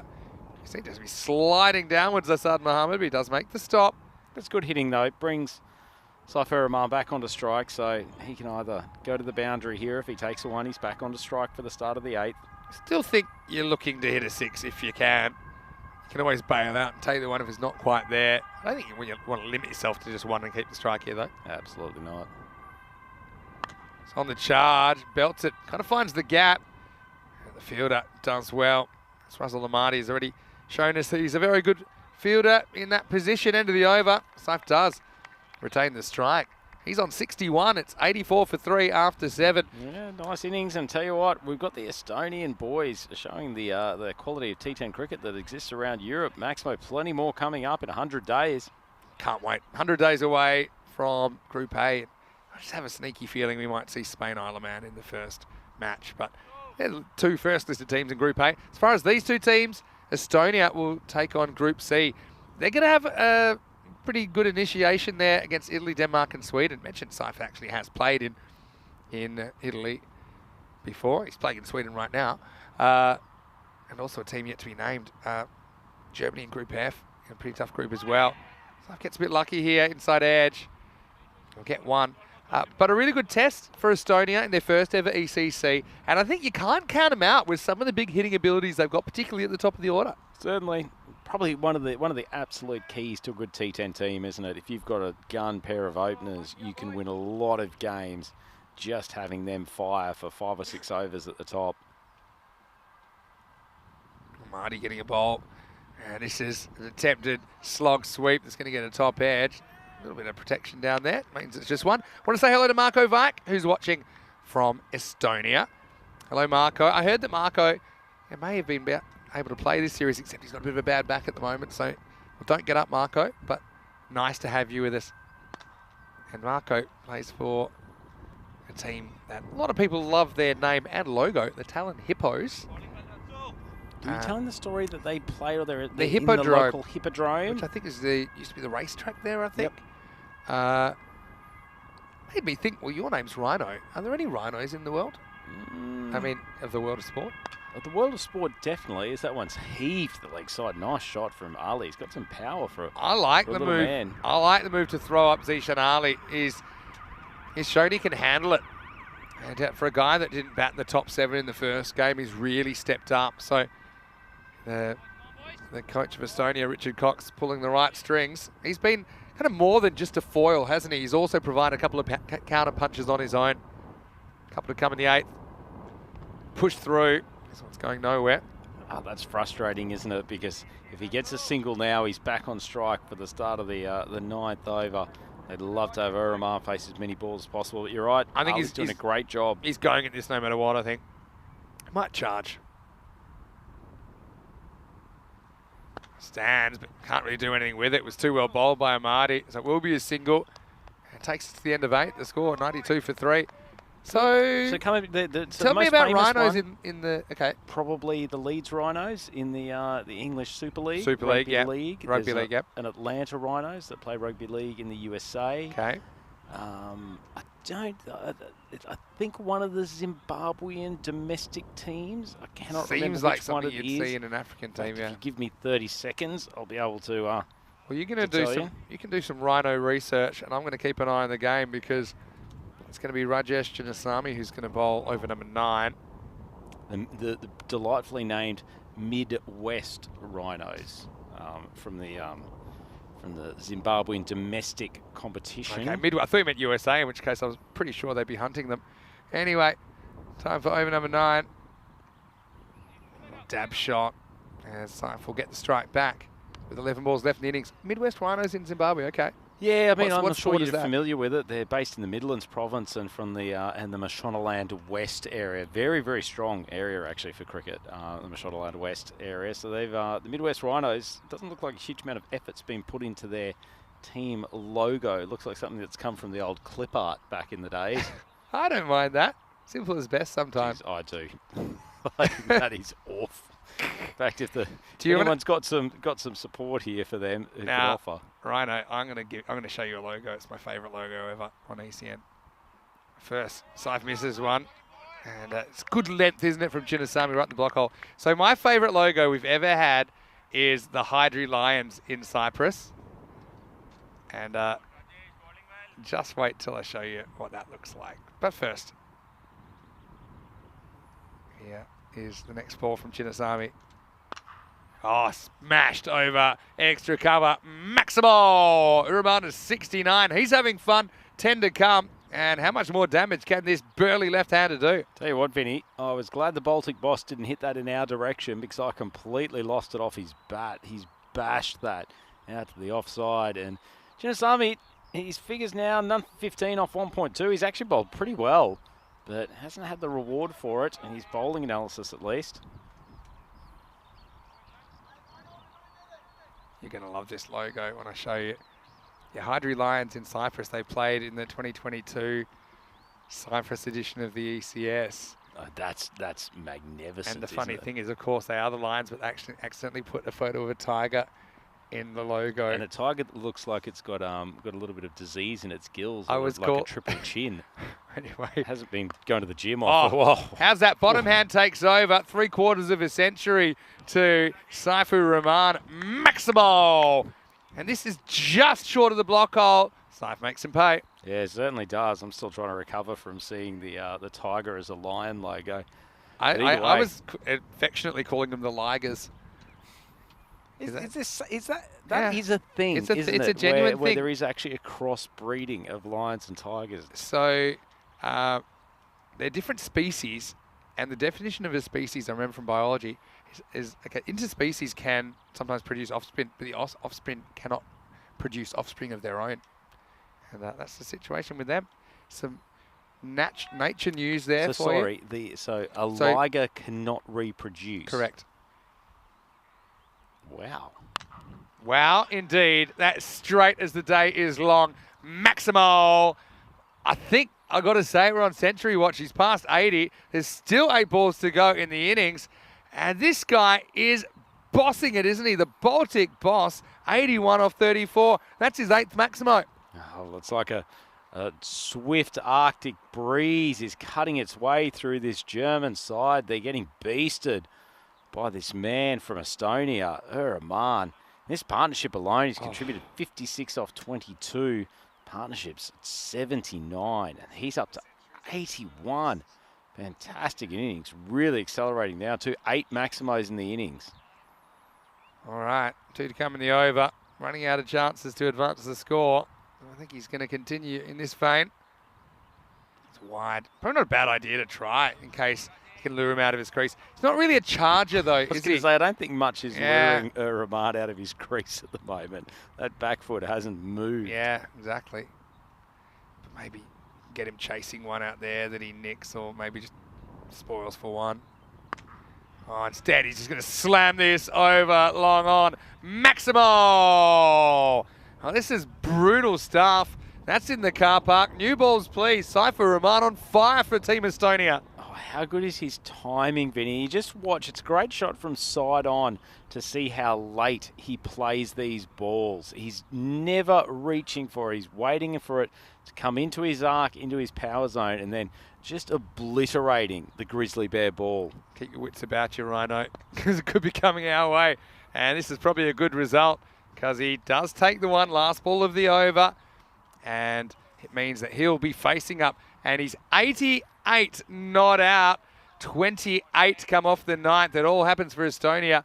And the score is 120 for 3. Well, centuries this year. We had the quickest century ever on ECN, and I mean ever, earlier in the week when Sher Ali made 108 off 27. He brought up his century off 25 balls. Ismail Zia also scored a century here in Sweden. But Saif Rahman, the way he's going, he's 2 massive hits away from the 3 figures. Yeah, it's not exactly sluggish batting from it, and to do it in an international against a pretty good bowling lineup too for the Germans. Won't they be regretting that dropped catch at cover earlier in the game? He's controlled the strike fairly well as well, hasn't he? Malik Zai to bowl the 10th. Estonia 120 and counting. He goes, but he goes straight up in the air. All right, who wants this? Bowler's under it, and he's caught. So it won't be a century for Saif. Malik Zai's fired up. He knows that's probably saved him about 20 runs. Well done from the pacer, though, who holds his nerve under the high ball. Saif Rahman has entertained, and he's plundered the attack. He's going to go for 88, and it's 120 for 4. Yeah, I was just actually saying from all those side-on shots how late Rahman was playing. That was one occasion in which his timing was just out, got a little bit forward of himself, and the ball was elevated. My word, it was in the air for a long time, though. Stanix almost had time for a haircut waiting for that thing to come down, but sends Rahman back to the pavilion. Fantastic innings from him, but Estonia, they could not score another run in this over, and they'd have a pretty fair target to defend. Yeah. 120 for 4. 120 was the pass score over our 2 weeks here in the ECS. Nice catch, and he's thrown up with a mixture of joy and relief, I think, from Malik Zai. Brings the captain, Aslan Gondal, to the crease. I'm sure he's keen to score some runs after he just was able to manage 2 in the first game today. Comes out and immediately acquaints himself with the umpire. He gets to tie his shoelace. But what an innings from Saif Rahman. 9 maximos, 5 fours, 88 off 37, striking at 239 runs per 100 balls. Question, Vinny, how do you end up needing your shoe tied up when you haven't even faced a ball? What's he been doing for the previous 40 minutes? Well, he's probably putting all the other equipment on and kind of forgotten one of the basics, that's all. Never forget, and speaking of Miranda de Cova, we've got that Portugal T10 night series coming up. The groundskeeper there went out to bat for one of the teams one evening wearing spikes on his own surface and then had to sprint off to change shoes immediately. Whoops. Anyway, Gondal will get off the mark here with 1. Zishan Ali, he's played a nice support role during that partnership. Now he has a chance to express himself with 4 to come. Yes, I mean, the shoelace isn't the biggest sin. We've seen the classic, coming out with 2 right or 2 left batting gloves. I've seen the protector forgotten a few times. I think once I've seen the bat forgotten, which is pretty interesting. Earlier this week, someone coming out with only 1 pad. Yeah, that's right. That's not a bad shot at all. He charges and opens up. This is a breakout innings for Zishan Ali. And, you asked me earlier, who's going to be a breakout star this weekend? Well, at the moment, he's really showing an ability to pick up the pace pretty quickly. A glorious shot. Kept the wrist in front of the ball well, held his balance despite giving himself some room. Side off stump. Looks like he really enjoys hitting over that offside. And Malik Zai under a little bit of pressure here. The Germans, they're going to have a big chase as it is. But another couple of boundaries and gets into really difficult territory. Next stop 130, hey? Malik Zai. Oh. This time he backs away, and I suppose he has gotten away with that a couple of times. I think now, though, stand your ground. If you get a bit of width outside off, you still slash at it.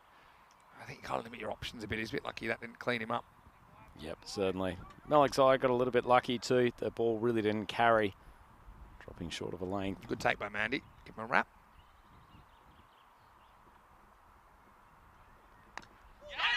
Fouls this one onto himself. 126. Okay, so now Estonia, they have a bit more of a reasonable target to bowl at here. So let's see how their bowlers come out, what their fielding's like. We only saw them for barely 4 and a bit overs earlier on against Sweden. Let's see if they can get the early breakthroughs and put this German side under attack. I mean, Sweden certainly made things tough for the Germans in that previous game early on.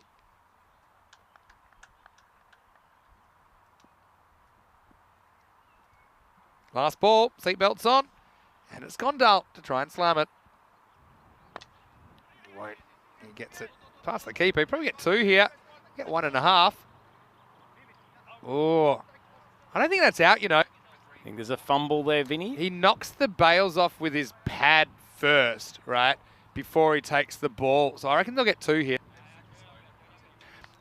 He does knock the stumps over, so there's that, but I don't think he does that in time. See here? He gets in an awkward position. Oh, actually, no, to be fair. Yeah. Oh, I wouldn't mind another look at that replay. I'll show you as well. It's an interesting one. I mean, this one could matter. He does actually knock the stumps over, in which case this might all be academic. So you will see it one more time.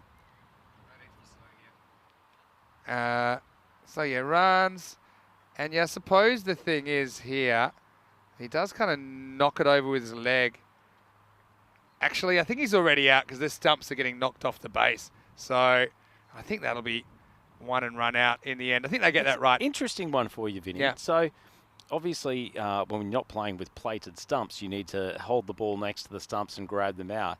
When you're playing with the plated stumps, does ECN consider the stumps having taken out if they've taken off the plate? and Yeah, down on the so ground? they basically have to be knocked over completely to break the stumps. And actually, it's a bit of a myth, just before we go into the highlights, it's a bit of a myth, even in normal stumps, you can just knock it out of the ground whoever you like, even with a throw if you strike the stump out of the ground. But anyway, it's all academic. It is 1 and run out. They get that right, I think, in the end. 127, though. And how about the Baltic boss in this innings? 88 off 37.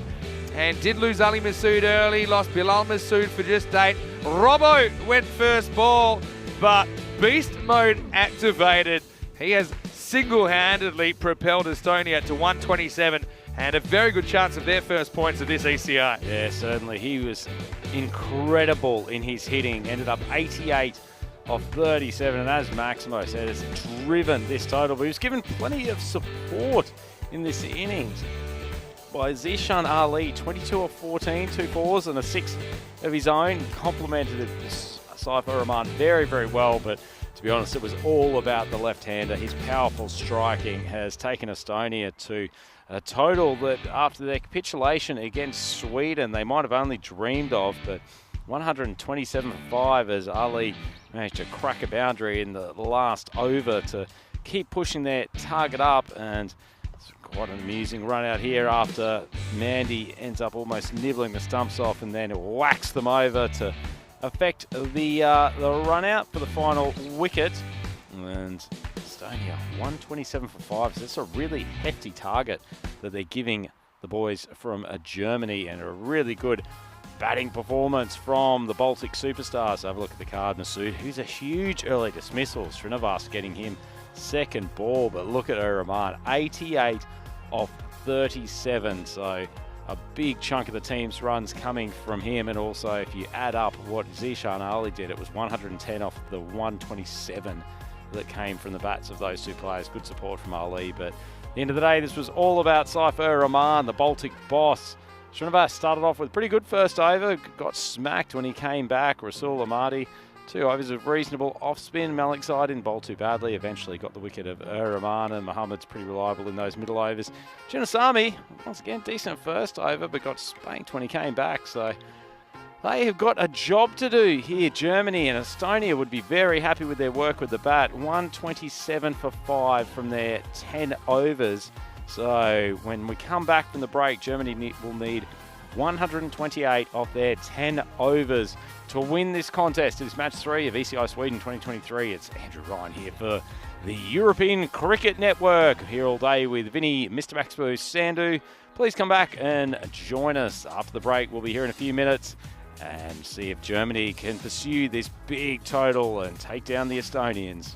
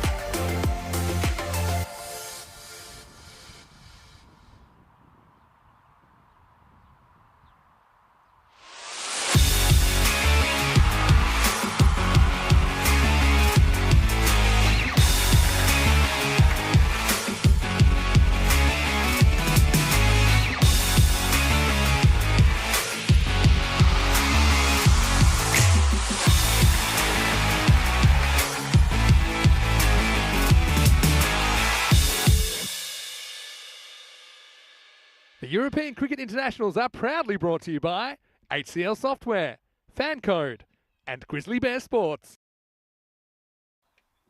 Welcome back to our devoted and faithful followers of European cricket. You're in for a treat today. We're here for the ECI Sweden 2023 event brought to you by FanCode at the Marsta Cricket Ground, where we've been for this 2-week sojourn in Sweden. So we're in the capital, Stockholm. And today it is the 3-team ECI tournament featuring the Swedish hosts and along with Estonia and Germany, who are halfway through their first ever international, and the Estonians have set the Germans a hefty target here. So the Germans are chasing a target of 128 off 10 overs. So they're going to have to motor along at almost 13 and over to win this game. And the Estonian bowlers can extract a couple of early wickets, then the Germans might find this an uphill task. They were certainly the favoured team going into this game after Estonia were beaten pretty comfortably by Sweden in game 1, and then the Germans took down the Swedes in a tight one in game 2, but Estonia have hit back. Well, speaking of hitting, that ball is slapped for Maximo first up. Stanicsai not wasting any time at all. Wasn't a bad ball, just a touch over pitch, but he's managed to fetch that from very wide. Swing it over to mid-wicket. Frustration from big Ram Krishan. Tall opening bowler. Short and wide, taken by the keeper, Stuart Hook. Mr. Muscles, as Mr. Maximo likes to refer to him as. Getting a little bit of a way swing here early. It's a nice little breeze still around the place. It's taking the edge off the summer Stockholm sun.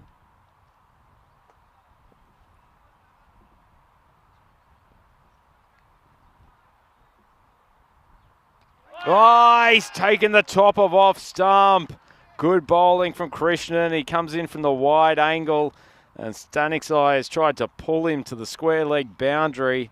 Hitting the top of off stump has been the method on this lovely Marsta cricket pitch, and a big early wicket for the Estonians. The Germans 7 for 1.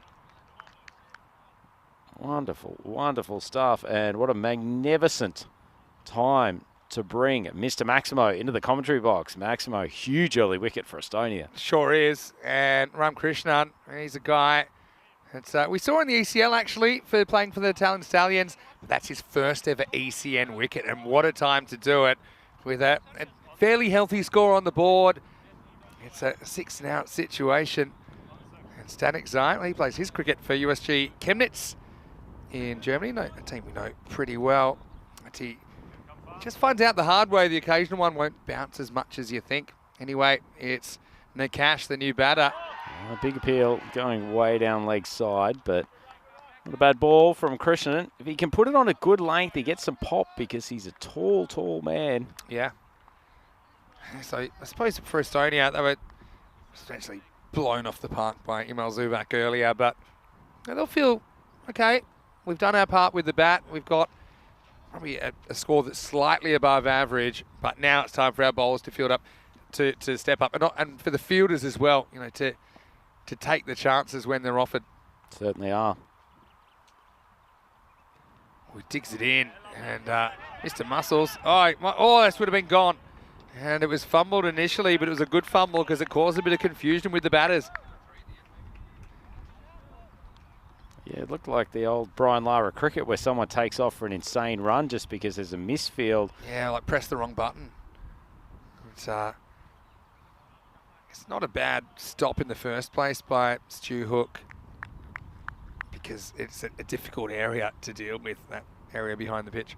So Krishnan hitting that nice area just short of a length. We've seen some variable bounce all week. This one is pulled away, and it's going to be for Shub.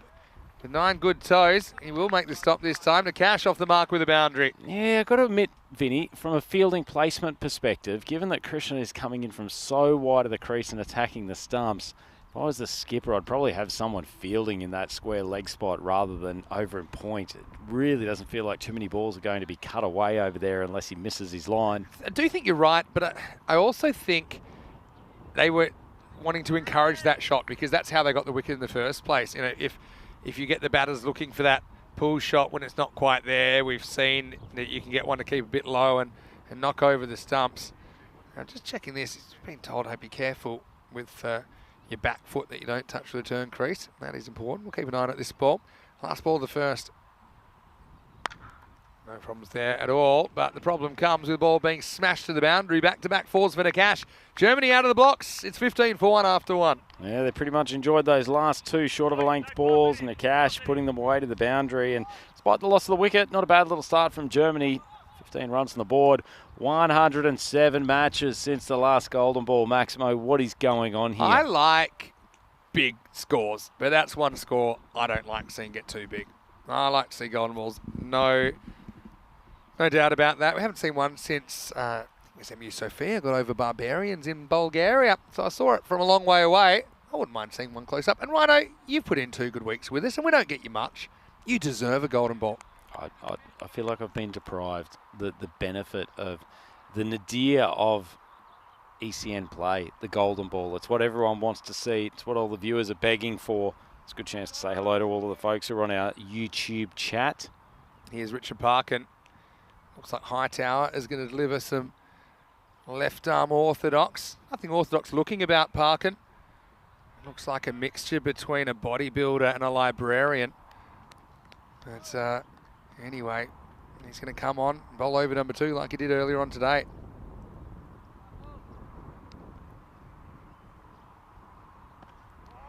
Not bad length. Partial stop in the infield. Probably settle for that. It's just a single. Nicely timed though from Shakur. It was a pretty good ball from Parkin. A tall left armour coming around the wicket. He's landed a ball basically on the bowling crease and opened the face. Struck it nicely. Yeah, true. Good observation.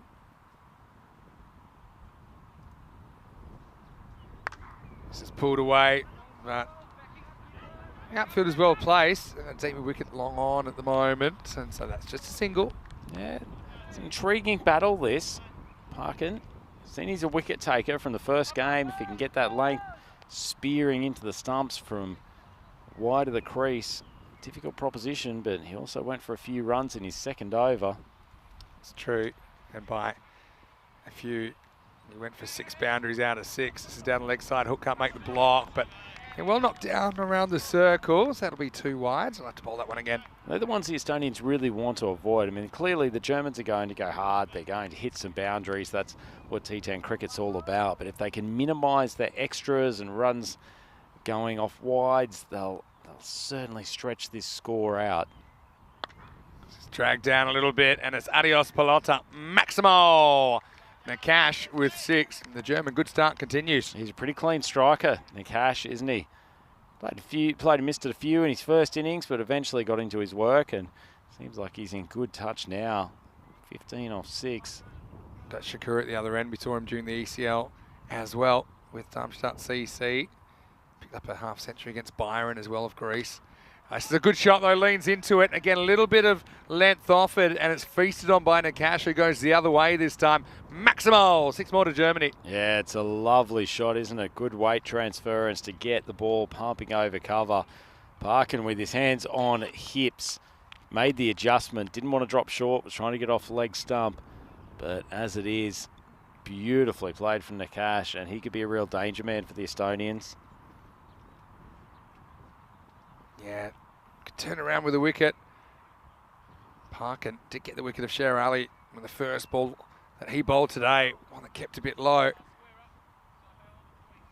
Probably can't afford to get, unless he's block hole, you know, those kind of just short of block hole seem to be going a bit like this as it's up, and it's, probably catchable. Would have been a tough one. Zishan Ali got a hand to it, but it bounces off the thumb and goes for 6. Maximal 6 more. And just have a look at this. It's a good effort. It's pretty close, wasn't it? Off the bat, you thought it was going to carry easily, but fielder coming around, another half foot of height. He might have been in the game. The action just keeps on coming here, doesn't it?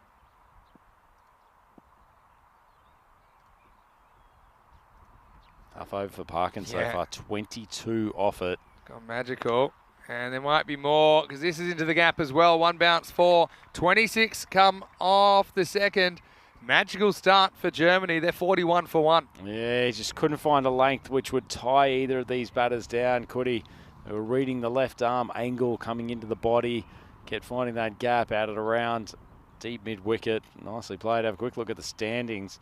So still waiting for the table to develop, but the Swedes now played 2 games. They're 1-1. Throw their cat amongst the pigeons a touch. If Estonia can win this one against the Germans, leave each team with 1 win and 1 loss from the first 3 games. Definitely. We had a really competitive series in Austria, actually. In Austria, involving Austria-Hungary and the Czech Republic. It was a bit topsy-turvy. I think that's what you want to see. Now, well, I'm looking forward to this because Robbo's getting a bowl in over number 3. So can you take us through Robbo's general approach? Left arm, rapid. Not a bad start. Just loops away from the fielder, though. That's going to be 4. And Shakur gets his first boundary. Yeah, he's got a nice action, Robbo. Just an economy of movement up to the crease, but just a little bit too much width from Shakur, and he's nice timer of the ball. Doesn't Robbo remind you of that Australian darts player with the Simon with Whitlock? the beard? That's the one, the wizard Whitlock. Yeah, okay.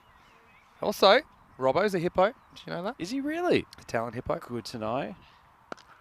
It's well bowled, actually. Oh, no, he might have overcommitted here. Turns around just in time. So, yeah, no, that's pretty Where well do they bowled. sit in the Estonian structure, the Hippos? Are they one of the better teams Yeah, in talent? no, for sure. They actually won the inaugural ECS back in 2020. Pretty good side. It's well done by another hippo. Hippos can move pretty quick, it turns out. Actually, they can. And In don't they real kill a lot of world, people yeah. a year? Not to be all bleak. Don't they what, sorry? Hippopotamuses kill a lot of people Oh, every year. absolutely, absolutely. I mean, they look like, I think because of the old Hungry Hippos game that everyone Yeah. thinks of them as friendly creatures, but I think in places like Uganda and the like, that there's quite a Don't significant stop amount and of ask people them who for are directions. No. nibbled by the old hippos. Pretty grisly way to go. Shark or hippo, if you had to choose. Tough call.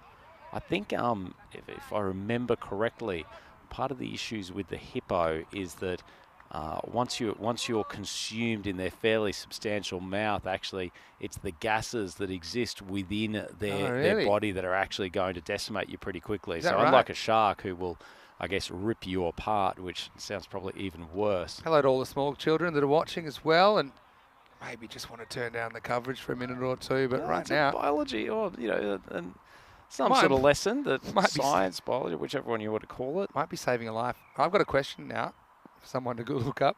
Robson's bowled pretty well here. That's slower ball, but it's clipped away into the gap. It's good batting, isn't it, from Nakash? Hasn't he hit the ground running? He's 35 in no time at all. In fact, that brings up the 50 for Germany. Yeah, nice shot. Well, he hasn't had to do much running between the wickets so far because he's been finding the boundary with ease. So what are you meant to do if you run into a hippo in the wild? Like, what's your strategy? Like, run in a zigzag or run?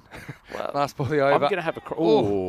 almost a chance for Mr. Muscles with the stumping as Nakash sort of fell out of his ground and dropped his bat. I wonder if he actually did or not. Let's have a look at this back foot. Oh, yeah, I reckon if Stu takes that, he's going to stump him. But again, I don't criticise that because he's up to the stumps. He's creating an opportunity that wouldn't be there if he was back. So I like the attacking instincts of hook behind the stumps. It's a pretty good power play for Germany, though. 52 for 1 after 3. So back to the hippo point. Yeah. I have a feeling hippos don't tend to attack human beings on dry land, that most of the hippo-related deaths come in and around the water.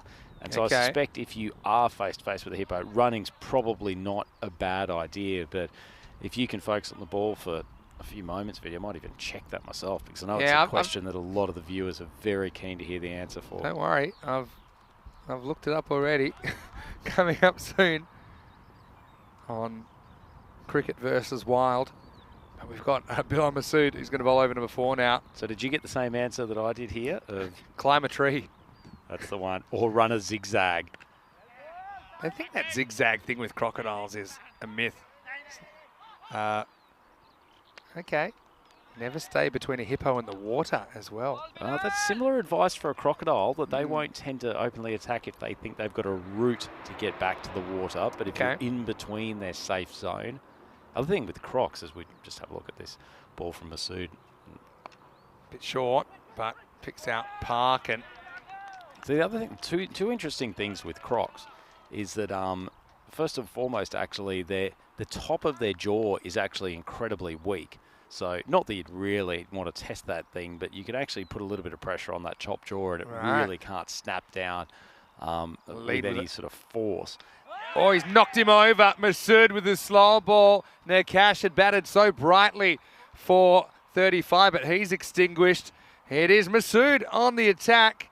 I like this change of pace, and for the second time in this innings, we see a batter out pulling ball that doesn't really get up, and that was important they got him because he was doing some damage, wasn't he? Germany lose the second wicket, 53 for 2. Yeah, it certainly was. Most of the runs have come off Nurkash's bat, 35 out of the 53, so the Estonians will feel a little bit more comfortable with that. They've still got to keep on taking wickets because as much as they've got a good total on the board, Germany only needing 11.5 runs and over from here on in. So anyway, I'll finish the story about the crocodiles. So the top of their jaw is actually pretty weak, and so not that it's really a viable thing if you're in the water, but they can't open it with a bit of force on top. Second one is that people forget that with crocodiles sort of being on the ground and with where their eyes sit, they are very easily intimidated. So I remember a croc guy in North Queensland telling me that even his small dog or medium-sized dog is enough to intimidate a crocodile on dry land because it thinks the dog is massive in comparison to it. So we'll come back to that in a moment. So well, tried it again. This time hasn't worked out too well. Rohit Singh off the mark with a pretty authoritative pull shot. This one was probably just a bit too short. It was pace on and it disappeared square of the wicket. Yeah, nice shot from a man who struggled a bit in game 1 with the bat. So anyway, to finish that that unnecessarily long description of croc attributes, unless they see something in between them and the water, they're very unlikely to proactively attack when they're on land. Good to know, just in case. Oh, this one's also a bit short. It's lifted away. And Rohit's a good player.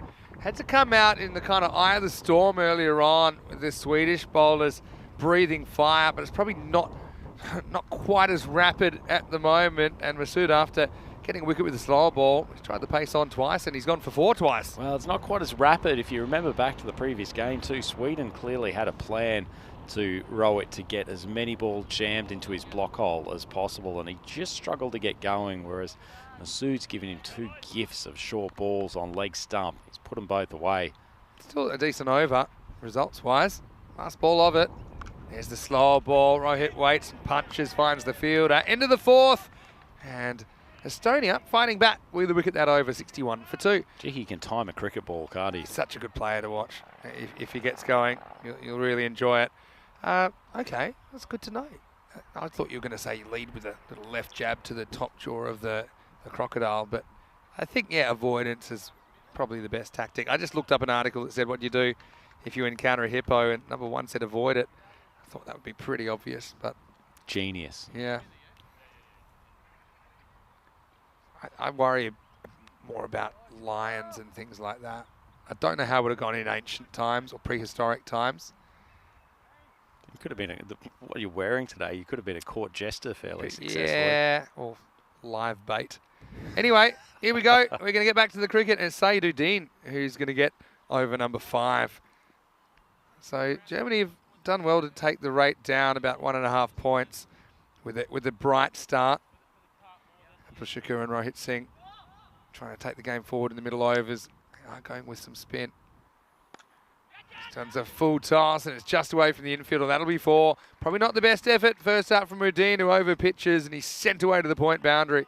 Just the occasional loose ball here from the Estonians, just giving away free hits. And those couple of boundaries from Rohit, and now the 4 off the first ball of Udin from the batter Shakur. And Germany feel like they've just got their noses in front. 65 for 2 after 4.1. Back to that topic, Vinny. Speaking of, do you ever wonder how successful you would have been in medieval times? I know. My eyesight is so bad. Without modern technology and glasses or wearing contacts, I'd be legally blind. I'd be a sitting Derek. Hit to the leg side. There's protection this time. my main concern is that, and I freely admit this, I have very little in the way of practical life skills whatsoever in terms of all of my expertise, either cricket commentary, sports media work, law. It's all book stuff. It's all white collar professional stuff. As that how's one that? is very professionally stroked to the cover boundary. Well, that is so well struck, considering he just taps that, but he finds the gap, and this field is so fast, it races away for 4. I gather your point. Those skills probably weren't that much in demand around 10 to 20,000 years ago. I often wonder, how did people go not getting sunburned? What did they use? They probably used some sort of, they probably discovered some natural alternatives. Maybe a little bit more forest around in Yeah. those days before we cleared it for agricultural purposes. Anyway, here's Udin. For a couple of boundaries so far. The second one was just a good shot. Oh, now he might get it. Whoa! Wow. He did the hard work, didn't he? He got in the way of his speeding bullet. He knocked it up. To be honest, the second one was the easy one, Rhino. Oh, I thought he had that on the dive back. He managed to take most of the pace off the ball with the first effort. And then the second dive was so close. Oh, boy. Could have been a big wicket getting Singh. Oh, and he's always taken it out a second time. Oh, it's like shooting fish in a barrel at the moment. Udin. Will somebody get him a helmet? This has to go down as a missed opportunity, but again, I don't think you're catching that too many times out of 10. He said something offensive to Rohit Singh during the break in play. Oh, big appeal. Big appeal. Maximo nods his head. Now, that was a shake because it was... Sorry, shake, I Thank should you. say, in the negative. Well, I think it hits him outside the line. That's why it's not out. Leg by given as they do make the stop down on the boundary. If you see there, I think he has his whole pad outside the line. Pretty easy decision in the end. And I think they might just be checking to make sure it's not a boundary. Because there were... Yeah, let's have a look. Yeah, we get a good view of Udin. Yeah, I guess. Well, Udin's probably just happy Yep. not to have a ball being hammered back at his head. Yeah. It's the end of the over. Germany 73 for 2 after 5. It's a reminder of what's coming up on the European Cricket Network over the next few weeks. This is all before the end of July. To give you an idea, the date today is the 17th of June. It should be illegal to have this much content available, Vinny. 3 matches simultaneously from the 10th to the 15th of July as well, because we'll have Hungary going as well as the Women's T20 Internationals in the Netherlands. And I'll be in Malta, where it'll be approximately 60 degrees for the Valletta Cup. 3 T20s a day. Anyway, bit of a gift first up. Parkin comes back. This has been the issue. If he's got it wrong even slightly, he's disappeared out of the ground, and this is no exception. Maximal, 6 more to Germany. Poor Parkin, he's having a tough time in this game. It's, in fact, ever since he got that wicket off his first ball, Sher Ali, he's had a fairly torrid time with the ball, being swung over the leg side a number of occasions. Yeah, Rowett's getting into his work, isn't he? 19 off 7. Oh, it's a good shot as well. Hits down. It's a very safe shot. And he's cut that into the bushes. 4 more. Rohit into the 20s. Safe shot, but how hard does he hit this? The timing is exquisite. Well, Richard Parkin, I think I mentioned, he's a pretty good commentator. You know, in the early days of the ECS, we were using some local talent, and Richard did a pretty good job. You know, I'm going to give you some wisdom, Richard. It's a lot easier in the commentary box. Yeah, so very I've true. set up camp here. That wasn't that bad a ball. No, not at all. He's just got such a good cut shot, Rohit, doesn't he? This one's a little bit short, and it's going to disappear over the leg side. Maximo! And right now, Germany are a runaway freight train. Estonia, probably some bad memories of this morning resurfacing now, as there seems to be no way to stop this flow of boundaries. No, unfortunately, the bowling attack just running out of ideas here, and they're seemingly reading the left arm of Parkin. So he's got 42 off 1.3. Still a potential that he could end up with the worst bowling figures of all time, Maximo. On for 60. Maybe. That's gone all the way. Maximo. Well, yeah, we'd never seen a bowler go for 60. We actually saw the record broken during the week. But, yeah, it was Fuzzy Chowdhury that went for 59, breaking the old record of 57. It's not really record you want to hold, and Parkin here has got to try to, I think he's just got to try to spear one into the stump, see if he can just draw a couple of singles to finish off the over. What if I told you the first 2 balls he bowled in this game were both singles? Jeez, it's been a downhill slide since then. But in Parkin's defence, he's a really nice guy. Is that a defence? Give him a break. Anyway, he might be raising the bat in a minute. He might have to borrow one because he's on 48. Oh, there you go. Gets the dot. He's back. And nice work by Stu Hooks. We're off the bails, but Nice gesticulation from Parkin there too. I'm not sure what he was asking for. I mean, in the way he's gotten away with that, because Rohit is a sensational cut shot. would have been great if Stu was slightly in front of the stumps and it was a no ball. Just to add to the drama. Look up best 10-pin bowling celebration ever, and what Parkin did then was pretty similar. I'll show you that one later as well. I think All right, last ball. All right, well, more trouble on the way, and that does bring up the 50 for Parkin as Germany hit 100 at the end of the 6, 101 for 2. Rohit Singh turning it on. He moves to 41. So is that the 10-pin celebration that the chap who's just retired from professional US 10-pin bowling, who comes across after is it that he's won a tournament or he's hit a perfect 300 game, and what is it? Yells at the crowd like, "You didn't win, I did." The best, his name's Pete Weber. Yep, that's the one. That's the one. The quote that he says is, "Who do you think you are? I am." Magic Doesn't moment. make a lot of sense, No. but it's great TV. Apparently not a bad guy. I've seen an article written about him because he really does come across as quite a piece of work during that celebration, but apparently not a bad guy at all. This is a full toss. You know, it might be dropping, but it's pretty high when it gets to the batter. I might want to have a little look at this. I'm not quite sure where the contact point is. Let's have a look on the replay. He's on the charge, I suppose, and with the trajectory of the spinner. It's hard. It's feel like so tough to... I feel like give the benefit of the doubt. Probably. He's on the charge. And It's going to be called. Yeah, look. It's probably right, but... Yeah.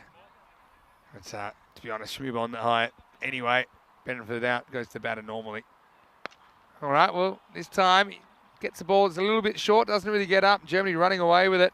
Maximal. Rohit Singh moves to 47. Yep. Rohit Singh, after a less than stellar first game with the bat, he is smoking them.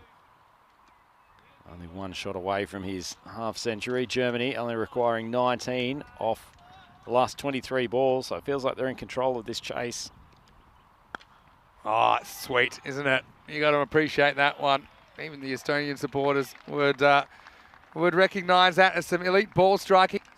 And that brings up the 50 for Rohit Singh. Looking a lot more comfortable in this game. 53 off just 14 balls. He's hit 6 sixes and 4 fours. 14 balls for that half century. And he's taken Germany to an impregnable position in this game. Yep. Shots all around the ground too. We talked about how good his cut shot is, but he also made some room for a couple of lovely cover drives early on. Top quality batsman. He'd have to be one of the top draw batters across the European continent, wouldn't he, Vinny? Yeah, I think so. Right. He's a wonderful guy to watch, and he's a great sportsman as well. Rohit. 13 to win. Wants more. He'll probably get more. Maximal. Keep them coming, and they're busier off the field than on the field at the moment, Rhino. Yeah, the Estonian bowling attack. I guess there's some, you can talk about plans, you can talk about strategies. Ultimately, there's just quite a step up for these guys, and they've certainly put the hard yards in. They've set them a good score. The bowling attack's tried hard, but these are just top quality hitters from the German side, and they haven't really got the artillery to deal with them. Sometimes stats come up that I don't really want to read, but as a commentator, I feel obligated to read. So I'm going to give you one of those after this ball from Udin. Oh, well, false shot hanging in the air. It's a catching opportunity. It's taken. Well done. Really well done by Bilal Masood, who backs back, and Rohit is going to go inside of the target. He goes for a blistering 59. You know, credit to Zaid Udin as well. Beats him in flight, draws the false shot, and Germany lose their skipper with inside of the target. It's 121 for 3. Yeah, nice innings from him, but as you say, good piece of bowling from Udin. Knew he was going to try to hit him across to long on again, so drifted the ball just on off stump. Bats a little bit inside out, and as you say, Bilal take an excellent catch. Really made pretty good ground to what was a more difficult catch than it looked. Yeah, it was well judged, wasn't it? Yeah, Team Germany, flag flying proudly in the 10th. Looks like they're going to go 2-0 here. Haritharan Vasikaran comes out with 7 to win. He wants to tie the game right here. And he will. He just summarily dispatches this one. Scores all tied up. And Germany running away with it. Yeah, certainly are. They've got some powerful strikers in this team, and we thought that this would be a fair test for them, chasing down this target of 128, doing it with ease. Just quickly, Sweden taking on Estonia. It's a rematch of the first match of the day. And that's coming up in around about 35 minutes. Estonia winning the toss, electing to bowl. The stat I was going to tell you that I feel obligated to say is Parkin today, 4 overs, 1 for 97. Ouch. Anyway, any score wins it. Vasikaran wants to finish with a Maximo. Back to the wall. It's dropped. And that will be the winning run. And well, unlucky for Adin, he might have had another wicket. But as it is, Germany, they're going to do this in 7 exactly. And their confirmation now that that is the winning run. So Germany 128 off 7, defeating Estonia 127. That's despite the efforts of Saifur Rahman. Still feel like he's probably my player of the match just because of how much he carried that Estonian innings. Rohit batted very well. He'd be another candidate, 59 off 16. But regardless, Germany, they remain undefeated in the early stages of this competition. Yeah, certainly do. And they're looking pretty powerful. It was a good performance from Estonia with the bat. Set them a really hefty target. But from the moment they got out there, the Germans attacked it with gusto. And really, even with the loss of that first wicket, Stanexai trying to pull a ball that was maybe just a touch full, maybe a short throw, a touch off the bowling of Aram Krishnan. It never really let up at any stage. And obviously Parkin, who bowled a very good first over against Sweden, got taken to the cleaners here.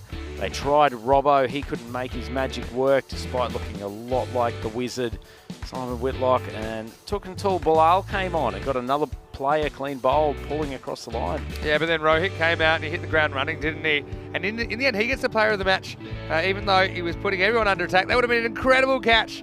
There are a couple that were belted back in a row. And maybe one reason is Rohit's superior strike rate. Saif hit his 88, striking at about 240. Rohit was striking at about 370.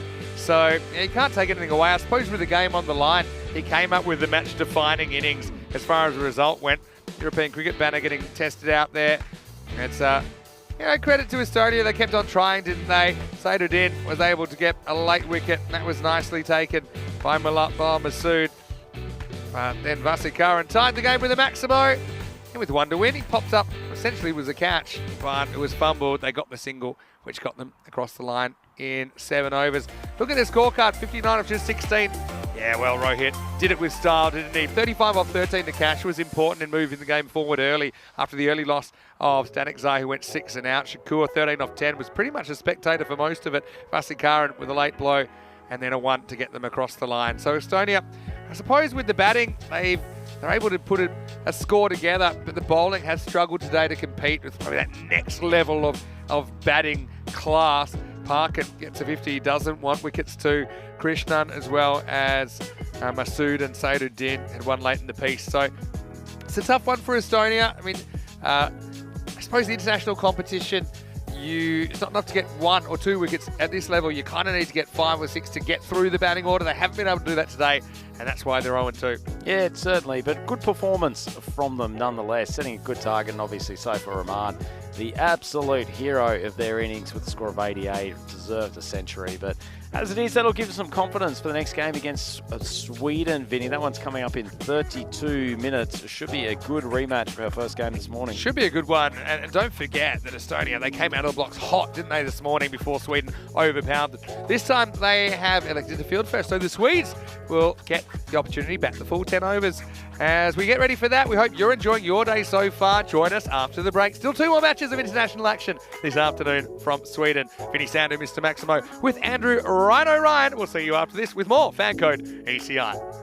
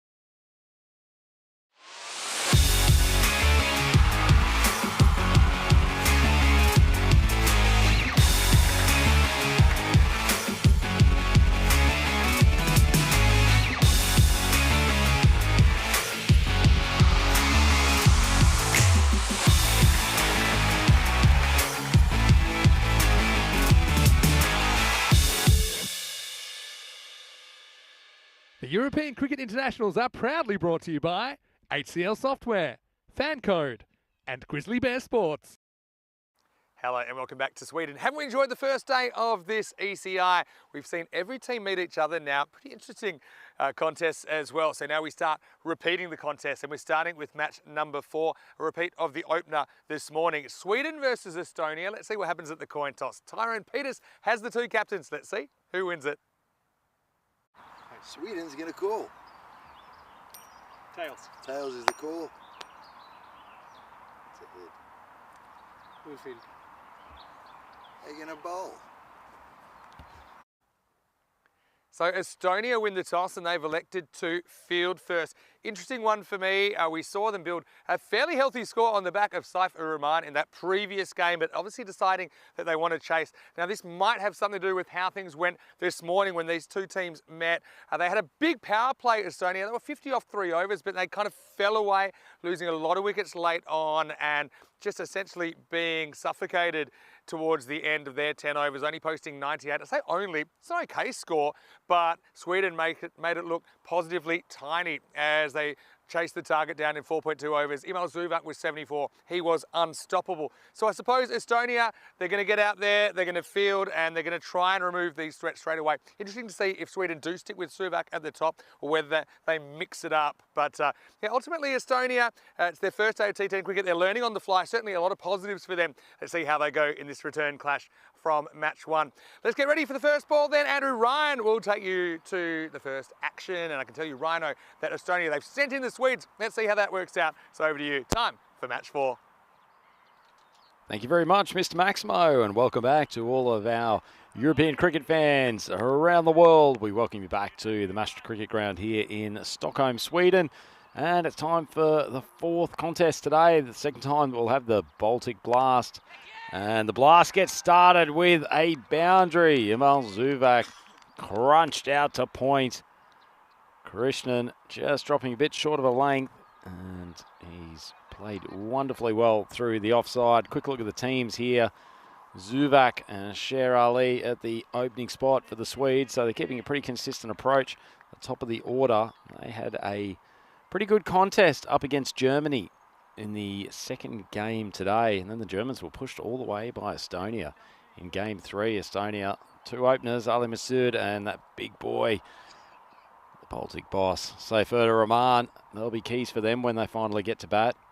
Got some work to do beforehand. Not a bad ball from Krishnan. Got a little bit of late swing, but Zuvak is in sublime form. Just strikes it down the ground, takes the ball on the up. Timing was immense.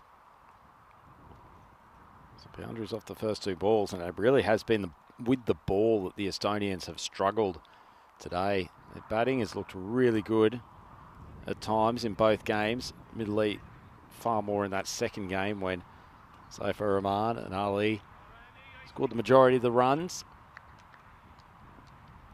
Christian's got to find a way to either tie these openers down or see if he can extract a wicket. Short ball. Zuvak pumps it to the leg side. Probably didn't get a great piece of the ball. Smacks his pads in frustration that he hasn't timed it quite as well as he'd like. But either way, that's boundaries off the first 3 balls of the over. And Krishnan is under a fair bit of pressure here. Hasn't been able to find a good line and length with any consistency. Given he's got a helpful breeze, which should push away his outswinger. So it's probably better at least pitching the ball up, giving the opportunity for the swing to help. That's not a great one. And Zuvak doesn't need a second invitation to swat away a 4th consecutive boundary off the bowling of Krishnan. So if the Estonian boys were looking for a brighter start from their bowling attack, they haven't got it today. 3rd time they've been on the field. A number of bowlers who have really struggled in terms of being able to tie the runs down, facing a very good collection of batters from the Sweden side. Along with the Germans in that last game. They actually put a pretty good total on the board, but Germany didn't really feel under masses of pressure.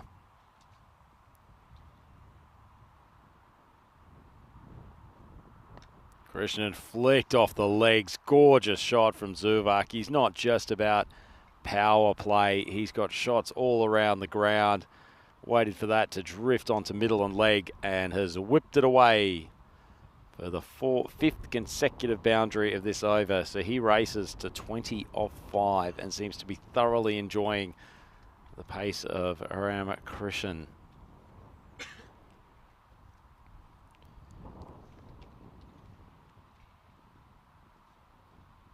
Better length ball. Makes Zuvak adjust his shot.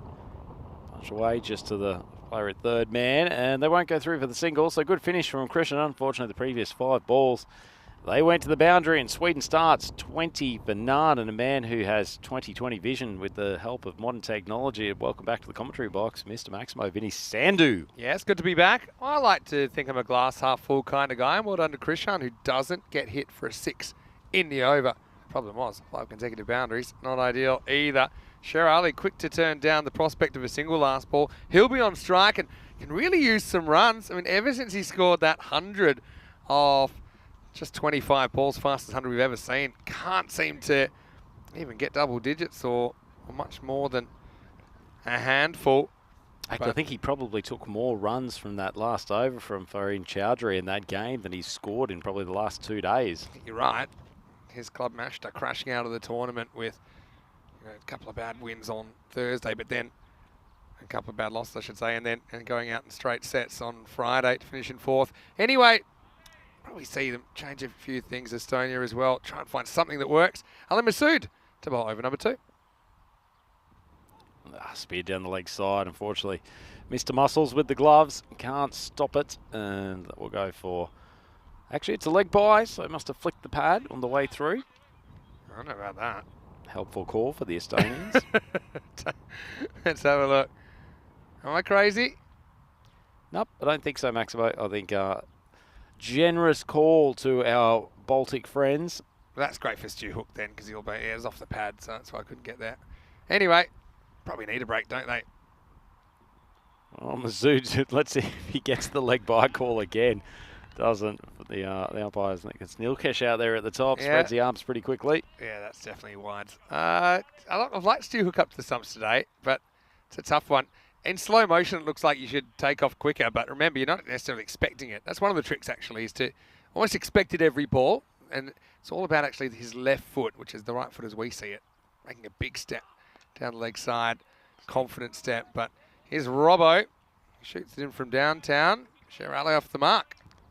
Yeah, so Masood's getting a little bit of in-swing. You can see it much more pronounced when he's coming over around the wicket, because the ball's starting an off stump and coming back. So Sher Ali doesn't get a huge amount of benefit up the other end, and Zuvak's back on strike, and it's driven down the ground, and Ali prevents it from going for 4. Yeah. I'm sure the fielder would have. I think it was going to be minimum 1, so I don't think you can begrudge them taking the single there. Well, Sher Ali gone from hitting nothing to hitting everything, even when he's at the other end. Have you noticed as well, he wears the 786, which is quite a significant number culturally. Wears 786 for Mashta, but he can't fit the 786 in the national team shirt, so he just truncates it. He goes 78, 78. Can't fit it, or Sweden cricket think has it just might declared be- that it's unacceptable to have a triple number. Probably the same reason you don't have a big lion's head picture on the back, even though I would like to see it sticking to the double digits or less. So it comes in, wide of off stump. Actually nicely played from Ali. Plays it really late, enables him to get that bottom hand through the ball. Strokes it out, forward of cover. Nice shot. Yeah, it's good batting, isn't it? And so, change of angle, trying to push it across the right-hander. So with we're on the topic of the Swedish outfits. Yeah. Vinny, does the Swedish cricket team have a nickname like the Elks or something like that? I know the women's team has a great nickname that escapes me right now. But let me get back to you on that. Well, Vinny could look into that while Masood comes in to complete his over. It's not a bad ball. Pops off the deck, and actually at the end of the day, despite the wide that went down the leg side, Masood goes up for only 8 in his first over. Second one down for Sweden. They are 29 for none. Well, you look for that, Vinny. Speaking of concerns of a sartorial nature, as we just have a quick look at the standings, and Germany sitting pretty on 4 points, 2 wins from their 2 games, pretty healthy net run rate, and the Swedes with 1-1, Estonia bringing up the rear. I'm a big fan of the Estonian outfits. Oh yeah, I was just thinking that, especially the nice little, don't forget the back of the trousers with the stripes, which basically, with the trousers being predominantly black, but the kind of blue and the white horizontal stripe basically makes a little flag on the back of their legs. Doesn't it? I like that. Very That's a nice clever little touch, yep. Robbo will probably give us a good look at the back of his strides here, if the scoreboard will get out the way, but you'll probably see when he runs in. Yep, and there we go. The pattern on the sleeves, really good stuff from the Estonians when it comes to the outfit, and Robbo's just been swung away backward of square, and that's a nice bit of fielding from Richard Parkin. We'll see if he ends up at the bowling crease today. I think he's gone for, is it 97 from his 4 overs today, Vinny? Yeah. Well, I've already read that out once, probably don't need to read it out again. We Richard might mention Parkin. it when he comes to the crease. Yeah, got a feel for him. Can turn it around though, still matches to come. Well, that one's onto the pads of Shirley, and that's gone a pretty fair way. A lovely stroke. Yeah, really good shot. Kind of pitched out outside leg stump, so he has the license to use his body as a second line of defence. Yeah, so the other thing, look at the pattern on the sleeves of the Estonian strip. Well, could be same again here if he's not careful. Pretty good shot. Yeah, it's going to be 4 more, so 6 and 4. Shirley hungry for runs, and Robson, it's a tough one. If you pitch that ball outside leg stump, though, I think you're going to get whipped away. Yeah, so it's actually the national flower. You see the flower design? It's basically the cornflower is the official flower of Estonia. So a bit of thought put into the uniforms. I like it. It's just struck Ali on the back pad, no run. It's one of my favourite things, and always has been since I was a kid. Jersey designs, shirt designs, and I love it when there's a bit of subtle creativity and symbolism in there. Yeah, I agree. You see the light sky blue, colour that a lot of Estonian teams tend to have. Might be ready to raise the white flag the way that this is going so far. And Zali just pumps another Maximo. I'm going to go out on a limb. I think this hits the line. It's been signalled 4. Let's see if we got it. Yeah, I think that's gone for 6. I think it's over. In fact, I thought it was probably a good 1.5 inches over from my eagle eyes out here, Vinny.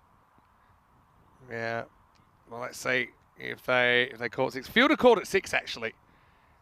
The fielder called it originally. So, I mean, that looks pretty conclusive to me. Yep. Well, so I think I have to go just find the ball. Waiting at the strikes end. He's calling them back on the field, so we'll have to send the official ball retrieving team out to the long grass there over cover.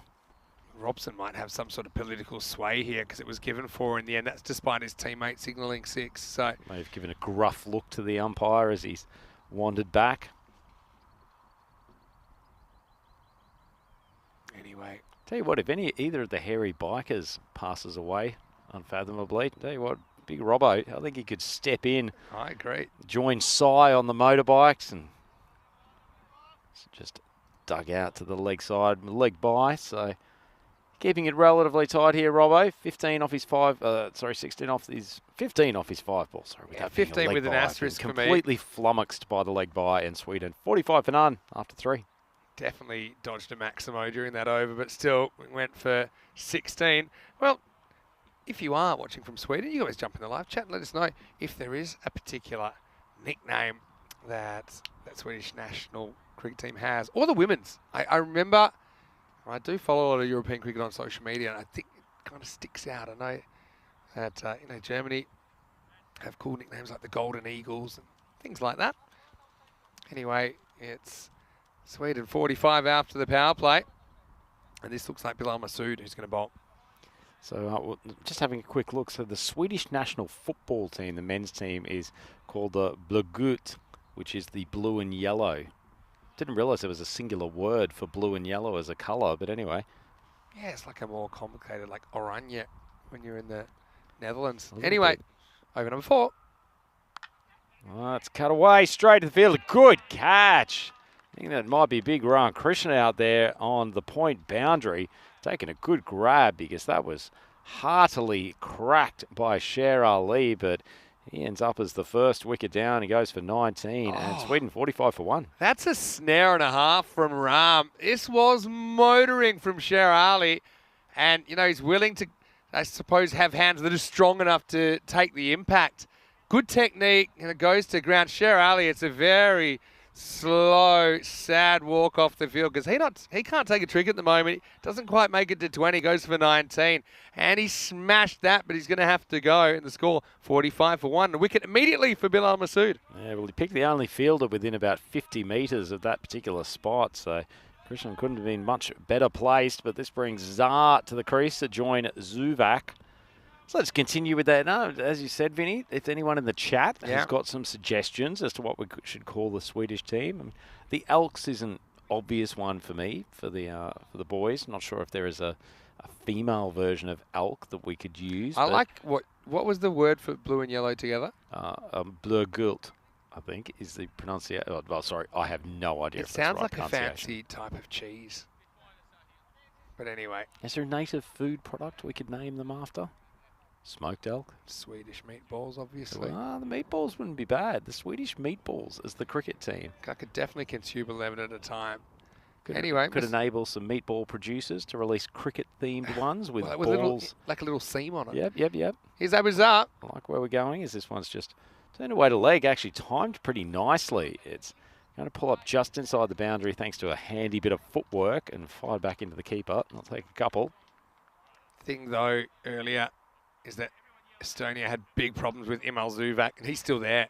Hasn't faced too many compared to the whole inning so far, but 22 off 8, and he's so dangerous. To be fair, most bowlers have had problems with Imal Zuvak over the last couple of weeks during the ECS tournament.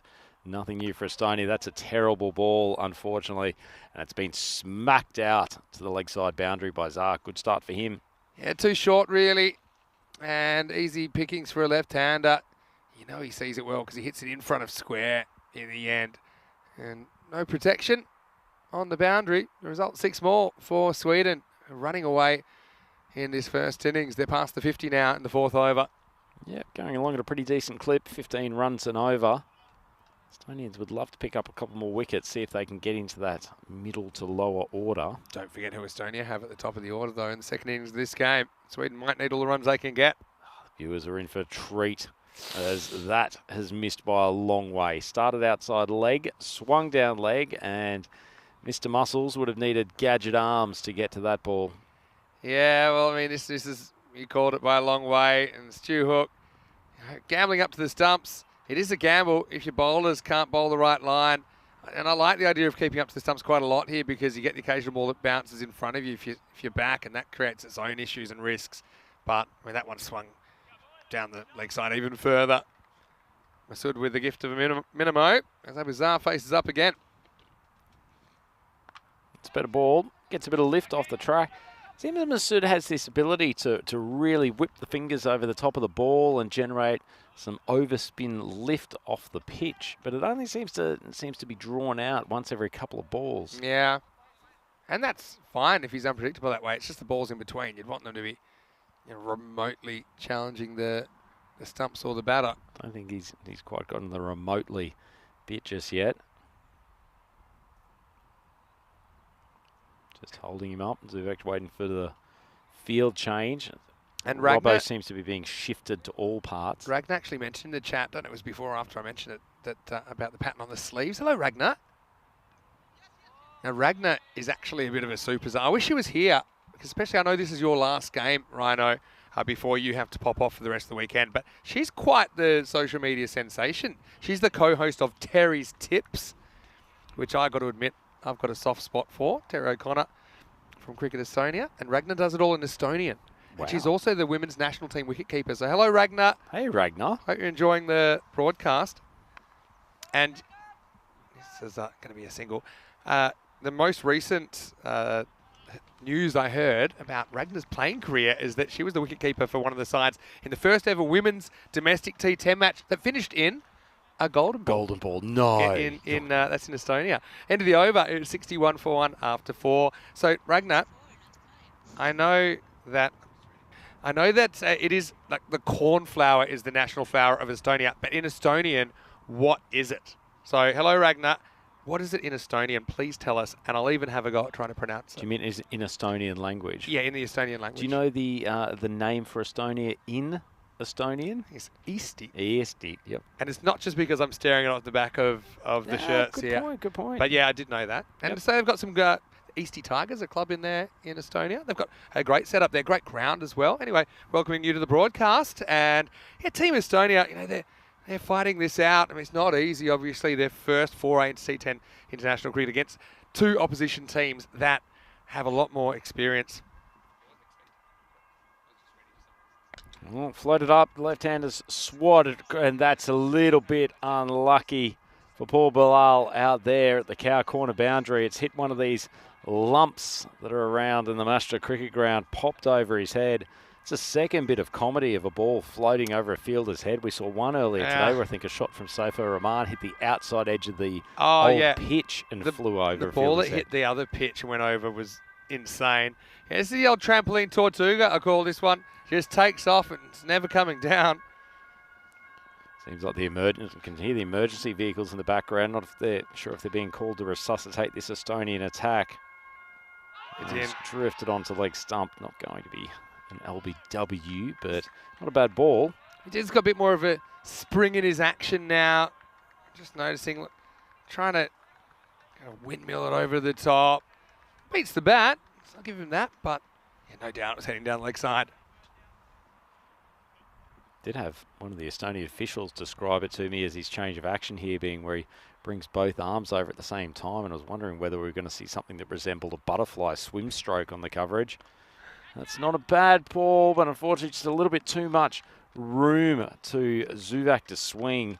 And he is in imperious form here. Another boundary and wonderful display of power hitting from Zuvak. As we see the camera a little bit wobbly as the wind has picked up here at the thing is, Mastra. Zuvak's batting will make you weak at the knees, so it's not easy staying upright in the tower. Hello to Kitty Hundley as well. Kitty watching from the USA. Nice to have you with us, Kitty. Hope you're enjoying the opportunity to watch some international T10 cricket. Well, it's dropped short. Zuvak hasn't timed it well at all. Fielder coming in. Unfortunately, not quickly enough. It wasn't a bad effort, but that ball seemed to hang up in the air for an eternity. And one of the few times that Zuvak's actually mistimed a ball today, Zishan Ali couldn't make his ground. Yeah, he just kind of decelerated to set himself to take the catch and fell off the pace a bit in his Zishan. Good effort, though. Nice bit of flight from Udin, and it's just drilled out for a single. So pretty good over in the context of an innings which is crashing along at 15 runs and over. Yeah. See how it goes here. It may still get smoked on the last ball. Oh, it's non-zero possibility. Well, big heave across the line. It should just be one. The fielder gets the long barrier down to keep it from inside the boundary. I'm sure his patella tendon enjoyed that. The long barrier was dented, to be honest, as we get to the end of the over at 73 for 1. I mean, he does the right thing here, but it costs him one of his good knees. End of the over, and we're halfway through. Just a reminder that, okay, tomorrow we're here, obviously, for day 2 of the internationals, but we've also got the European Cricket Series, which will resume on Monday in Romania. And we've got UNEFs there. That's Pavel Florin's side that he'll be representing, taking on his old sides, actually, the Bucharest Gladiators. Also get to see the Super Kings for the first time. ACCB, we know them pretty well. All starts Monday morning, 6:15 a.m., 8:15 in Central Europe, 11:45 in India.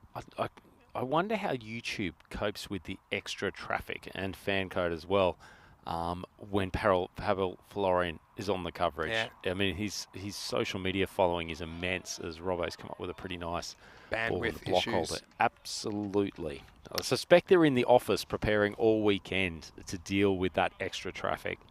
Yeah, Pavel's normally got a few tricks up his sleeve. He tried a commentary box celebration where he took a wicket and ran off and yelled into the spare microphone. That went a little bit viral when we saw him last on the ECN. But yeah, spreading the game to other communities and yeah, part of the UNEF's organisation now. Oh, good ball from Robbo. generating a bit of a heat from those couple of steps run up. Yeah, Robbo, more hirsute than when we last saw him, but he's a solid cricketer.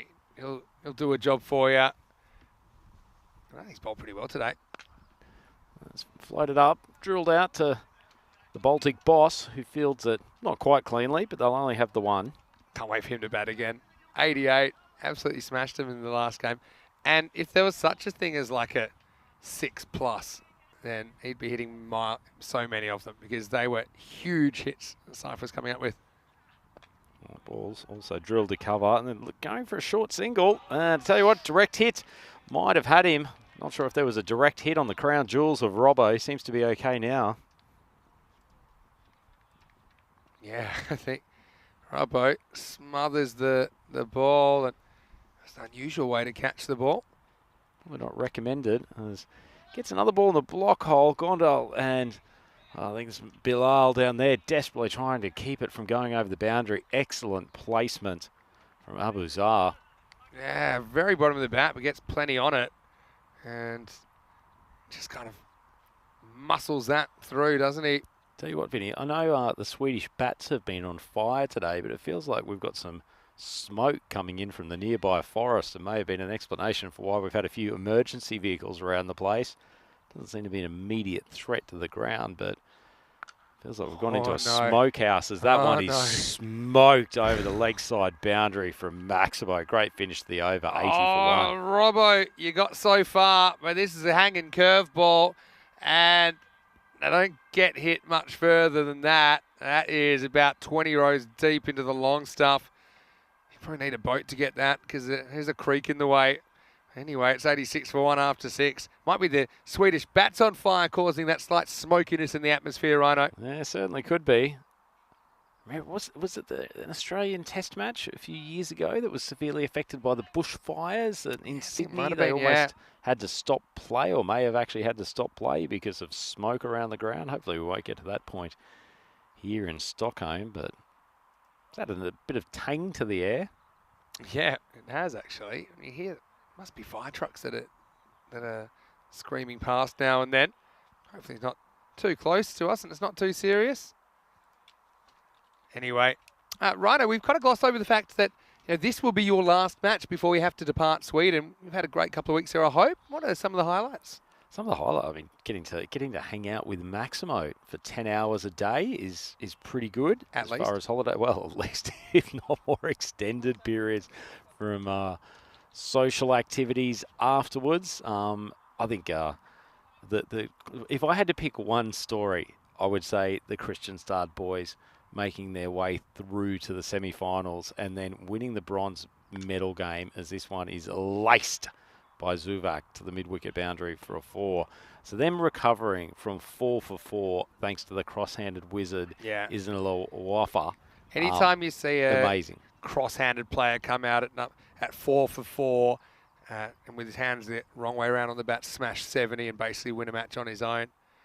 I thought he should have been shared off the field, but everyone else with their arms crossed as they did it. But would have been appropriate as this one. Robbo's in the game here. Oh, Robbo. Oh, he's tipped it through for 1 behind. But it was a great effort as he went back, and he was probably the only player that could have touched it on the full. He did, but unfortunately it cost Estonia another boundary. Yeah, big man made a good effort. It went to his favoured left hand as well. Somehow Vinny's signals touched through to the goals as an AFL umpire would, but big man made good ground. Almost takes a stunning catch. Udin now under a bit of pressure. Sweden still going at this 15 runs and over rate. They haven't yet massively accelerated, but they may look to do it this over. That one's just taken for a 1. Outside of that, Benny, I think just as anyone who's been involved in any of these events knows that they're just such a positive experience, from the off-field stuff with the local club, Master and Cricket Sweden, as this one flies off the outside edge of the bat, and poor Parkin, who is having an absolute Barry at the moment. He's been hammered with the ball and unfortunately points up to the sky, maybe suggesting the smoke got in his eyes, but that was a very gettable catch. Oh, poor Richard. You want him to have a success. aside from that first ball when he LBW'd Sher Ali, hasn't been happy for him. Oh, thing is, it's actually pretty cloudy. Anyway, this one slides across the right-hander. And, yeah, Parkin probably got plenty of time to think about life at the moment. That was quick work from Stuart Hook behind the stumps. Been sharp, Mr. Muscles, with the gloves. Yeah, I think so. Oh, big charge down the ground. Fielder coming in. Oh, it's the Baltic boss. You can't keep him out of the game. Big safe, Rahman. I think there's a divot where his massive frame has gone into the master turf, but that's a good catch. And finally, a second wicket is down, and Abuzar goes for 27. Yeah, so Estonia, an opportunity for them to try and regroup. And in fact, it's Zuvak that's going to have to go for 40. Just mishit that, didn't he? But yeah, Saif, nice work coming in. Made it look easy. It's also the end of the 7th over. It's 96 for 2. I'm just stunned that Zuvak's actually mishit a ball today and ended up being caught. Feels like everything's gone off his bat to the boundary so far. All right. Maximo, 100 days to go to ECC. It is, and have a look at Group C. Sweden and Estonia drawn in the same group. That means that these two teams will play each other at least once in the ECC. The Euros of cricket, like you said, Rhino, 100 days away. And very interesting group. Italy, Denmark and Sweden, for me, not too much between them. Probably Italy and Denmark, maybe a nose ahead of Sweden just based on past performance. But yeah, Sweden, a very good T10 unit. And the other team will be revealed pretty shortly. In fact, I think we accidentally leaked it before we had full approval. But I think we're just waiting for the rubber stamp from the ICC. But that team will be revealed probably in the next few days. It just depends whose desk it's on at the ICC and whether they turn up. And Summer holidays getting in the way. Get the ink out, stamp it. Anyway, here's Krishan. On a full toss. I think it was no ball call if I heard correctly, Vinny. You did. And Ram must have overstepped. Is it back foot or front foot? Well, it is the front foot, and you can kind of tell there. Good umpiring. It's Estonia not helping themselves in a free hit to come. And guess who's going to face it? Saeed Ahmed, who's just come out to replace him, Alzuva. Doesn't mind a free swing himself, Saeed Ahmed. Short. He's hit it pretty high. It's gone into the smoke-filled sky, but despite the atmospheric pressure, it's carried all the way for a Maximo. It's a pretty nice shot to get off the mark with. This was our question to Saeed because, he does tend to kind of walk at the bowling. We thought, maybe it's a tactic to bang it in. You don't see him hitting that many balls in that area, but he looked pretty good there, didn't he? Just went up, didn't try and keep it down. And so essentially that free hit cashed in, and the first ball has gone for the 6 plus, of course, the no ball +1. So, Jeez, it's nice getting a free hit to open your account, isn't it? batters these days. Have it so easy. Oh, unfortunately, I retired about the time the free hit rule came in, which is pretty frustrating. Ahmed, 6 off 1. Oh, it's not quite into his slot. Not a bad ball, actually, from Christian. Just up on just short of a block hole length. So when I was finishing up playing grade cricket in Australia around 2010, 2011, they just brought in that no ball free hit rule. I didn't bat too often anyway, obviously. I think most people know that. But the 3 no balls that I received, I got singles off all of them. Rookie error. I know. So that's why I've never actually faced a free hit. I don't know the insane kind of invincibility feeling of power that you'd have knowing that you can't get out, except for run out, of course. Big swing across the line. Azar, no contact. They'll scoot away for the leg by, so it brings Ahmed on to strike. And I suspect the Swedes will be quite happy if Ahmed takes a fair bit of the strike in these last few overs. There's only one other way you can get out for a free hit. Run out and go. That's actually, Obstructing the field. Okay, yeah, Is it? You're too good, yeah, obstructing the field. That's why they pay us the big bucks, Maximo. Yep. Well done, Rhino. Just instinct. Although I'll tell you one, and we'll talk about it after this ball from where's Christian. it gone? That's well struck and didn't really see it off the bat. Did wonder if the commentary box was under attack as Saeed Ahmed launches another 6. We had a moment earlier today where the wicketkeeper had actually dislodged the bails. Yep. And then eventually knocked the stumps off their base plate. Correct. We actually had that happen in a friendly a couple of weeks ago, and I was asked for my learned opinion as to what the right call was.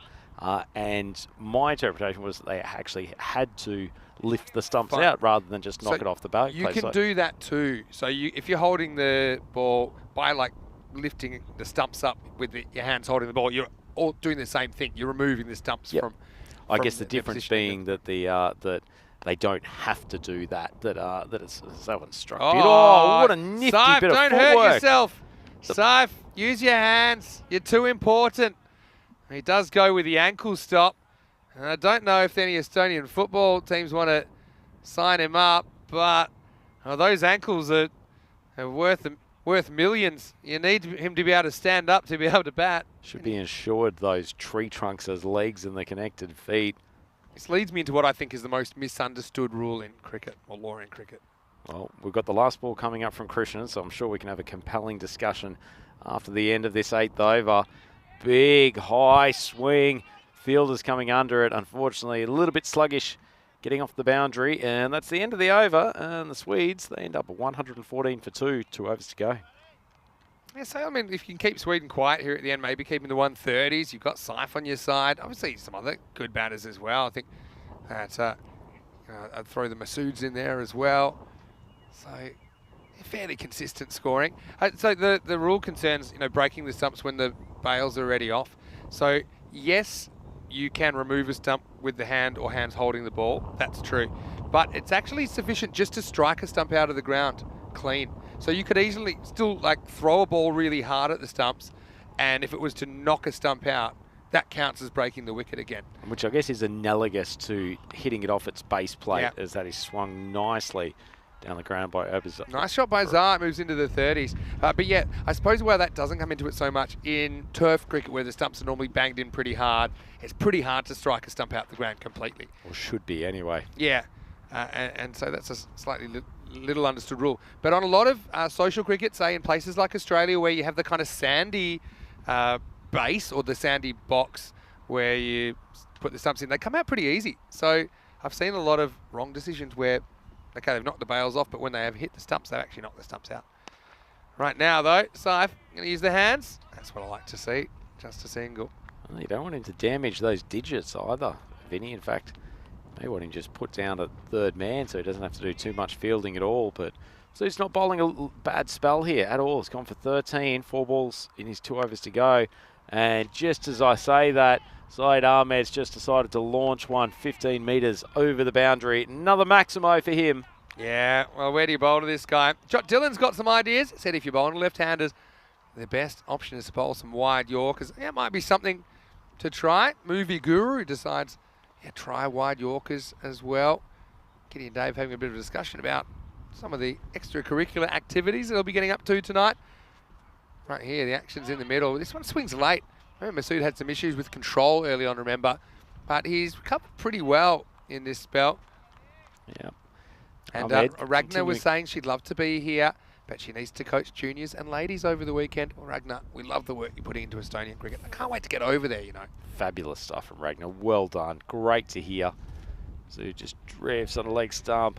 Unfortunately, it has defeated the keeper and a runaway for byes. It's a tough take. This will be a great view of it. You see, he's just a little bit slow to get the foot moving, which means he has to go with the hands, and then you're kind of hoping for the best, that you get some leather on it.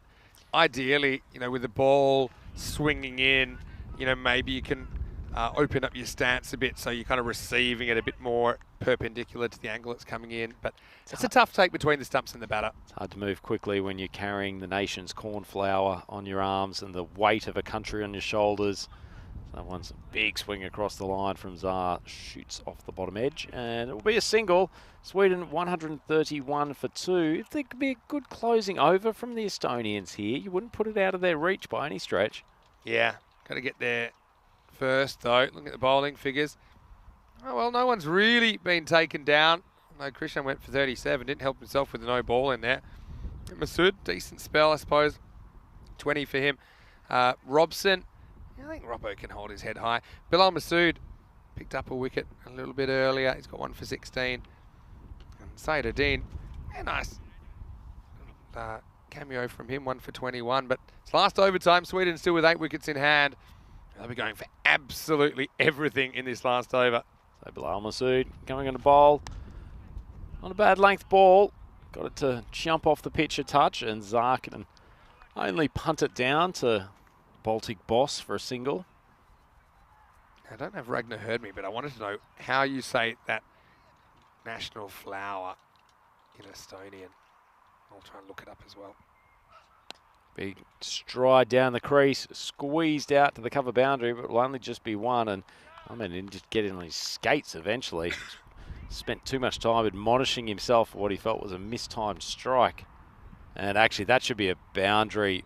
We'll have a look at that on the replay again. It feels like the fielder's got his foot on the line. He's even if he was in the air, which he's not, he's come from outside the boundary, right? So 4 runs will be given. Yeah, so Estonia appearing for the first time in a while on the European Cricket Network. And I've got to say their flag, you see it there, blue, black and white. And it's quite an interesting history. Come to that in a second. Short of length on the leg side. Mistimes it. That's right in the Ahmed arc. Yeah, and look at where it hits the bat. Right off the cue end. And he's just early on this one. Ends up going right back to the bowler. Yeah, so blue, the colour of faith, loyalty and devotion. The blue sky, sea and lakes of Estonia. Oh, that one's gone high. He's probably actually beaten him, but unfortunately for Bilal Masood, it's carried the boundary. And Ahmed gets another Maximo. Not a bad bit of bowling at all. Yeah, he wanders like an old man down the street, doesn't he, Syed Ahmed, but he hits it so clean. Just quickly, yeah, so the black on the flag for the tragic past of the Estonian nation. And the traditionally black jacket of the Estonian peasant during past times. Oh, big swing. That's gone a long, long way. In fact, he's tried to send that over to Talon. That's a huge strike from Ahmed. Oh, it's big. And it's what people were expecting to see from him in a Swedish shirt. He's doing a good job.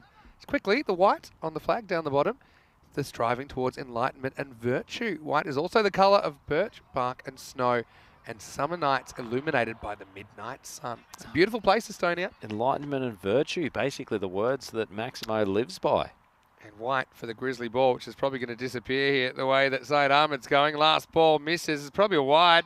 Now they can't decide they're running or not. And then Masood cops in the face. I think they're going to give it a bite. And I think it's they would have liked a wide, but we'll see it on the replay. Yeah, maybe not a wide when it passes the line. I think I thought it was going to be a wide. And to be honest, he got a horrendous bounce there, didn't he, Masood, when the ball came back. Anyway, that'll finish things, and it's a pretty healthy total, to say the least. Sweden 149 for 2. With Estonia to chase, well, we know they've got some big hitters at the top of the order. They'll need to fire because Sweden, after being sent in, they're certainly looking very, very comfortable in this cricket match. We didn't see Parkin with the ball this time, trying a few options.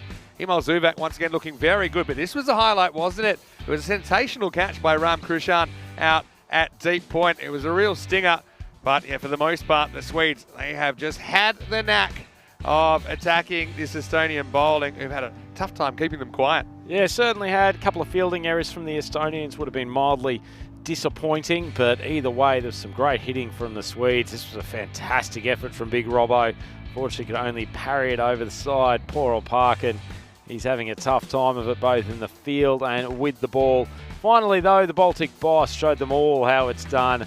He just lumbers forward, and then he even shows a bit of fancy footwork in a nomination for the Estonian football team. Speaking of showing how it's done, Syed Ahmed launched a couple of big strikes late in the piece. He missed a muscles there, couldn't get across in time, and that sort of brought to a close the innings of Sweden here, and they managed to rack up a pretty strong total in the end, 149 for 2. There were times in which Estonia could have bowled a little bit tighter or kept the wickets falling. They might have looked for something around 130, 135, but late flurry from Syed Ahmed, 36 off 11, a really important innings to push them towards that 150 mark. Himal Zubak very good at the top as well. Abizar batted nicely, played some good shots all around the ground, 36 off 20. 18 extras from the Estonians did not help their cause. 7 wides, buys and leg buys, racking up some extras which they did not need. And the bowling attack, tough times all round. Only Masood was pretty accurate.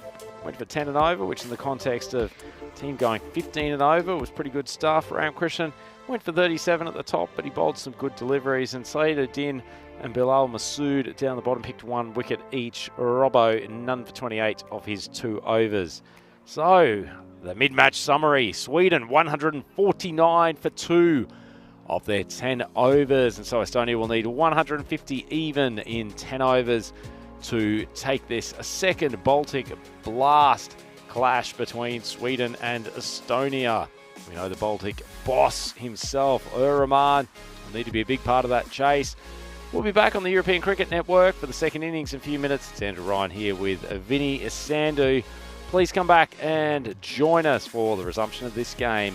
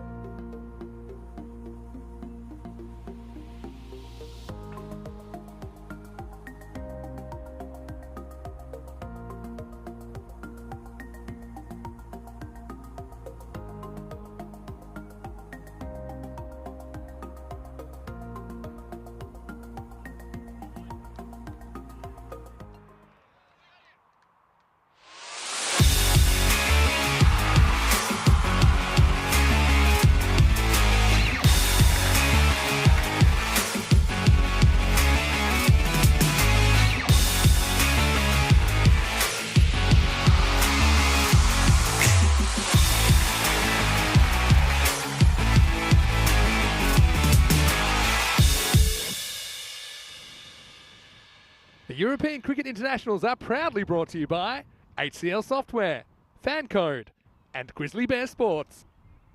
Hello, cricket lovers, and welcome back to Stockholm. European Cricket Network action increasing in number, increasing in quality as well with these European Cricket Internationals. Vinny Sander here, Mr. Maximo, for ECN on a Saturday afternoon in Stockholm. Great to have your company no matter where you're tuning in from, whether you're watching on FanCode in South Asia or whether you're watching on our YouTube channel, ECN European Cricket Network. If you are, why don't you make sure that you thumbs up the video and subscribe to our channel, because we are growing all the time and increasing the community is a big part of what we're doing. Well, there's Sushi, who's umpiring at the bowler's end. And Sushi, what's that? Quite the character, actually. Sushant Kadam, his actual name's out there. With Nilkesh Patel on the field for ECI Sweden match 4. Almost ready to go. No Baluch in the Swedish lineup in this game. They seem to be rotating him in and out of the team. So Khalid Zahid is going to open us up. And this opening partnership, pretty important, isn't it? Ali Masood to face up. He's got the Baltic boss out there with him, Saifur Rahman. 150 for Estonia to win. Here we go. First one turned around the corner. 4-1. And now this is a blue ribbon battle, if ever I heard one, with Khalid Zahid bowling to Saifur Rahman. And Saif against Germany, it was a shining light and a losing cause. 88 off 37 with 9 sixes and 5 fours. And that's following up from earlier in the day when he scored 32 off just 14. So he's already scored 120 runs today. Not a bad day's work.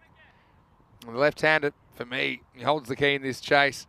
But the pressure of the big target, 150 required, so he can't waste any time. He normally doesn't. They bring mid-off up, they put long on back. There's a deep mid-wicket as well. Khalid Zahid to bowl to Saif for the first time. Ball that swings in, and pretty well played by Saifur Rahman. He just noted that swinging into him, and I noticed before that Saif probably didn't clock it early when the ball was coming into him, but this time he's had a look at Zahid and he makes the adjustment. He's expecting that ball to swing in. Change of angle straight away from Khalid. Oh, he deflects this away. The pickup, actually, improvised work back there. That's Zabi Zahid, the line man, helping out his bro, who bowled the ball. See Saif, it's a pretty good back cut, but it's a difficult shot to play if the ball is biting back even more into you, because you can kind of run out of room. I want to say hello to everyone in the live chat as well. And a bit of Estonian flower news coming up as well. Hang on to your hats. Oh, charges, gets inside edge, gets lucky, just the one. And I missed it because the chat was running away so fast. But Ragnar, I was asking her what that flower is called, and you can see it on the sleeves of the Estonian kits. The Estonian national flower, it's basically a corn flower. I asked what it was in Estonian, she said it's called Ruki Lil. Tell me how close I was, Ragnar. Ruki Lil. Thank you so much for answering my query, and tere to all of our Estonian viewers that are tuning in. Great to have you back on ECN. A little bit short, tries to muscle it away, and he does just. Maximo! That's the power of someone so powerful, because this isn't out of the middle. It's a kind of premeditated little skip step, a bit like a Syed Ahmed, actually, the way that he takes 2 or 3 little steps down the pitch. And Zahid didn't do too much wrong there, goes upstairs, but Saif is so difficult to bowl to. Another probably shorter batter. That's almost impossible to play that shot, but played it well, gets the 6. A 6 would get them on target with 15 off the over. Last ball of the first. Oh, this is just as good. And they say bowl to your field. And, this is so wide, it's gone to the fine leg. Field placement's pretty important, isn't it, in T10 cricket or any cricket? And have a look at this. Email saying, well, actually, I was meant to be keeping, but I'm not the keeper now. He's got an injured finger. That's why Sher Ali think he was dragged into the basement. They strapped the pads on him. Don't know how willing he was. He's the keeper now. I say he's improved as the day's gone on though, Shat. Zahid loses his movement this time, so 12 off the over.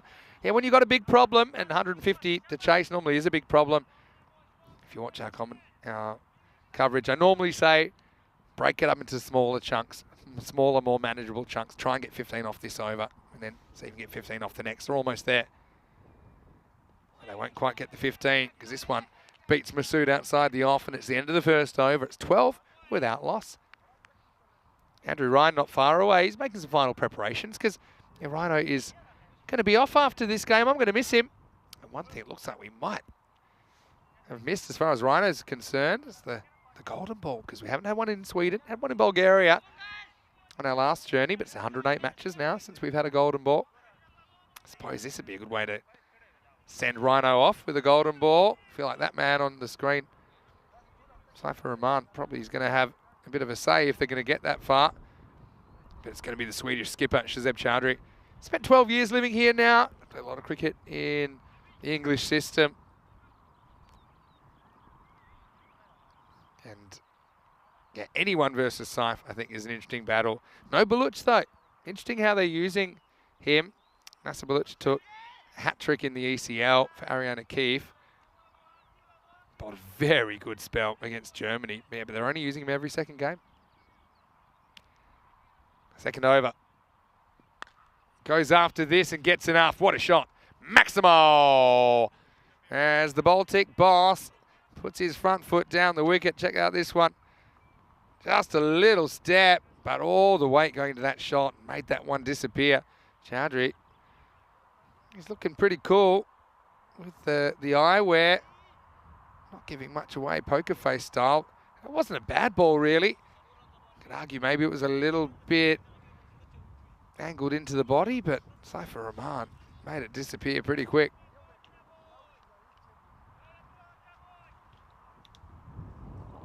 Chowdhury. Well, this one as it swings the other way. Side goes back and it's over his head. Maximo!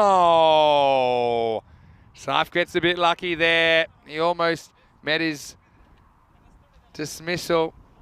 It's clever bowling from Chowdhury. Bowls one that swings into him, then he bowls one that goes the other way, and he certainly forced a slight miss hit out of Saifur Rahman, but it ends up going for 6 more. Vinny Sandu here, Mr. Maximo, and welcoming back to the commentary box for his last innings in Sweden, for now at least, Andrew Ryan. Welcome back, Rhino. Oh, thank you very much, Mr. Maximo.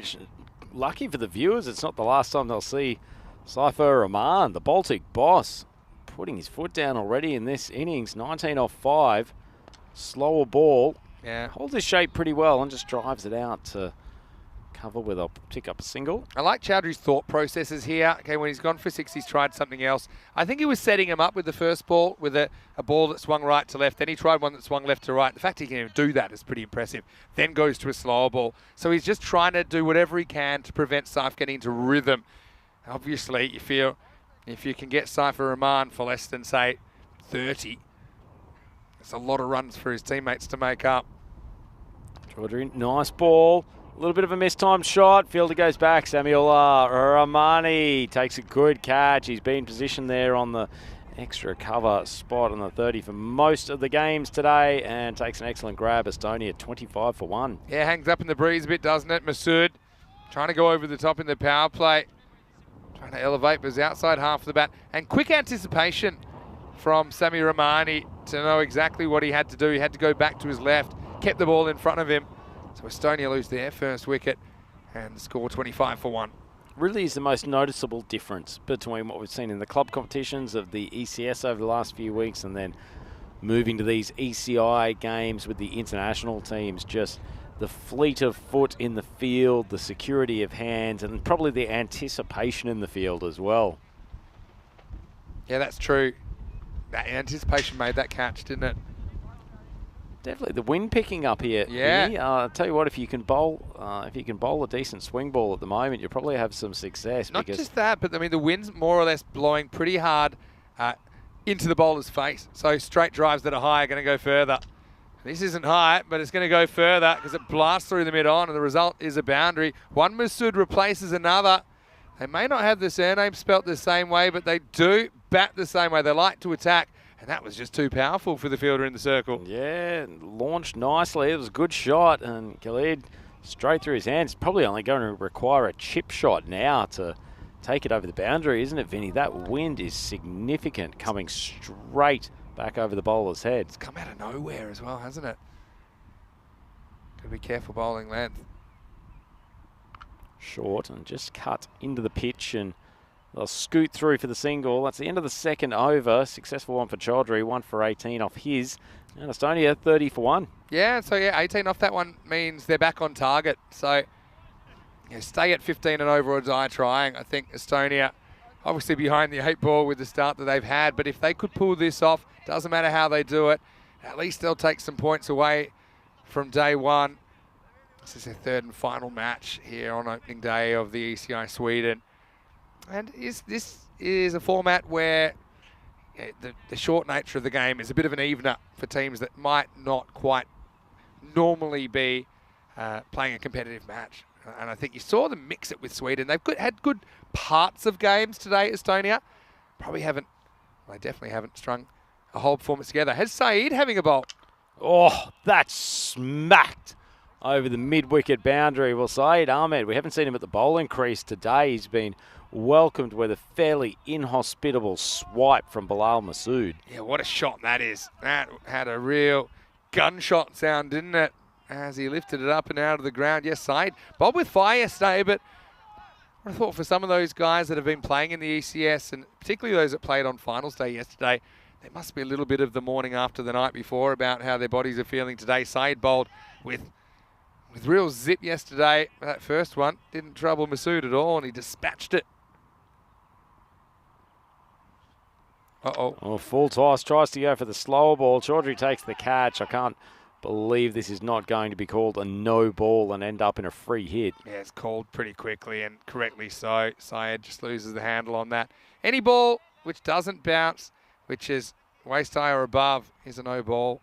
Well called. But, yeah, we had a great ECS in Estonia in 2020. Unfortunately, I wasn't there, but the cricket ground looks magnificent, and I'm looking forward to hopefully taking the European Cricket Series with all the Blue crew and all the ECN network crew to Estonia back in 2024. Maybe earlier, who knows? That would be fantastic as we see Ahmed continue. And the boss is another boundary just inside the line, so it will only be 4. And Saeed Ahmed, he's getting pumped, and probably not the man you want on strike when you've got to bowl a free hit. And there's another no ball call, Vinny. Yeah, Saeed can't understand what he's done. You know what I think this is a no ball for?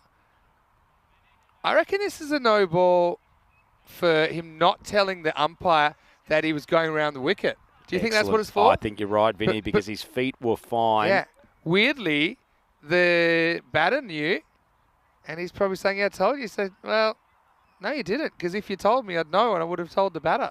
Anyway, so that's it's not the first time we've seen it. It's no, rarely but it's a good call from the umpire. The umpire has to be aware and has to be alerted. So now he's going to say, now can I bowl it around? This is always awkward. If this does happen, I've only seen it happen 2 or 3 times. You got to then be really clear. And just so you know, this is where I'm bowling from. Don't call me again. Because there is the potential for him to be called for another no ball if he doesn't properly alert the umpire. Yeah, theoretically. Theoretically, it'd be a gutsy umpire to call it. Chaudhry just going up and making sure. So she might end up in witness protection the way things are going here. Well, free hit. He's jammed it, and I thought he might get lucky for a second, the universe bot, but it is actually the free hit. So it's not a dismissal. Too many things happening at the one time here, Maximo, but the Baltic boss has profited. Yeah. I know that you knew it was a free hit. I'd actually forgot. Tried to save you in and amongst Chaudhry's intervention with the umpire and Ahmed arguing the toss. Anyway, Masood's back on strike. No immunity cloak. And he doesn't need one. He's absolutely crunched Ahmed with an incredible shot. It's gone over the boundary at the 45 down on the leg side. And Ahmed is being pumped here. Yeah. This is, I suppose, the difference between club cricket and international cricket, although this could even happen domestically in Sweden. They've got a lot of big hitters across there. domestic competition. 50 for 1, halfway through the power play. Ahead of where they need to be at the moment. They want to be 45 at the end of the third. And they're ahead of that with 3 balls still to go. Might be a lot more than that by the time Bilal Masood is finished with Saeed Ahmed. Challenge here for the big paceman. Short ball. He's been cracked again. That might be the shot of the day from the Estonians. It's like Bilal knew what was coming and has crunched a pull shot. We had some low-scoring games today. We might get a high-scoring game. It looks like it at the moment, doesn't it? This target of 150 under attack, a third of the way there. Not a good ball from Saeed, though, is it? Kind of got carried away. And if you want to bowl that, length, I think you can't have it out.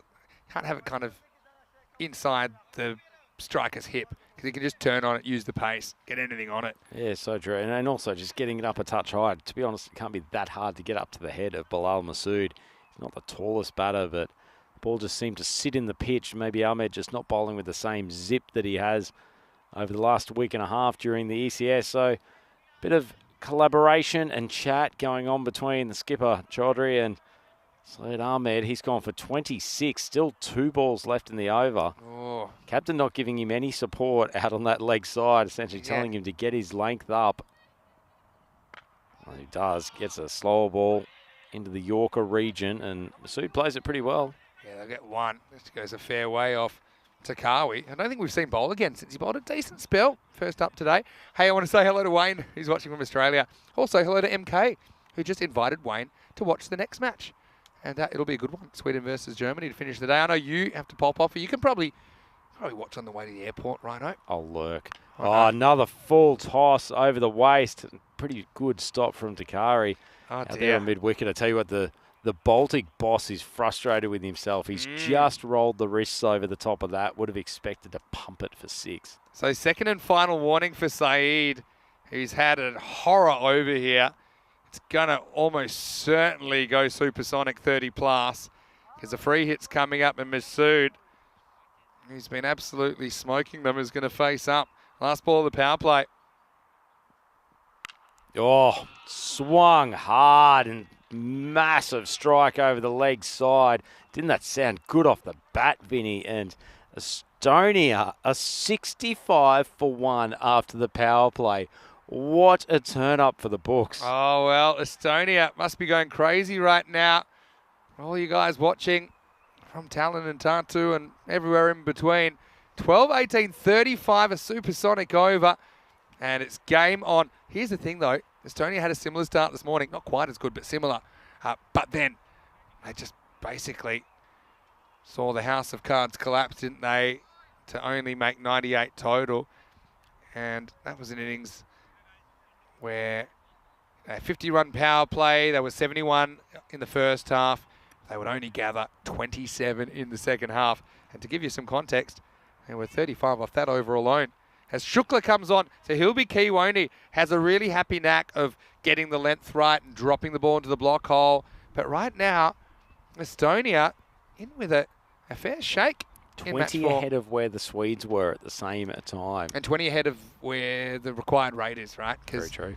They'd have to be 45 to be on the red line. You can see there's a fair bit of tension out there for the Swedes. A lot of rearranging the field. Obviously, power play over now, so they can have more fielders outside the circle. 5 of them stationed around the ground. They've got it down to about 12 and over, required. So that's about an average run rate. We know that from the statistics, I suppose, over the last couple of weeks. That's the club Boss competition. could do that in his sleep. He's got to be out there in the middle to do it, though, doesn't he? Oh, he's got his mate Masood, who is batting, if anything, striking the ball more cleanly at the moment. Oh, big swing across the line. Admittedly, Vinny, when that ball was halfway down the deck, I thought, I hope he doesn't try to pull this, and that's exactly what he's done. Shukla's had the Midas touch today, hasn't he? And it's not one of those kind of Yorkers that drops in, but it's not going to look good on the replay. It's a big heave from Masood. And once again, we see the change of pace, changing the narrative. And Sweden have done this well today. It's a ball that just slides on.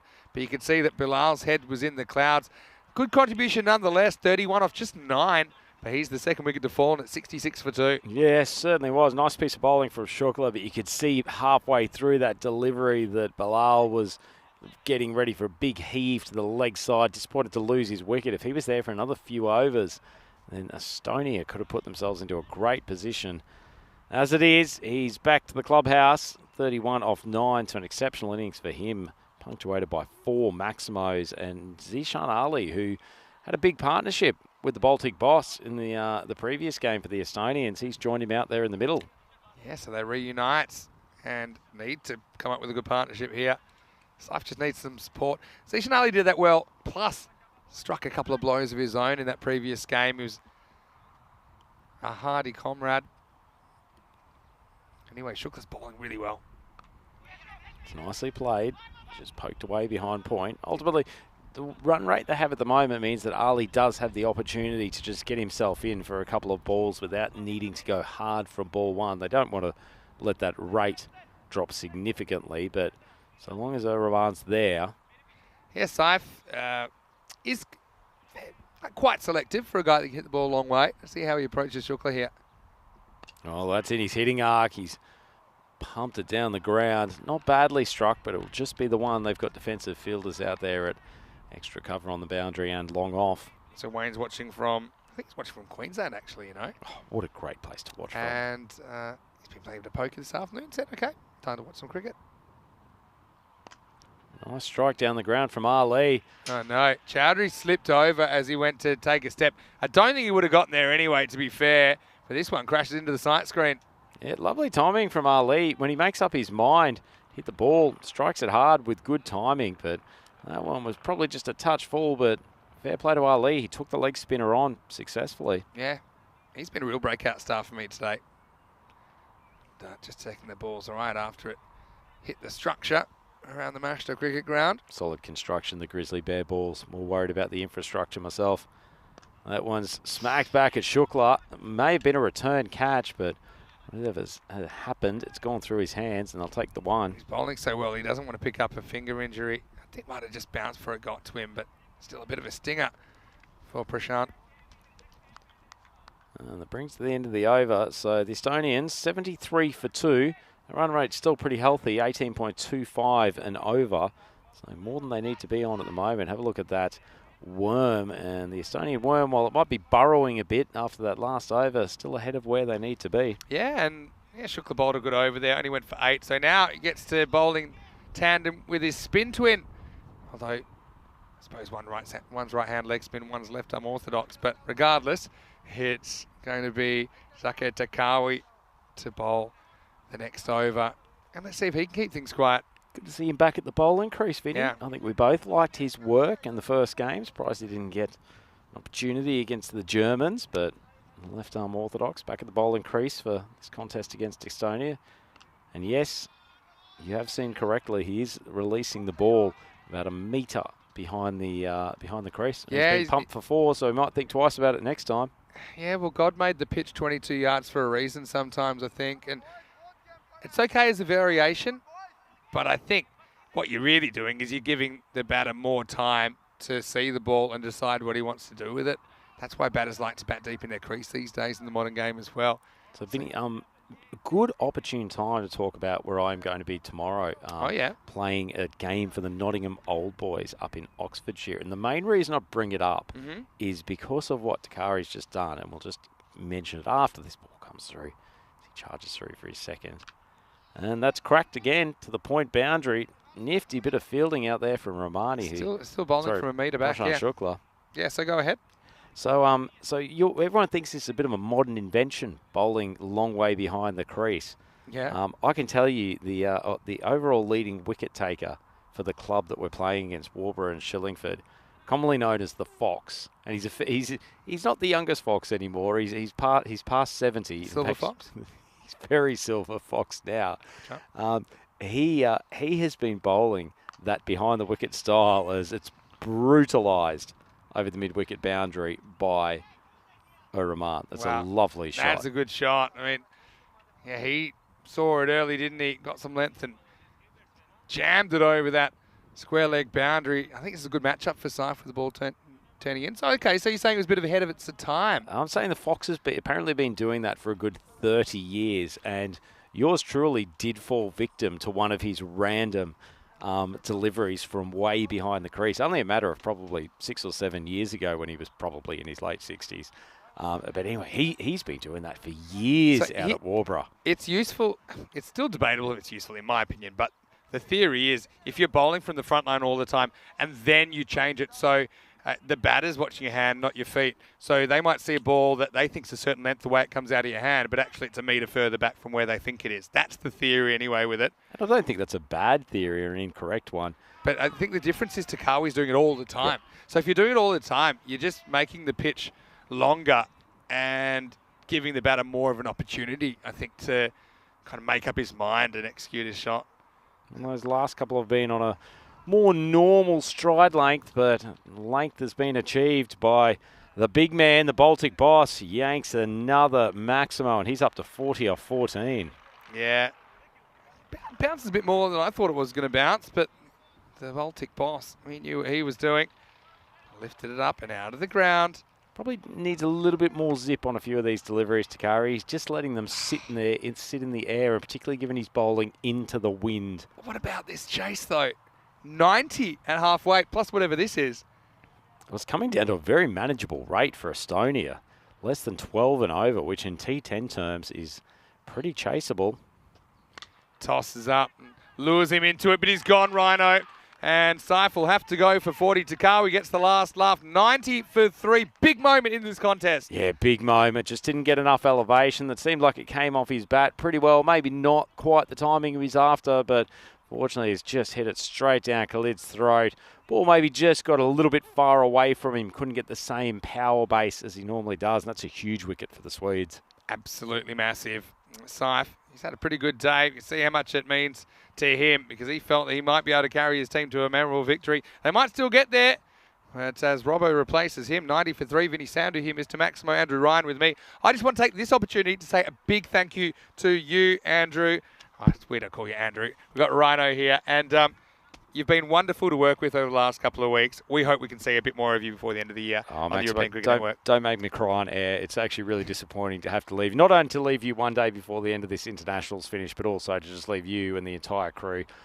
As I always say, I absolutely love being a part of the ECN Roadshow, whether it's at the big events in Cardamom or these events where you really get to know some of the local cricket clubs and the personalities that drive cricket on a European continental basis. It's a really special thing to be able to do, and I never underestimate how lucky I am to just be a small part of this occasionally. So thank you to you, thank you to all the ECN Blue crew.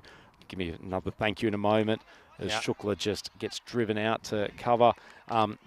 Special mention from me to the Master Cricket Club, who have been wonderful hosts here, and obviously the folks at Cricket Sweden. They've really put a treat on for us, and huge thank you to all the players as well, because ultimately the ECN wouldn't exist without the contributions of these guys out on the field, and we do our best to try to highlight their best out on the field, do our best to have fun when things go wrong, but they all put in a fantastic effort and give us the stories and the vision that make the ECN what it is. Well said. Over to Robbo. Including this man, Robbo. I think he could play a little gem of a knock here. He'll be in my team. I'm not crying. There's just something in my eye. It's Rhino. Rhino's very, very experienced in the sports media world, and we're so happy to borrow him when we can. And yeah, like we say, next time we see you, might be in Khartoum, hopefully, during that ECC. 100 days from now,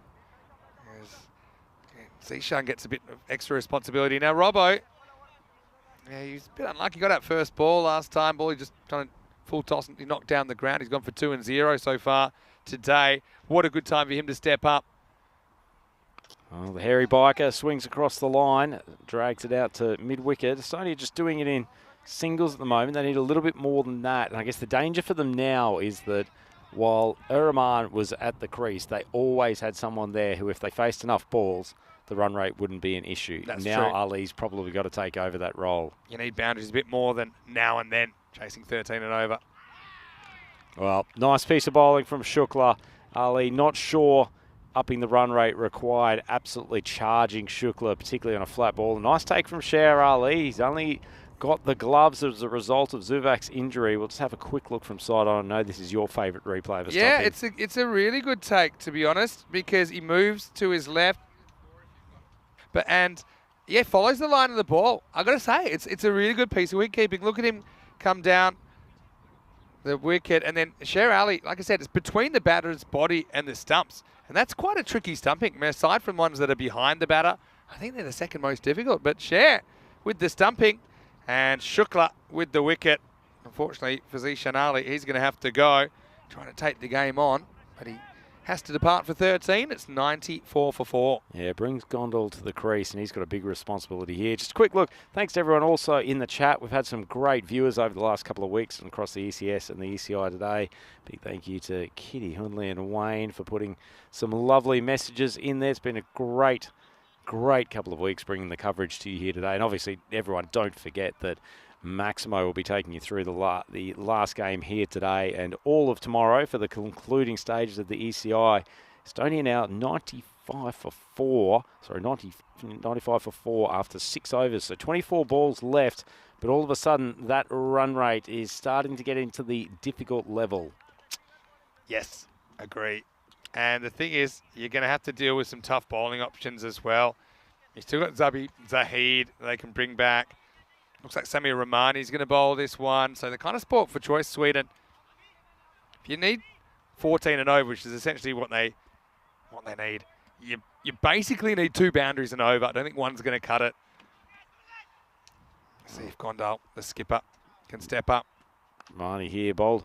Good final over against the Germans. Almost pulled it out of the fire. That's an awful bit of fielding as the ball's skipped through the efforts down there in line leg and gone for 4. Abuzar, he actually has fielded pretty well today. But, yeah, I think he might have tripped on a worm there. He went to ground and created some smoke of his own. That's a bonus. Well, there's one of the boundaries you need if you're going to stay up with the rate. Can they get another one off Rahmani this over? Well, short ball. Gondal tries to pull it. It was there, but the pace has just beaten him and swings around for a single. All right, Robbo's due. Once he hits his first boundary, he'll be unstoppable. I love it that you call him the hairy biker, and I just know that'll stick, even though I know Robbo's already a nickname, but I feel like he's strong enough to carry another one. Si and Dave have been looking for an Estonian accomplice. Next time they're up in the Baltics, might be a trio. Rahmani gets it outside off start. Lovely shot. Well, the hairy biker suddenly gets one short of a length outside off stump and absolutely crunches it. This is a great shot. Square of the wicket. It's pretty much stand and deliver stuff. I like how still he is there at the moment of impact. Gets into a gap and gets 4. This is a great angle of him as well. He just stroked that past the umpire. What a shot. Rahmani gets his revenge next ball. Ball tails a little bit away from Robbo, who tried to heave him over long on. Nice bit of bowling. Rahmani's got this ability, it's almost like a little bit of natural in-swing to the right-hander, natural outway swing to the left-hander, isn't it? He's a clever bowler. I want to say quick hello to Mike Seal as well. And Chris Smith. How are you guys? Oh, way down the leg side. Sher Ali. He's warming into this admittedly temporary role as wicketkeeper. Well, no wonder that area is looking a bit worn behind the stumps. Look at Sher Ali go. Full extension. Saves a boundary for his team. Yeah, great keeping. Done a very good job across these couple of games for the Swedes. Ball just on off stump and Robbo a little bit across the line, but they'll get one. So close enough if they're good enough, Estonia. 44 off 19, so it will require around 14 runs and over for the last 3. Wonder if you can put a fake moustache on Saifur Rahman and send him in next. It'll be a very different proposition. But anyway, it's a team game, isn't it? Despite the importance of individual contributions, here's the last ball, the over from Rahmani. Just neatly pushed with a half flick, half drive from Gondal down the ground, and that's the end of the over. Estonia 107 to 4, so requiring 43 off the last 3 overs. Well, this might be Rhino's last game before he has to pop off to the airport, but Sweden and Germany, they're going to lock horns in match 5. Looking forward to this one because it was a real tight one last time they met in match number 2. News from the toss, Sweden winning the toss and electing to bowl. So Germany did it on the chase earlier on, Bullic back in the lineup for Sweden. And for Germany, likely to see Asman Ali and Abdul Shakur opening the batting, I should say. And yeah, Vasik Karan's also struck the ball pretty well when he's had limited opportunities. But how about Rohit Singh? He was brilliant in that last game, player of the match for Germany.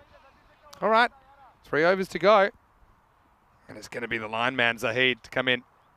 Big swing across the line from Gondal. It's a pretty good man to have coming in bowling, probably the 8th and the 10th, isn't it? He's been excellent at getting the ball in the block hole.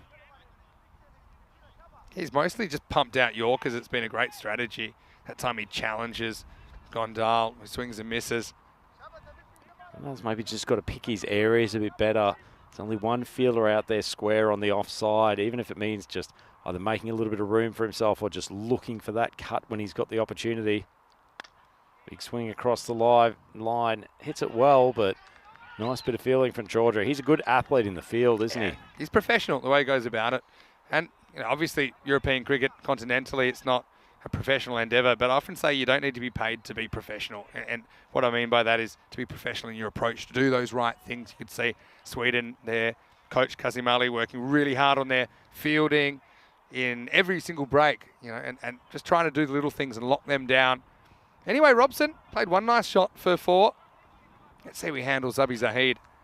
I think he's going to get a Yorker. Maximo can see into the future somewhat. Chaudhry comes sprinting in. We'll keep it to 1. 1's a fine for Sweden at the moment. Space and time continuum is a bit of an interesting wormhole to go down, but it's probably a bit wider than Yorker I thought he'd deliver. But I think if you're nailing that length, you don't really need too many variations. We know he's got a good slower ball. That's always in the back of your mind as well if you're facing him. Rondor manages to squeeze one out behind point. Hard chase there from Shukla, but he can't catch it. And precisely what I said, Vinny, that Gondal has to pick some areas in which he can just squeeze out boundaries without necessarily trying to loft it over the outfielders. It was a genuine squeezer, wasn't it? It was a pretty well executed ball. I think as a bowler, you just have to accept that and say, all right, I did what I was meant to do. You can't really affect the game after that ball leaves your hand. Short ball, drags it to the leg side. Once again, probably the cut shot or trying to thrash it to recovers might have been the play rather than trying to beat the fairly packed outfield on the leg side. It's been a different game since Saif had to walk back to the pavilion. Feels like Robbo needs to take a free swing at this. Can he get one out of the park? The big man charges. He's hit it pretty well, but straight down the ground, falls short of Chaudhry, and he will rotate. The striker will be back on deck for the start of the 9th over. Estonia 115 for 4, so they need 35 off the last 12 deliveries. That's exactly what they need. I suppose, you look at that 1 over, it went for 35 on its own, so it is very possible, but you can see that since those issues with losing key batters in the middle, the run rate's been on the slide, and now it's dipped just below the red line. And I suppose it's still the rate they're pretty much going at that's required. But the issue is, the last 3 overs, 5, 12, and 8. Zabi Zahid again, he's been so good today. He's been so reliable, keeping things quiet. And they're going to go back to Romani in the 9th. Big over. Estonia basically need something magical or close to stay in this contest. Robson trying to make it happen for Team Eastie. It's one on the stumps. The hairy biker thrashes to the leg side. He gets a boundary. Zaid Ahmed sprinting around there from long on. Well struck from Robson, though. Great shot. Much needed boundary for Estonia. Well, as if it's some sort of divine intervention, the breeze has swung around now and it's favouring their leg side of the left hand. It's the breeze they normally like to deal with. That probably would have gone anyway. But yeah, Robson, nice shot all the way along the deck. Need more of that. Romani round the wicket now. But these batters 13 off 8. Robson creates some room and Gondal just gets back to his crease. Romani doesn't let go with the throw. It's also smart by Romani. He knows he might be able to run out Gondal here, but Gondal's not really doing you too much damage. And this way, you prevent any chance of an overthrow. Expect Romani will probably keep that line. That last ball went to Robson. Full toss, slapped across. Should only be 1 unless there's a misfield. Shukla, pretty safe hands. The other thing is, okay, let's say that you crack 3 sixes here and it's 12 off 6 and you're feeling great. You still have to deal with Zabi Zahid coming at you in the 10th. I think that's who they'll bowl. It's just not going to be easy at all. It's been a brave effort from Estonia here. Certainly respectable, and they've outpaced their last total against Sweden, but game slipped away, I think. Big swing from Gondal. Unfortunately, the windmill doesn't work. Dot ball, and Romani's been pretty good in these late stages. It's a classic case of going for extra power, but that ball, you can go over cover with that ball, and there's nobody guarding that boundary. Otherwise, you're trying to beat 3 guys on the leg side. But, I mean, that is a tendency a lot of batters do have. Oh, down the leg side. You know, they may need an ounce of luck here, the Estonians, whether or not it's a full toss, no ball, or one that sprays down the leg side for 5 wides. Yeah, Mike Seal likes Robson. Says he bats straighter than most and keeps it simple. Yeah, I mean, he's made a lot of runs in Estonia. That's why he's in the national team. And I'll also say, in his defence, he's a good guy. Couple to come in the over. Ooh, still a couple to come. Goes wide. Maximo seal of approval. I mean, that is a big thing for most European cricketers to receive. I have kind of skewed my feelings for some players based on the fact that I tried some of the warm beverages on a very cold night in Estonia when we all met up and met some of the guys a couple of years ago now, but fond memories of that time. Oh, big swing from Gondal. The ball's sitting high in the air. The wind will help it, and it will carry it. Well, I think in the normal scheme of things, that probably would have been an outfield catch for Saeed Ahmed. Didn't really get a great piece of it, but the wind has pulled it across the boundary for Maximo. Yeah, that was 100% blown across.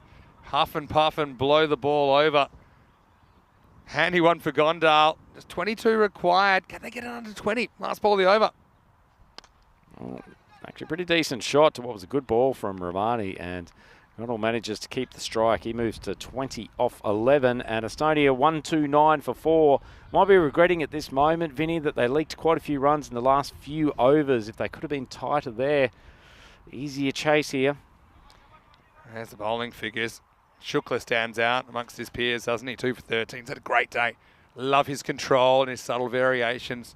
I think Saeed Ahmed stands out amongst his peers as well. Yeah. He's gotten slapped for 35 off 1 over.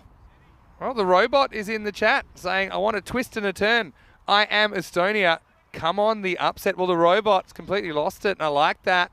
Excited about the prospect of an upset, but Dave B's called a golden ball, so hard to see it. I mean, unless Saeed was completely lose it and maybe throw 5 wides away or something. He's just been so good today, Zabi. And in fact, I'm willing to put your house on it, Rhino, that he's going to see Sweden home. very generous of you to put my house on it. Let's see. I'm pretty confident that Zahid's going to close this game, but Estonia will go down swinging. Well, it's in the slot. Gondal's probably just lifted his head, but that ball was there for the hitting. Yeah, just couldn't quite find the gap at pace. Okay, I'm going to put myself in the shoes of Robbo. Of course, I'll be looking at the world from slightly lower down, but I think I'm just trying to hit straight, hit true. That's my game. If I get a bit of width, sure, punch it through point, but I think I'm looking to elevate something and use the wind. The wind's pretty much assisting balls hit down the ground. He's not probably going to get too much length from Zahid. Well, it plays it nicely, hits it hard, and it jumps off the turf, but unfortunately only one. He's got the right approach. I mean, the difference between that going for 6 and not is probably 2 centimetres on the bat. You know, if he can maybe contact that slightly earlier, he gets it out in front of himself a bit more, and it might go for 6. But yeah, you've got to say it's pretty well bowled by Zabi Zahid. 19 off 4, and they desperately need a boundary now, Estonia.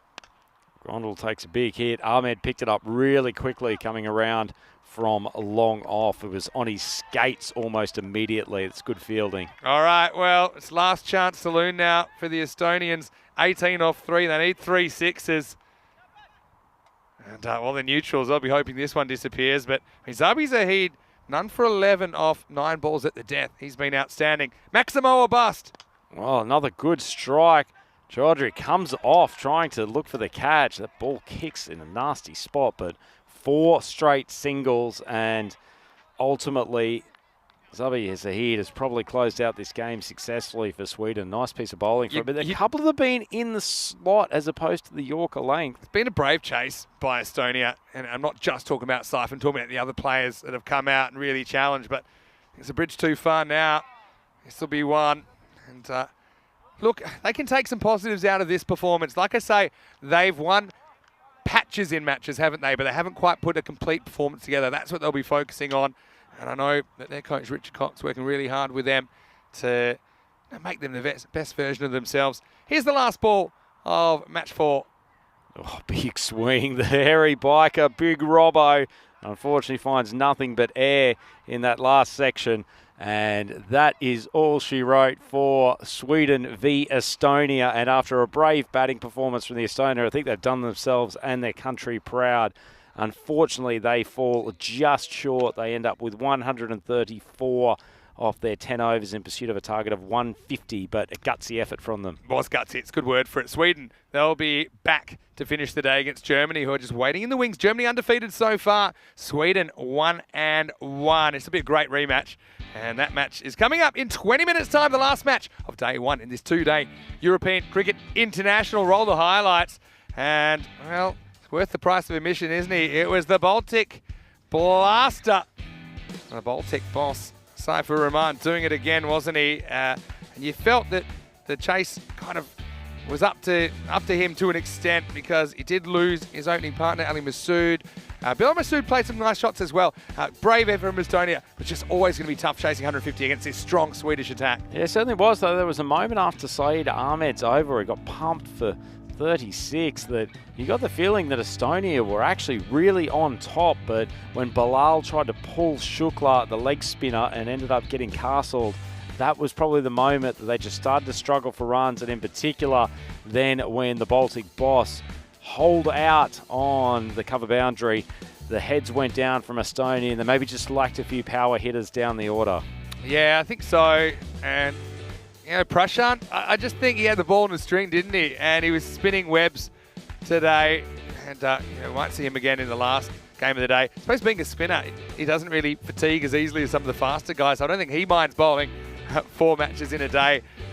But, you know, late in the piece, it seemed like maybe the gods were on the Estonian side, because that one blew out of the ground in the end. They fell 15 runs short, 149 to 134. But yeah, not too much between those teams in the end. 40 for Saifur Rahman, again, bossing it. But when he left, it was left to the middle order, who, again, they contributed, didn't they? It was just tough to go at the rate required for them. Bilal Masood, 31 off 9, was looking supersonic, wasn't he? Zishan Ali with 13 off 8 has been okay last couple of games. Robson, 16 not out at the end. Just couldn't quite get it done against some good death bowling. Gondal, 23 not out. So close but not close enough as far as the bowlers went for Sweden. Well, they tried 7 options. Some worked, some didn't, but they got the job done. Yeah, and certainly Shukla, the leg spinner, he's probably been the most impressive across the entire day, actually. Bowled very well for his 2 for 13, and at a time in which Sweden were legitimately under the pump. Unfortunately, Saeed Ahmed not able to continue his form from the ECS. He ended up getting hit for 35. But as it is, Sweden still run out winners by 15 runs, and that puts them in a pretty good position in this competition. They'll obviously like to take down the Germans when they play them next. But I think the story of this game, brave effort from Estonia, and there were question marks whether or not they'd be able to step up in this competition before they got here, but they've actually carried themselves with distinction so far. Yeah, I agree. You know, it's a tough one for them. Of course, they'll go back, they'll think about it, they'll work on a few things, and you know, let's hope that they're able to maybe string a game together. Because to think about that strong Sweden side, the fact that Estonia come within 15 runs, it shows you there's probably a few surprises around the corner.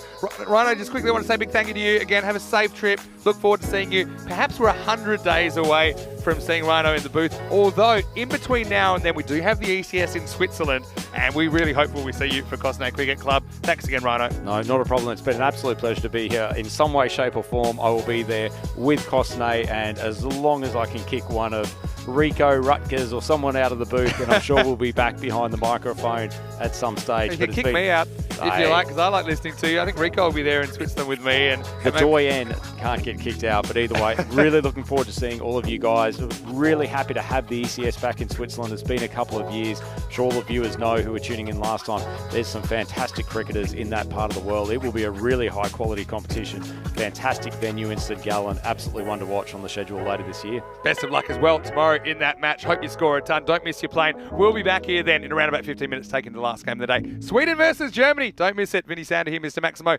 Andrew Ryan departing, but the action will continue here in Sweden in this FanCode ECI.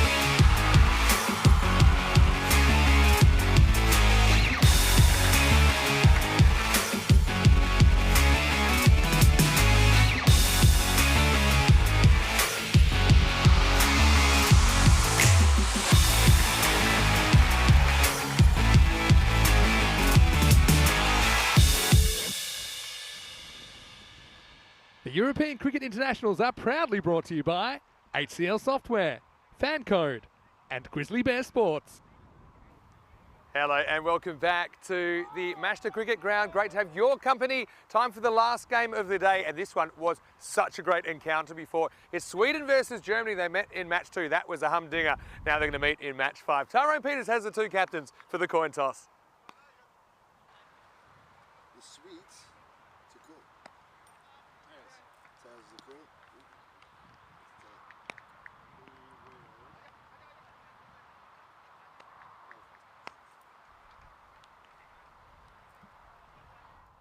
So there you see news from the toss that Sweden have won the toss and they have decided to bowl. And didn't these guys have such a great game earlier on today? That was back in match 2. And more about that in a second. First, let's have a look at the teams right here for match 5. They're pretty similar, aren't they? I've got to say, maybe the player of the day for me is Prashant Shukla for Sweden. He's bowled so well. You can count on him for 2 difficult overs. Just seems to be able to drop the ball on a penny at the moment. Emil Zubak, he's probably laying claim to player of the day, though, as well, for his brutal hitting.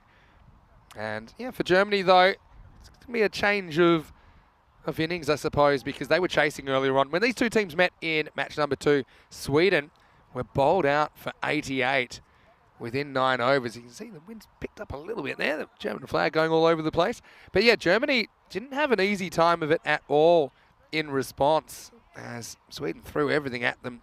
Just 16 in the power play. They did recover. And a little bit of a partnership towards the end saw Germany over the line with just 2 balls to spare. It's almost time to get going. Now here's a bowler I've been looking forward to seeing again, Nasser Baluchi. They haven't been overplaying, put it that way. He's just played every second match. And they've kept him to fire at the German openers. Again, Abdul Shakur out there for Team Germany. Opening the batting with a guy I think is a very good cricketer, Azmat Ali. Saw him for Darmstadt CC in the ECL earlier this year. Anyway, time to go. Baluch to fire the first one in to Shakur. Not really coming a long way, but Shakur gets inside edge, gets off the mark. Yeah, Baluch really fascinates me with his action. He seems to get the most out of a fairly, I suppose, pedestrian approach. He's got a real good wrist snap that can bring the ball back at pace. Azmat Ali will have to deal with him now. Azmat gets down slightly across, turns it away for 1. Zabi Zahid does his best impression of the splits, and I wouldn't certainly advise that. Does seem to be the slip zone down there, doesn't it? We've had a few players going over. Zabi might be singing a couple of octaves higher tonight if he's going out on a Saturday night here in Stockholm.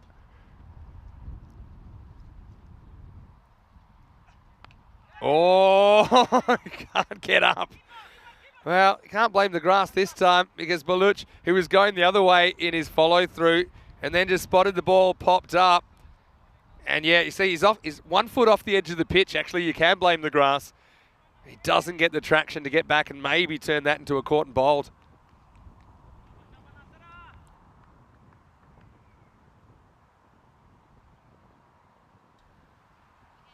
Baluch to Azmat. Azmat certainly has a tactic of trying to put some space between his body and the stumps. You see, he's basically saying, look, if I'm not hitting it and it hits me, I want it to be pretty much impossible for the umpire to be able to give me LBW. And we know that Baluch gets a lot of LBWs to bounce that caught in the crease. So he's kind of covering his stumps, covering his options. I think they know Baluch is a threat here.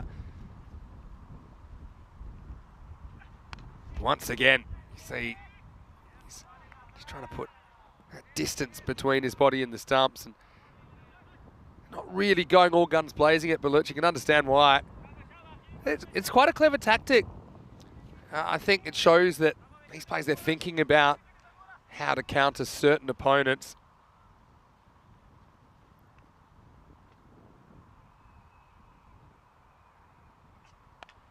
Now they do go after him, thick outside edge, running away, and that's actually gone all the way. Maximo! Wind swirling around, I think it might be going in that direction at the moment. And so they end up getting something they can drive, and Shakua gets it over the line just. And Germany, I think they'll take that. It's 10 without loss after 1. Good contest though. Butch is an exciting cricketer. He's also really fun to watch with the bat. He does give it a thump. Looking at the bat versus ball wall, Sweden 10-run favourites. Don't forget Germany beat them earlier. And that's probably based a lot on the fact that Sweden have had a bit more success, I think, at the ECC. Only a bit more though, because Sweden are yet to make the championship week. I know that would be an ambition of theirs this year. They've got an interesting group, which involves Estonia as well, but particularly Italy and Denmark, I think 2 other real contenders. It's a big moment, I'm sure, for these clubs to represent their country down there at Khartoum. Khalid Zahid, he's bowled well today.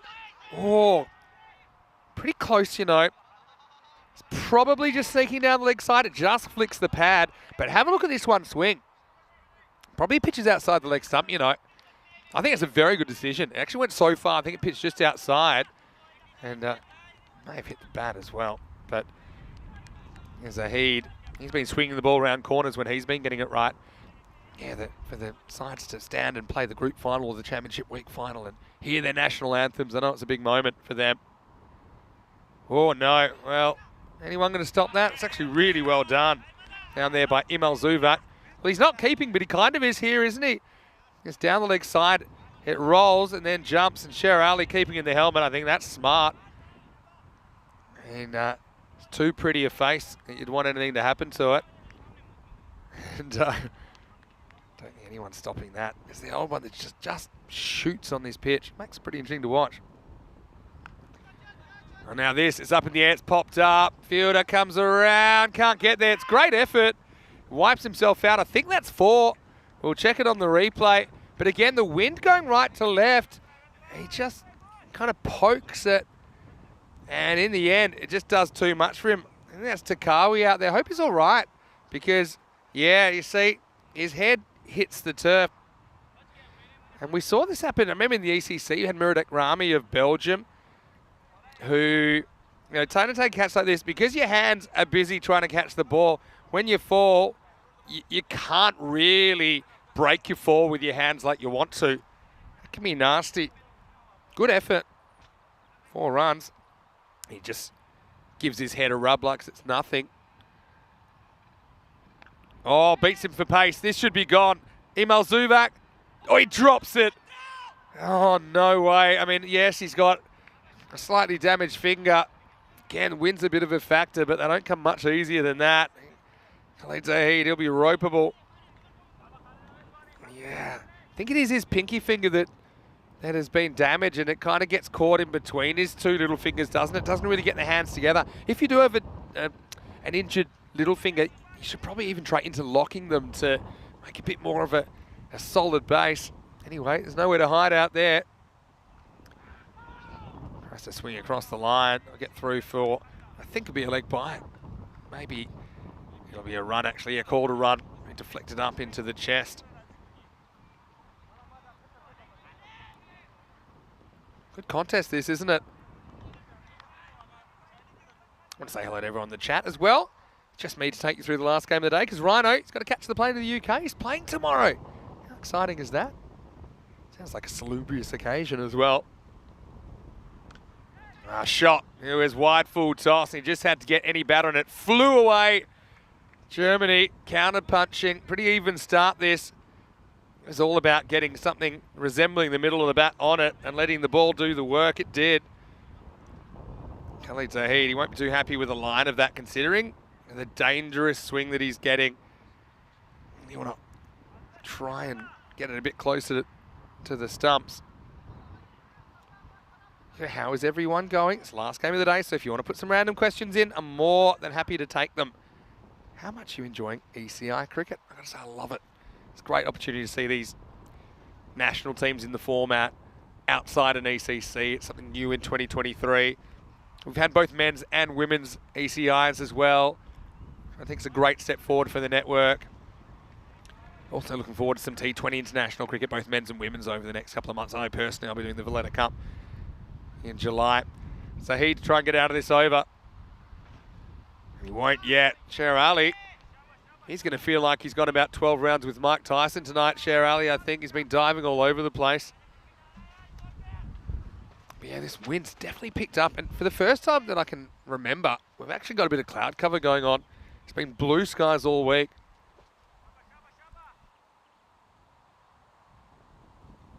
Shakur 17 off 6. On the walk. Edges it onto his pad. Runs away for one, and it takes us to the end of the second over. Germany 24 without loss. Spot on that 12 and over, which we know is an average score this year anyway at the National Cricket Ground. Interesting that the scores went up a lot since 2020. I think a lot of that's in the approach and of course playing more T10 cricket, you get better at it. Okay, looking at the table, you can see why this is such an important game. Because if Germany were to hand Sweden a second loss, it's hard to see how Sweden can come back, because I think you can probably draw a line through Estonia after they've lost 3. The top of the table wins the trophy. So one of the most important matches, I think, this weekend. You're watching it right now. Baluch gets it wrong and he disappears miles. Not quite sure what goes wrong here. Maybe this is one where he's trying to roll his fingers on it like a little cutter, but he gets it completely wrong line-wise and lengthwise, and it was a very quick put away from Abdul Shakur, who's 24 off just 8.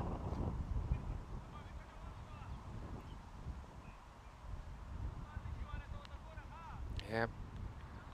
Dave was asking who Rhino's playing for. I think it might be Nottingham Old Boys, I think he said. You'd have to go back to the last innings, he'll tell you. But it's a very traditional match, and apparently it's been going for many, many years. And there's only a handful of the originals that still play, because a lot of them are going to go older. So Rhino got an invitation a few years ago and and got 100.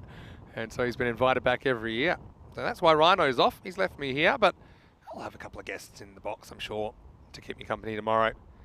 Baluch gets the ball back, gets a ball back. Now the next ball is knocked away for one. Smart batting to follow up. That next one wasn't quite there for it. I think you're pretty happy to Baluch if you can get him for one boundary in the over and kind of work the rest around. If you get him for 8 or 10, it's probably a win. You just don't want him really wrecking your batting order. He put a lot of pressure on them last time they played when Sweden were rolled for 88, but almost pulled off a defence. A round of questions coming though.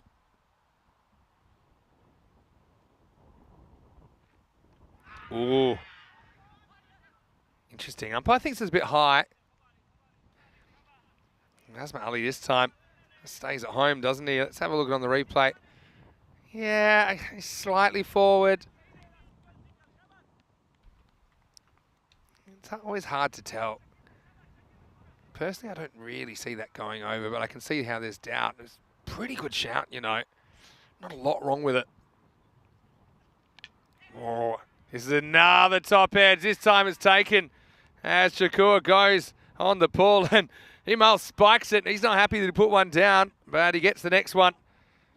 And once again, there's no substitute for genuine pace. And you can see Shakur, who's a good player, and he pulled one away earlier in the over, which was the slightly slower short ball. There's nothing slow about that, though. And Imal trying to hide him back there, but the ball's following him.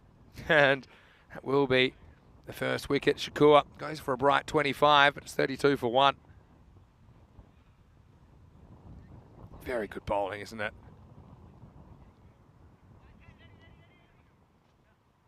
Germany certainly being tested. This guy's been good today, Sahir Nakash.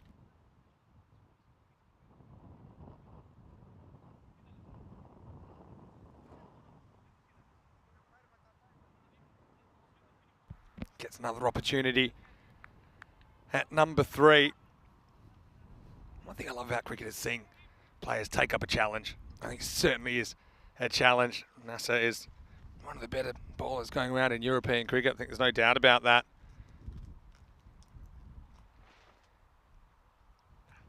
He spears this in.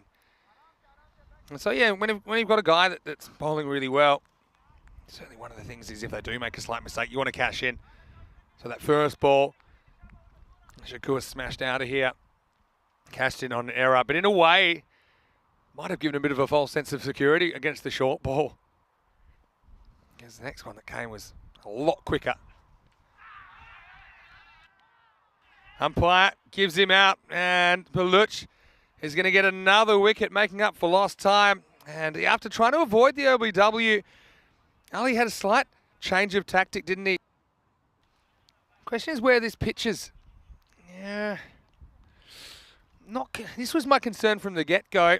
I don't mind the impact and the ball hitting the stumps. Yeah, so where this ball bounces is key. If it's to the right of the leg stump, it shouldn't be given out. And for me, it is just outside leg stump. I know, look, we can't actually see the leg stump, so we're making a guess. And even I'm making a guess there. But certainly that's not one that straightens down the line. I've got to say, I think Nazma Ali's a bit unlucky there. But he is sent packing, and to be fair, he had a hard time of it. Not surprising when you're having to deal with 2 overs of Nasser Baluch in the power play. 33 for 2 after 3. Maybe not a bad time for Rohit Singh to come to the crease, though. Maybe it's a blessing in disguise, because Rohit Singh was very, very good earlier on, wasn't he? Striking a half century, and just a touch of class about Rohit. 59 off 16 against Estonia. Nakash faces up. Khalid Zahid comes back. Once again, see a battle late on the pull shot. And I think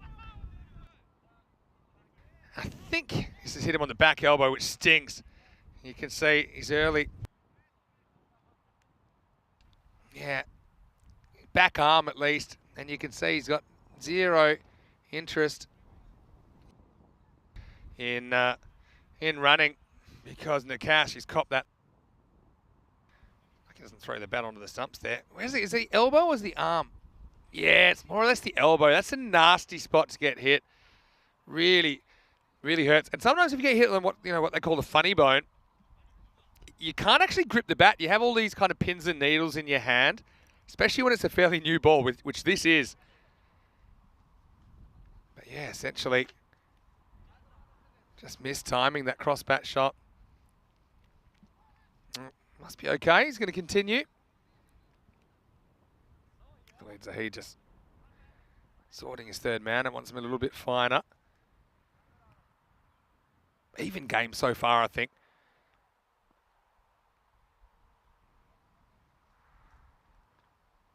Oh, charges, but then kind of charges himself into trouble. He got hit in the elbow. I think he's been hit in the foot. Very next ball. And well, when one guy's almost given you a broken arm, in the famous words of Michael Clark, to charge down the wicket at him next ball is pretty ambitious, but I suppose that's the form of the game that we're dealing with here. Khalid Zahid bowled well without taking a wicket here. What are Nakash's thoughts at the moment? He's been hit 2 out of 3 balls. Oh, I think this is off the pad. So I guess he's hit again. But, yeah, Sher Ali, he's grown into the job, hasn't he? Yeah, you see back pad. Sher Ali trying it on. Khalid Zahid gets a very late invitation to the appeal. It wasn't particularly convincing. Good pace from the Swedish openers, though. That's what we saw earlier. That's what we're seeing again.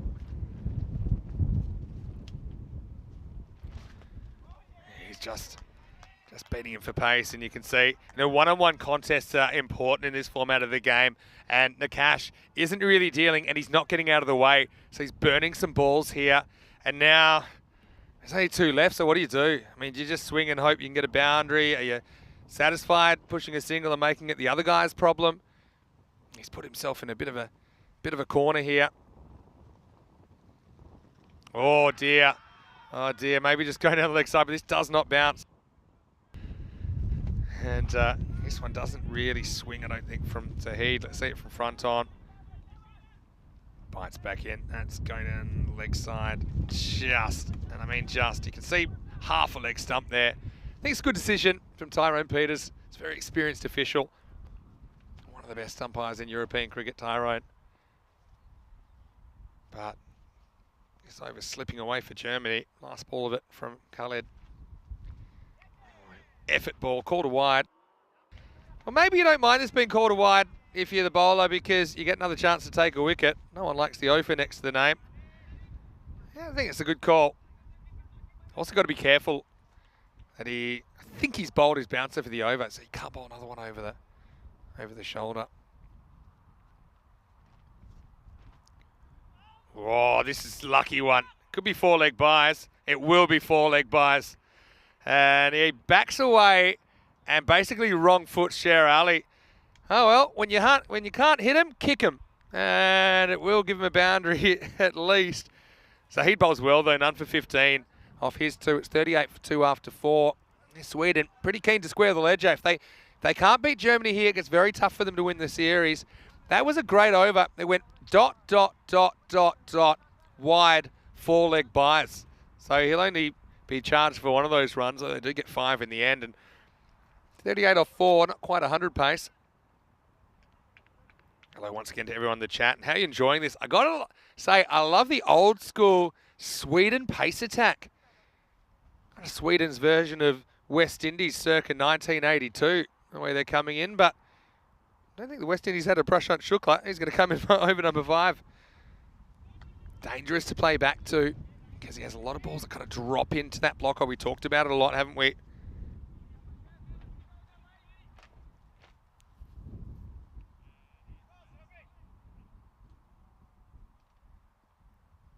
Now, see how Nakash can deal with it. He's 1 off 7. Doesn't look great. He gets one he should put away. And he will, but only just. It'll be 4 runs. Bounces just inside. And it's a rare error from Shukla. That one hangs up in the air a bit too long. One thing I'm curious to see how Shukla deals with this breeze, which has certainly picked up, and it's kind of blowing all around the place. And Nakash will feel a lot better after that. He'll be wishing that he got credit for the 4 last over. That was off the pad. That time was most certainly off the bat. Hello to Ivan as well. Welcome back. Well bowled. Shukla does it again. He looked nonplussed after going for the 4 over extra cover, but then he gets it spot on. The batter doesn't really know whether to come forward or back, and Nakash doesn't have a very good time of it here in match 5. This is right where you want to be. Front foot kind of backing away. Weight was going away from the ball as well. Slides onto the stumps, and Shukla's fantastic day continues on a day that, if you had to pick a player of the day, I mean, there's lots of batters that might get your attention, like Saifur Rahman or a Rohit Singh or an Email Zuvak. But for me, player of the day is Shukla. I think that he has consistently performed. You know what they say, batters win your matches, but bowlers win your tournaments. And I think that he's been brilliant. Germany trying to get going in the first half, just not happening for them.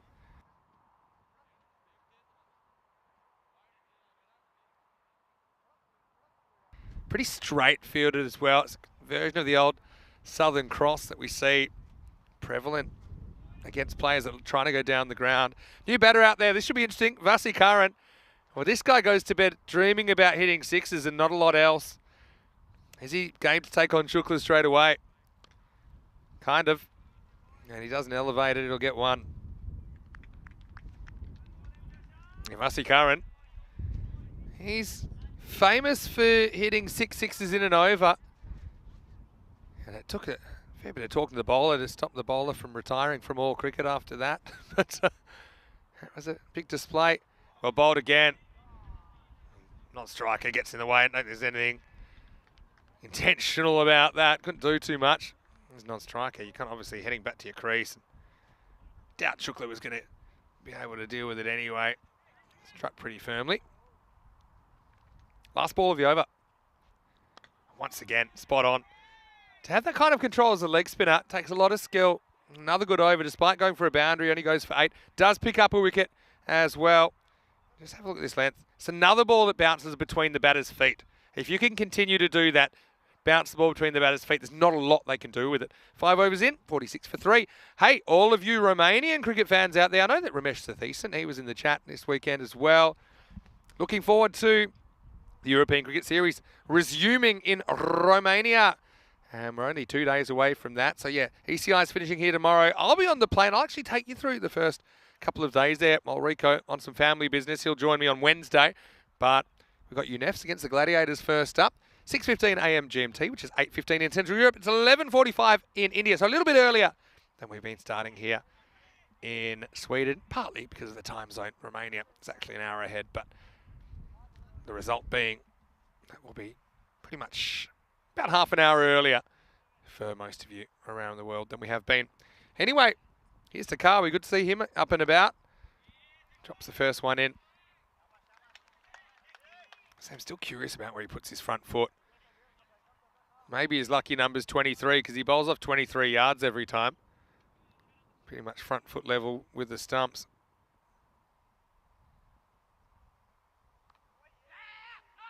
Oh no, slight mix up, but there's a fumble. I'll get away with it. Yes, I suppose the idea being Takawi, when he floats one up, the batters think it's going to be full, but because the pitch is a metre longer or so, it doesn't turn out to be the half volley they think, and they can maybe be drawn into a false shot. Having said that, that's a bit of a half tracker, but it might bring a wicket, and it does. Good catching. Saeed Ahmed, who's had a couple of problems holding on to chances today. That was a good one, though. Almost takes it Australian rules style with a king of the pack, Everett. Grabs it, fingers up, and that will be a huge wicket because Rohit Singh, the captain, coming off a half century, gets one. He almost can't believe how short it is. Probably on reflection would have been better to go over cover. Probably could have, could have hit it wherever he wanted, but he picked the side with the extra outfielder, and Saeed Ahmed did the rest. So spin working again for Sweden. Takawi with a wicket, and it's 47 for 4. If Sweden were to win this game, this series is very precariously placed heading into tomorrow. And I know that these two teams will meet one more time.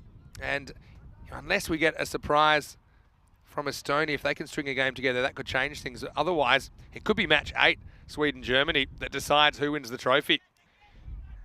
That would be the first time, if that's the case, that we've kind of had a one-off decider in the ECIs to determine who wins. Having said that, Estonia, not a bad team at all. Probably struggled with the ball to contain, but certainly their batting was bright today, going down by about, I think it was 15 runs in the last game to Sweden. Sachin Mandi comes out.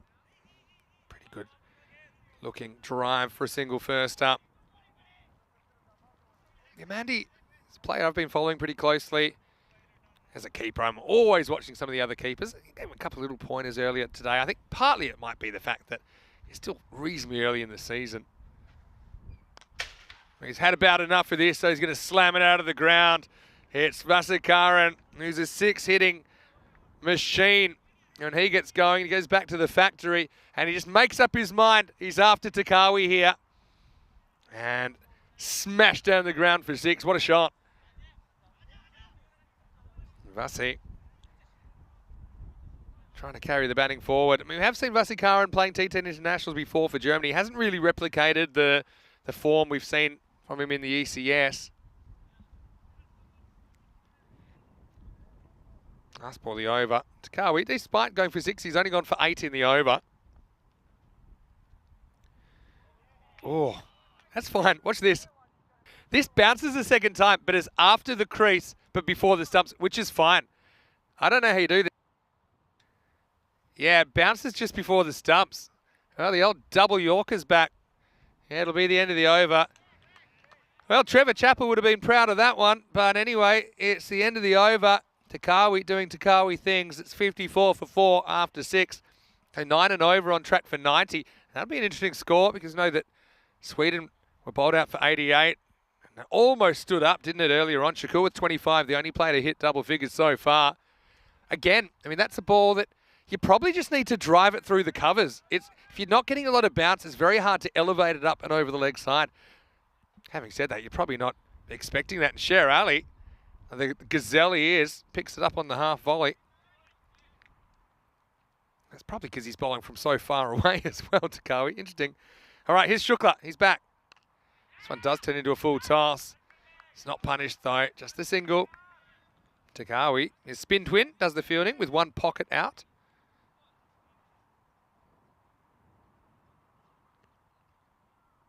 Abselton saying Vasikaran is a good batsman. Sure he is. He's on strike right now, but now he's gone. So Shukla does it again. He's making stumps nervous today, isn't he, Prashant Shukla? Just gets it straight, slides on, getting his angles right. And Vasikaran, I think he made up his mind once again that he wanted to be proactive and charge. He did, but just played down the wrong line. Sher Ali, I think he wears it behind the stumps. Yeah, I think Bale got him there. Sher Ali, like he's got the helmet giving him some protection, but Shukla, he's been a bit of a revelation today, hasn't he, for Sweden in these conditions. He's a guy we see playing his cricket for Djurgården and just continuing to impress. I think that's his 7th wicket today. And considering he's into his 8th over, that's a very good effort. And also his economy's been brilliant. Just shows what you can do when you get it right. Remember we saw him in the 2021 ECS. He took 12 wickets back then. At an economy of 7.3. So, you know, he's a guy who knows his game really well, doesn't he?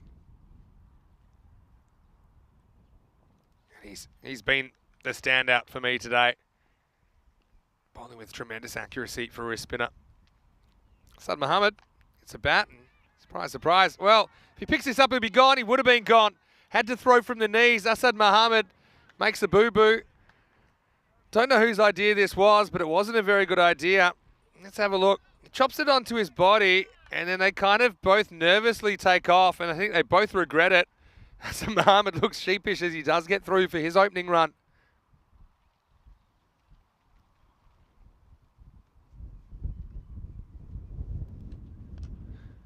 Another ball on the stumps, hit leg side. So when a guy is bowling well and is putting the ball where he wants it, on demand, it's just a lot easier to set a field as well. As this will take some stopping. I'm not sure Saeed Ahmed knew exactly. It's not Saeed Ahmed, pardon me. That's today's Khan. Actually, it's Romani over there. He's behind the post. There's Romani down there. He went down on both knees and wasn't sure where it had gone. Luckily, he found it. It's like he laid an egg. This time in the air, it'll take the distance. Chowdhury tries his best, but Shukla ends up going for 6 last ball. Just a little bit short of the Yorker that he's hit so well. Only just, probably half a metre. Chowdhury, good effort from him, but can't climb the ladder, end of the over. Hit 64 for 5, but he can set a field. They can set their field straight because he was bowling full, bowling to a plan. Even though the batters probably knew it was coming, it was pretty hard to counter-attack. So, coming up tomorrow, we'll wrap up the series, and it starts same time as today, 7 a.m. GMT, 9 o'clock in Central Europe, 12:30 p.m. in India. Eyeing off that match, match 8, Sweden-Germany. If everything else goes according to form, that could be the match that decides this series. That's if, and only if, Sweden can kind of tie their mini-series with Germany. 1-1 today. Here's a guy who's bowled very well today, and he's going to come back and he's going to get moosed for 4. Here's a proper trampoline Tortuga for Baluch down at long off. Well struck. Stands still and smacks it. And Baluch got an horrendous bounce. Almost like a goalkeeper trying to keep it out of the top corner. It really took off. And Asad Mohammed gets 4. Pretty well struck. Correct shot. Zahid's another guy I talked about. Shukla's ability to nail the Yorker. I think Zabi's been pretty good today. The way that he's been able to drop it in there as well. Interesting, they're changing the field slightly. They're essentially moving everyone else around. In fact, Baluch might actually be going off here after trying to take off to his left. But yeah, you certainly hope it's nothing too serious. He's gone off kind of holding the back of his leg. So, yeah, not what you want to see. Now it's going to be up in the air, and this is going to be 6. Maximo! As Asad Mohammed trying to change the narrative. Zabi overcorrects this time. I think this is okay. I think it's around about the top of the pad height. Check it out here. And the main thing is that he has muscled it out of the ground.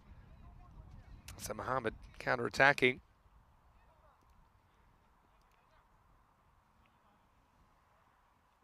Yeah.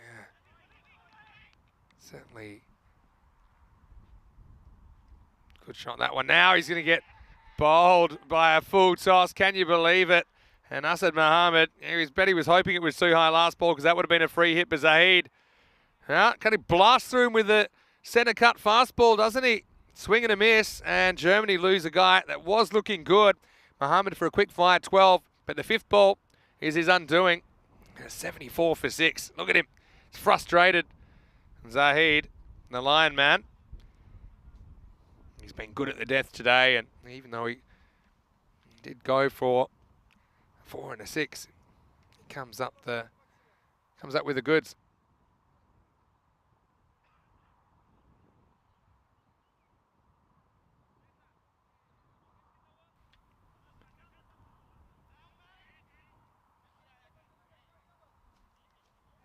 So new batter out there is Amadi.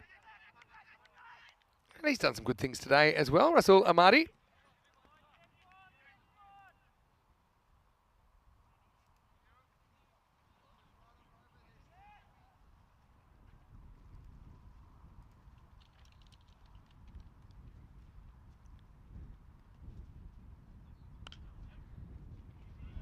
This is driven away to Deepex to recover for 1. Where can they get to here? Fight the way to 100 maybe. I mean, Mandy's a genuine batter. He's still there.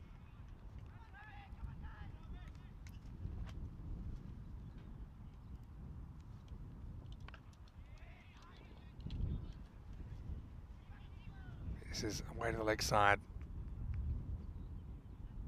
And once again, just a single. So, yeah, Marty, let's see what his approach is.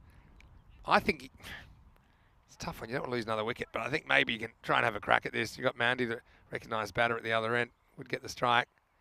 Clever bowling, though. But Sher Ali can't deal with the balls that rolls along the ground. It's a change of pace. They're happy to take the single. I suppose you don't really want to be turning down runs at this stage. You've got to trust Amadi can do a job as well. End of the over. And it's 77 for 6. Nazar Mohammed has come on as the substitute fielder for Sweden. Certainly hope it's not too serious. And this tells me there must be something slightly wrong with Baluch. The fact that he only plays 2 out of the 4 games today. I think there's no doubt in my mind he's not completely fit and they just want to use him in bursts.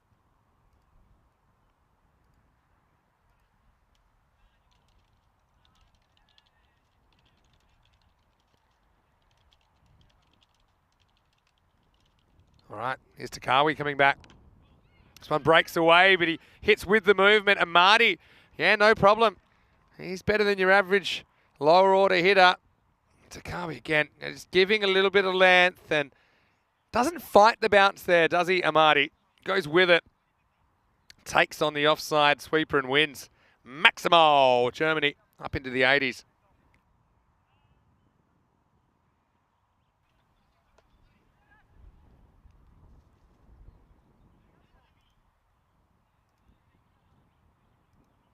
See how Takawi counters that.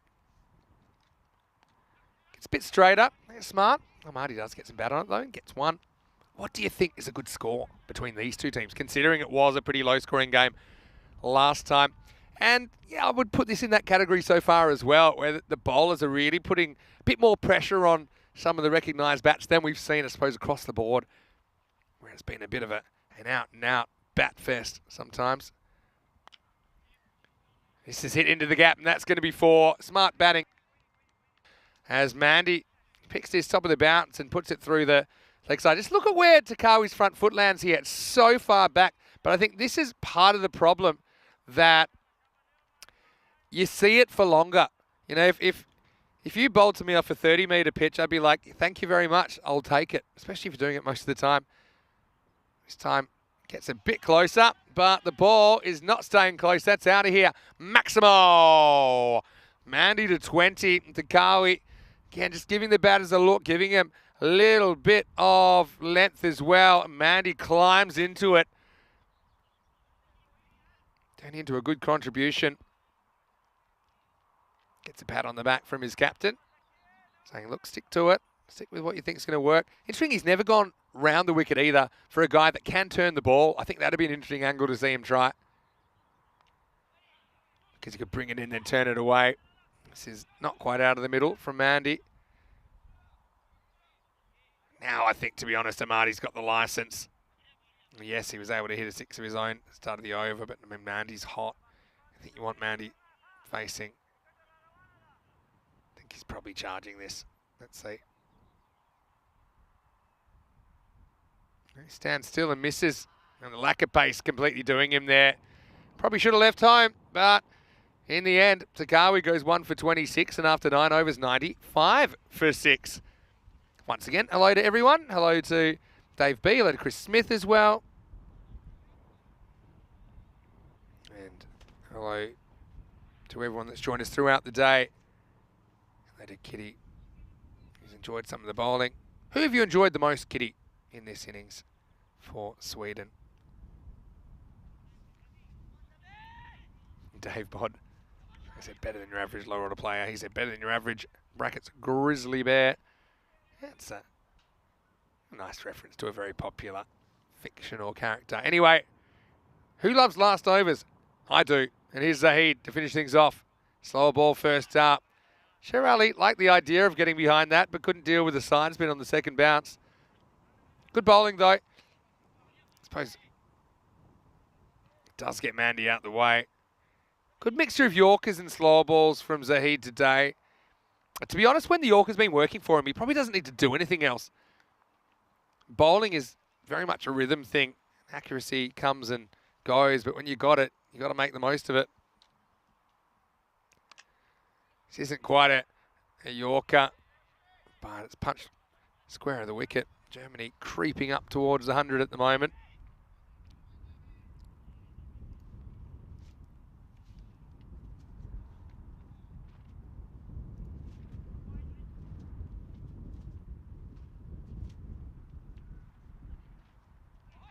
This one's wide-ish.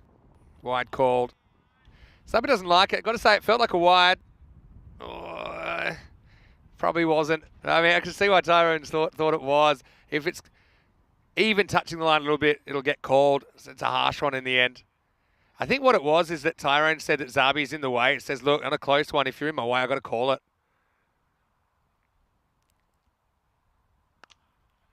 Hit down the ground. This should just be one.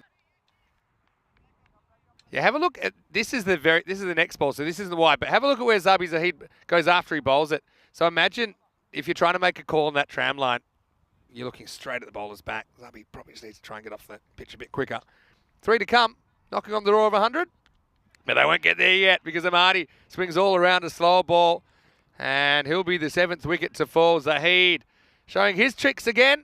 And why do you have to worry about bowling full and wide when you can do that? He's a very, very good player. Got a bit of swagger about him as well, doesn't he, the Lion Man? And he just jogs through. Looks to repair the damage. Russell, head in the air. And nice set of pearly whites from Zabi as well. As he picks up the 7th wicket. And it's 99 for 7. 2 for 15 off 1.4. Good effort from Zabi at the death. And I think he's a very good option for the 8th and 10th over or something like that.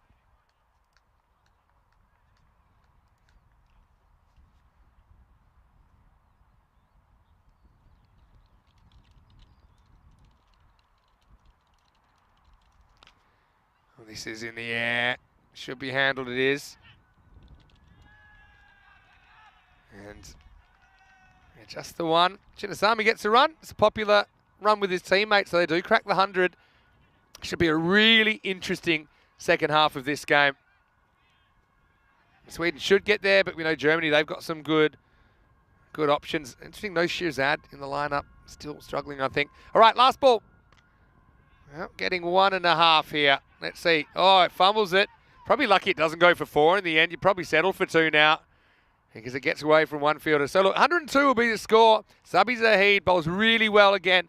2 for 18 late in the piece. And Germany, after being sent in by Sweden, they've compiled 102 for 7 in their 10 overs. Big last innings coming up. Sweden trying to atone for the loss to Germany earlier. There was fiery stuff from Buluc early, and he looked a little bit fitter at least. That one did go over the point boundary, but you can see Sweden throwing themselves around. Emil Zuvak's been a bit of a ball magnet, hasn't he? Concern for Takawi here, who definitely cracks his head attempting that. Zuvak dropped an absolute sitter there, but we know he's struggling with a finger issue, but he didn't drop this one. Second time lucky, takes it, goes to ground. But yeah, Buluc then got this one, which I think was borderline about whether it pitched in line or not. Umpire thought so, that was the main thing. Then Shukla came on, a rare bad ball, but didn't take too long before he got into his work and slipped that one straight on.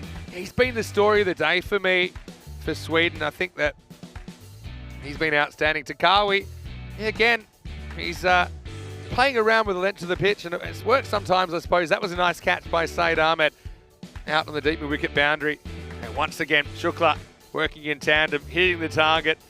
And Germany is certainly trying to attack all the way through, but it didn't help themselves sometimes. They were kind of lucky to get away with this one, actually. Hassan Mohammed, who would scramble a couple of runs there, but also played some nice shots. He would go late in the piece to a ball that he probably feels he should have got more bat on. It was a full toss. Maybe a little inside edge down onto the wicket. Sabi Zahid performing at the death. This time the slower ball. So Mandy is kind of stranded at the end of the innings, wasn't he, in a way? He ended up unbeaten on 24 off 11. And Germany, well, they've got a fighting score on the board, don't they? 102 for 7. 25 for Shakur, opened brightly, didn't he? And no one else really firing in the top 5, but Mandy came out at 6. Played some nice strokes, 24 off 11 for him. Hassan Mohammed, nice little cameo as well, was worth 12. Amadi with one big blow in his 9. And as far as the extras went, not too bad, I think. 5 wides, 2 buys. 5 leg buys, can't do too much about. I think there was a 4 leg buys in there as well. 2 wickets each for Buluc as well as Shukla. Sabi Zahid, 1 for Takawi. Khalid Zahid also pretty tidy in his none for 15, but in a big story, Buluc going off the field after trying to field a ball to his left, and there's some concerns, I'm sure, for his fitness heading into the second half of this tournament. We'll take a break when we come back.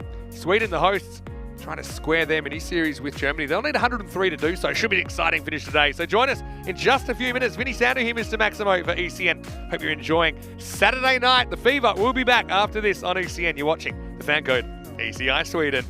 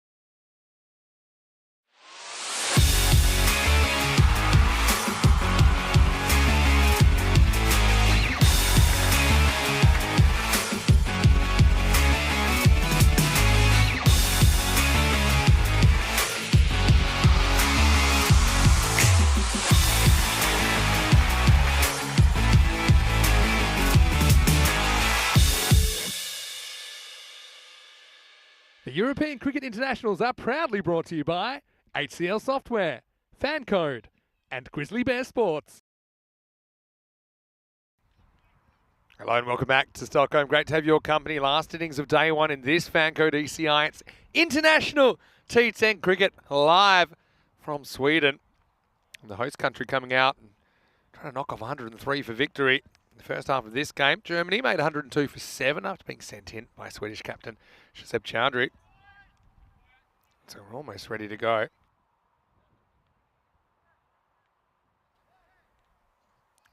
Imal Zuvak out there to open the batting. He's had a good couple of weeks, hasn't he, Imal? Looking a bit sore and sorry, though. Sherali out there, probably use a few runs. Funny to say that, a guy that's just cracked the fastest ever ECN 100 during the week, but since then, he struggled to hit anything 20 plus. Do have Shazad in the lineup, actually. Shazad is available to bowl. He did leave the field a bit earlier. Could see he's back in shape. 103 to win. Let's go. Shazad is the kind of the Baluch of Germany in a way. He's got that good wrist action.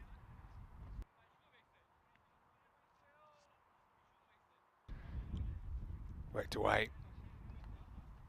to mid-wicket for the first run. I've got to say, big thank you has to go to one gentleman, Zulfi from the bread factory here. He's been looking after us last couple of weeks, actually. Connection with the Mashter Club.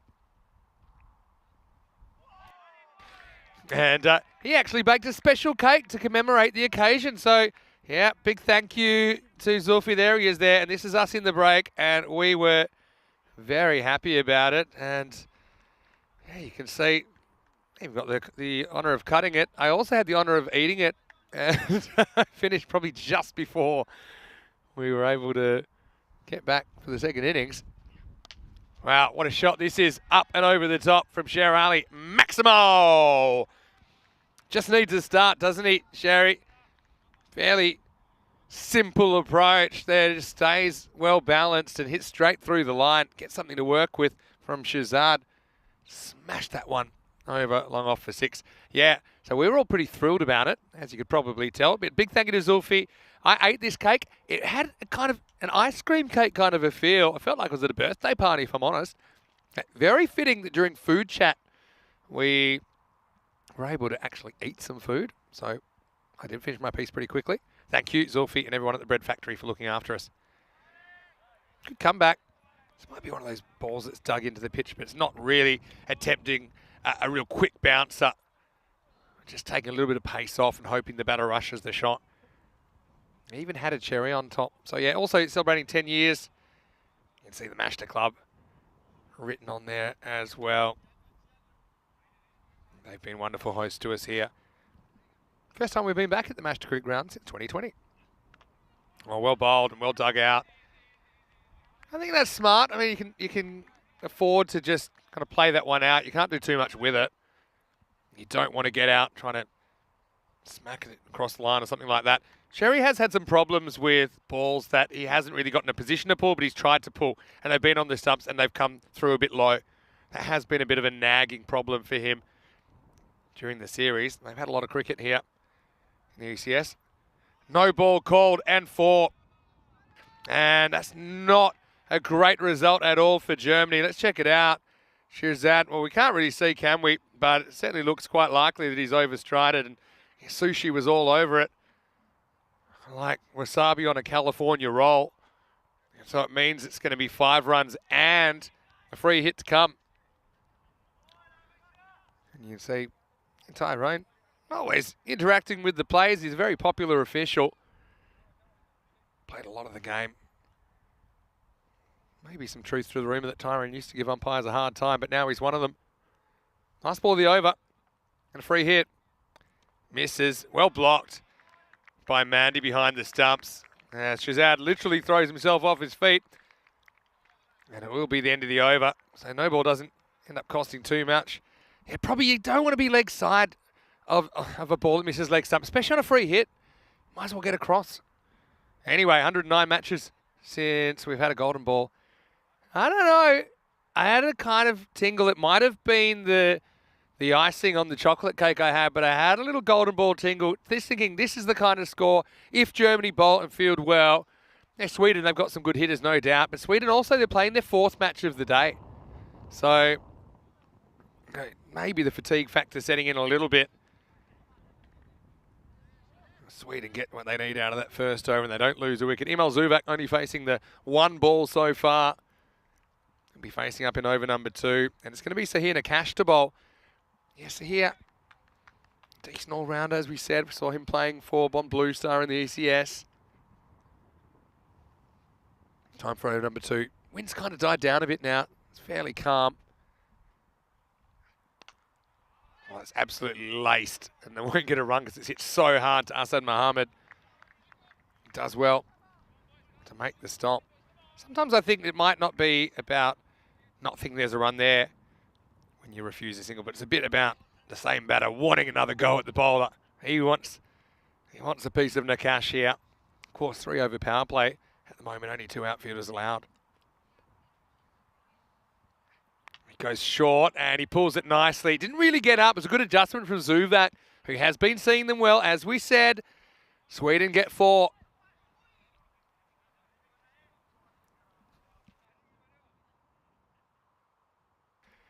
And fielding's really important. Of course, 11 fielders out there have a job to do. Not often you get the umpire having to field the ball. But the ball whistled back towards Tyrone. There we go. Anyway, he got behind it. That's a good lesson, kids. Down the leg side. Oh, he likes it, but I think it's off the pad. Excellent take by Mandy, though. Just wanted to make it clear it came off something. Yeah, off the middle of the pad. Excellent hands, though.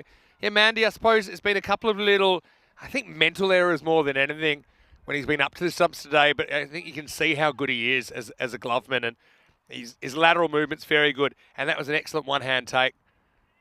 He's also pretty good, I think, with his positioning. He's quite experienced in that position. I think that shows over some players that don't do it as much. Oh, just on cue, he deflects this one into his face.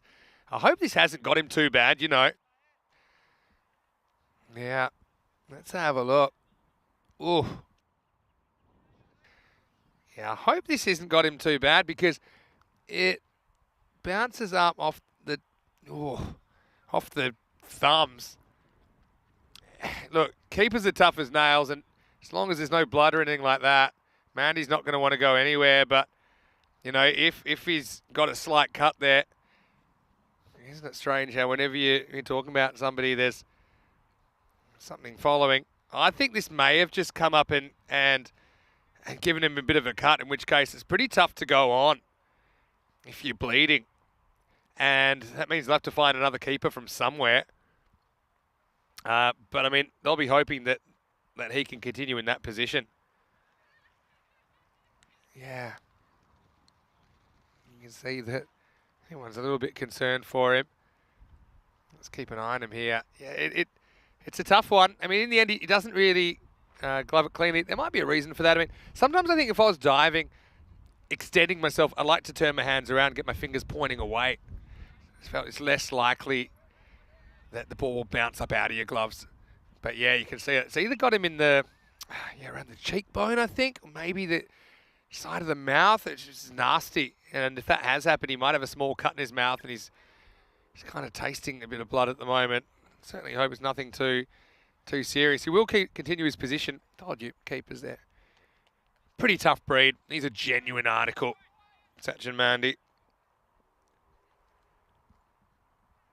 Nakash gets driven, and it's going to be over the top of the field. 4 runs. So Sher Ali getting into his work. This one was straighter. Had to be straighter compared to what we'd seen last couple of balls.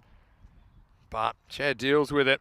He feels very at home here on the Master Cricket Ground, I think, especially after that 100 during the week. Stays leg side of the ball again. Can be a bit of a risk because he is giving up his stumps. We've seen it backfire a couple of times. Hello to Gazzy, who's watching as well. Hello to PSL live streamings. Going for Germany. I'm sure we get a lot of German viewers who are tuning in right now. Great to see them back on ECN. Oh, yeah. This is a good bouncer, I think. Yeah, so Sherry's forced to get out the way. And this isn't a wide, even though it misses leg stump, because it goes pretty much straight over the body. So, using the bouncer, I think that's going to be the one for the over. Now Sher probably has an inkling that he can get in the front foot. He's probably looking for something full that he can drive up and out of the ground. That's exactly what he's doing, but he doesn't quite get the elevation. This will be a tough stop. In fact, Asad Mohammed, well, falls down a wormhole, and that's going to be 4 runs. And we've seen it happen on occasion, haven't we? It's a bonus for Sweden. Well, they do say stay low, but I think that's not exactly what they mean. It's unfortunate. I suppose it can happen to anyone at any time. It's just bad luck, really. End of the over, 26 without loss. And you can see that Sweden, if they can win this, they'll be 2 points clear, but Germany have a game in hand. And look, Estonia are very capable, I think, of pulling off a win if they click. And particularly, I think their bowling needs to, I suppose, be sorted out a little bit. As far as the batting went, I think that they went toe-to-toe with the opposition today. But let's say, assuming that Estonia can't spring an upset tomorrow, then the series potentially could be decided when these two teams meet in match number 8. Kind of final of sorts, isn't it? Because each team here play 6 matches. They play 3 against each of the other 2 teams. Makes for 9 matches total. And tomorrow, last day in Sweden. Have a great 2 weeks here. Dave Pod, thanks for the feedback. Let's read that out in a second. First, Shazad comes back. It's worked away for 1. Good running. Take off straight away. Oh, it's a needless throw. Sher Ali is not winning too many sprints. Even he got there easily. Yeah, so Dave was saying that no need to tell Sher Ali that Kitty likes his wicket keeping. I'm sure that he will be happy. Well, I know Sher was probably a little bit anxious about doing the job today. No Jyoti, no Boshoff, no really recognised wicketkeeper available today because of the way they've picked their squad. No, Ismail Zia, he's another one that potentially you'd look at. Wow, hit straight, hit really well. Maximo! Well, Sher's turned the clock back to a few days ago, and he's hit 20. Can he go on with it? That's the question. So hard to bowl to when he gets going. And at the international level, he's had a bit of a frustrating time, I think, not being able to turn it into a really big score. But yeah, it was absolutely nailed down the ground. At the moment, they've made a very good start, Sweden. I want this to continue. Yeah, so Kitty, what do you like about Sher Ali's wicket-keeping? I've got to say, yeah, I like some of his one-handed takes when he had to go sideways. So I've got to say I've liked the wicket-keeping from Mandy and even Stuart Hook today, who did some good things, particularly up to the stumps. I think if you are comfortable up to the stumps, then this is the sort of pitch where you're trying to do it wherever possible because of the fact that we have seen a lot of balls scoot through on the second bounce and be next to impossible to stop and sometimes even avoid injury. This time he hits it and he's going to get enough elevation again. It's just the power of the shot, isn't it? And yeah, once again, we saw the bakery get a bit of a plug for baking us a cake. The batter's just taken a bit of a pounding. But 6 runs and Sher Ali, the wild card, being pulled out of the pocket by Sweden now. He is up and firing, isn't he? He's had most of the strikes through his power play as well. Shirzad with the comeback ball. Well, gets a bit lucky this time, but he's going to get 4. Shirzad follows Sher Ali, who backs away. And this is more good luck than good management, but it's still another boundary. Really playing the percentages, because I think that would have been a tough take for Mandy down the leg side if Sher had got inside it, but that's just not the way he's batting at the moment. It's hard to criticise the guy. That is 34 off 12. It's 102 looking pretty light on. Again, a wicket can change anything, but Sweden have a pretty long batting lineup. Shazad, it's been expensive, 29 off the 10 balls he's bowled. Now this is a chance, and it's a big moment in the game. It's Asad Mohammed that's under it, swirling around, and he won't catch it. So Sher Ali gets that slice of luck he's been looking for. Look, there's no easy catches when the ball goes that high. Also the sky today, with the cloud cover, it's easy to lose that ball in the sky. A few conditions conspiring against Asad. And because that wind, for the most part, is blowing the ball back behind Asad, I just think he can't make the adjustment at the last moment. Tough catch. It looks easy on TV, but there's nothing too easy about that. Sherry survives. Zuvak, kind of been the silent partner so far. But this is a fairly decent looking drive. We'll just get one for it though into the power play. And Sweden at 45 without loss. So, good start, but it is only a start. Middle overs are going to be important, aren't they? And I think we'll probably see some slower bowling options through the middle. Just have a look at that first innings. It's pretty good rear guard action if you look at it through 7, 8, 9. And Mandy was pretty important through there. Had a bit of help as well. Vasikaran from Marty in there as well. After a decent start by Abdul Shakur.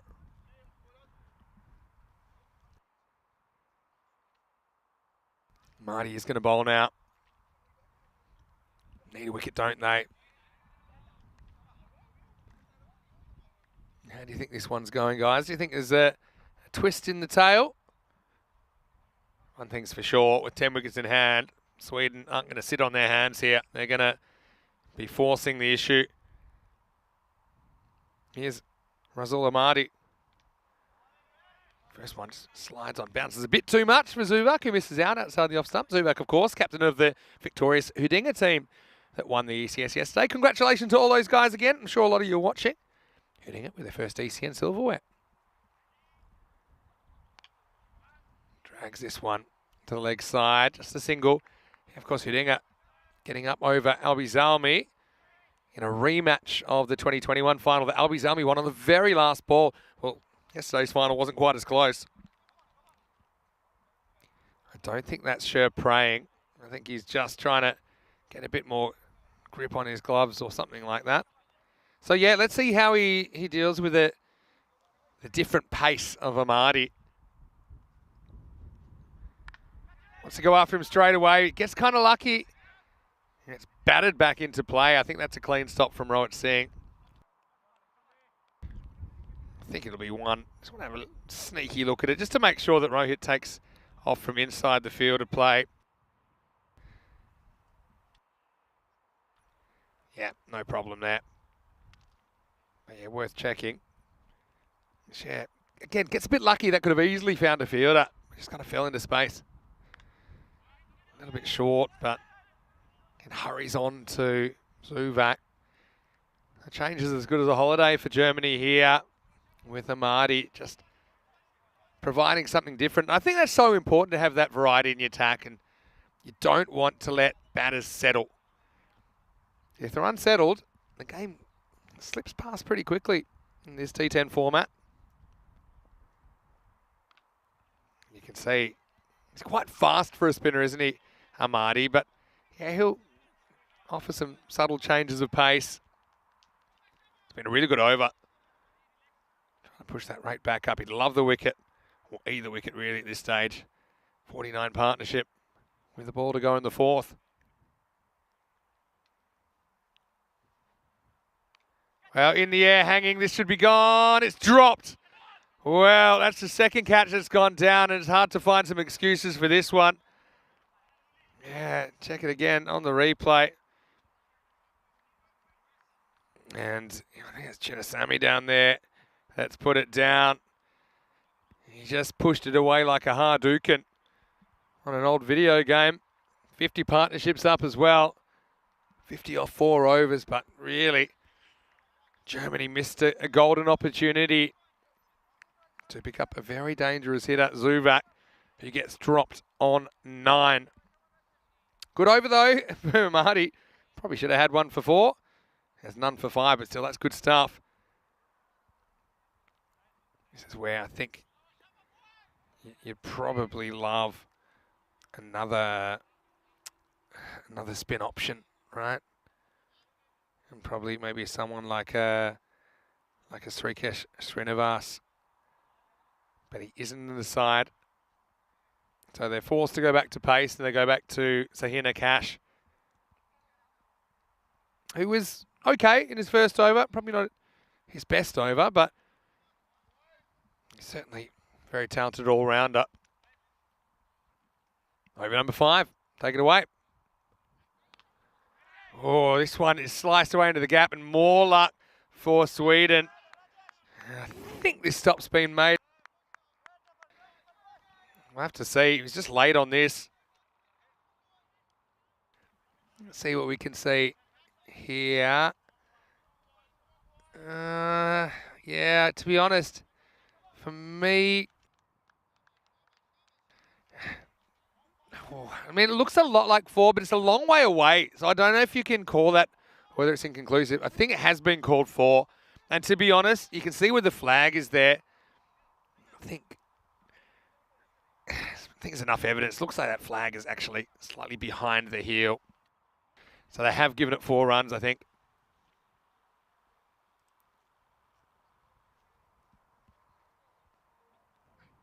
Suvak, recipient of another bit of good fortune, as thought he just got the 1, but he got 4. Now he gets a single and brings Sher Ali back. Hasn't Sher Ali been good in this innings? 37 off 15. Great camera work as well by the guys at Swing Production. I think some of them were saying they wish they could do even more games every day. And too much cricket's barely enough. This is cracked into the gap, and that's 4. So it's Sher Ali who's regained his mojo at just the right time for Team Sweden as they look to square the ledger with Germany. Not over yet, but certainly Sweden with all the momentum in this chase. Remember, they did choose to chase after winning the toss and sending in the German side.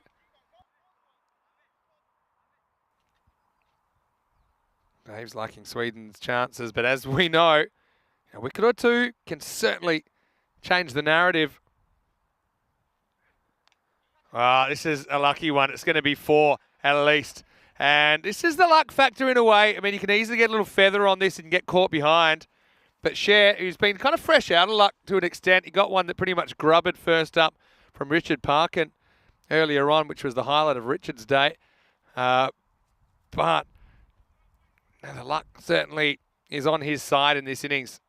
Take nothing away from the good shots he's played. There's nothing lucky about his 45. But it's just those little things that could sometimes cost you a wicket. He's gotten away with them in this innings, and he's put Sweden in a very good position. 40 off 32 now required.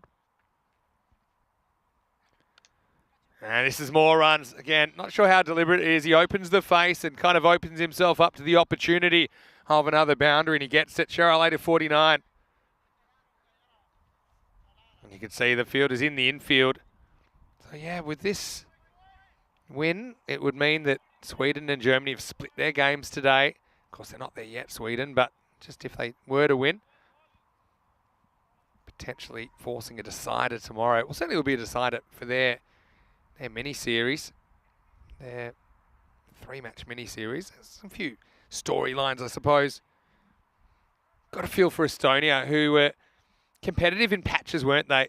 Speaking to their coach, Richard Cox, who said they're competitive. They were competitive in patches, but not stretches. And what he meant was they weren't able to stretch those periods of the game out into something that would allow them to really contend for a victory. Still great experience for them. It's their first ever T10 international cricket. We'll see them 3 times again tomorrow. I'm sure they'll go away, and I know Richard Cox is the kind of guy who'll thoroughly go through today's action and work out what they might be able to do differently, what they might want to try. A slight cut up from Nakash, and he gets it past Sher Ali. He's on 49. End of the 5th, and Sweden 67 without loss. Good first half for them, just 36 required now in the second half. Kushal asking, are there matches tomorrow? Well, good news is, Kushal, yes, there are still 4 matches to go in this ECI ECI, European Cricket International.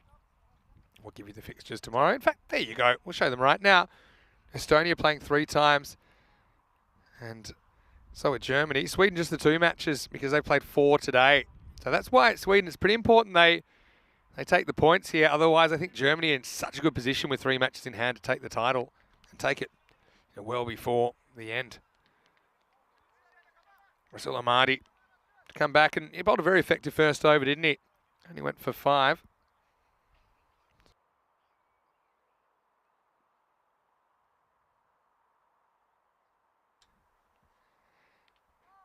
It's really well bowled actually by Ahmadi. And for a guy who I'd say is bowling off spin, it seems like this kind of broke away. It might have been the little carom ball. Yeah, certainly did a bit. And now he's going to be stumped. So there you go. In fact, he's caught behind. And so it's Mandy that's going to take the catch. Given out the bowler's end, which makes me think there's a little nick on this. And you can choose your dismissal if you like. It's a good bit of bowling. Lures him out. Thin edge. Mandy again. It's excellent position. And look how he takes it in front of his eyes. And as you say, even if he hadn't have caught it, well, even if he hadn't have nicked it, I was going to say he's out. But have a look at where the keeper takes the keeper's head. See where it starts. He has to take a little step to his right, or at least move his body weight to his right. See, just there. And he takes it pretty much right in front of his eye line. And that's just technically very, very good keeping from Sachin Mandy. And we saw where one early, but yeah, right now, he's the recipient of a very good catch up to the stumps off Rasul Ahmadi. Brings Saeed Ahmed to the crease. Wasn't he looking good earlier on today?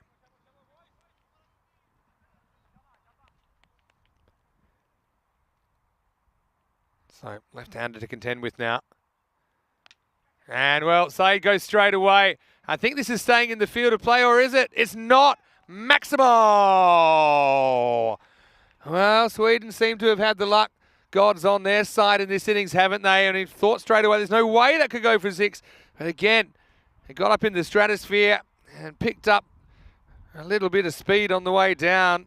Picked up a little bit of distance. 6 runs, and Saeed could have been gone instead. He gets 6. Fired in.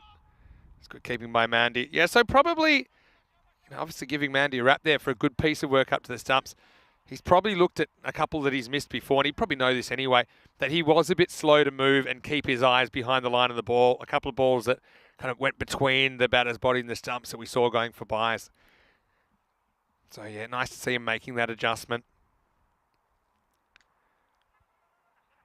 Saeed doesn't get this in the middle, but gets 1. They're going to keep attacking, aren't they?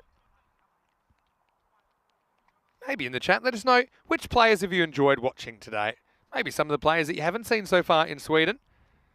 Some of the international players from Germany and Estonia. Maybe some of the Swedish players that you didn't see in the ECS. Who have you enjoyed seeing today?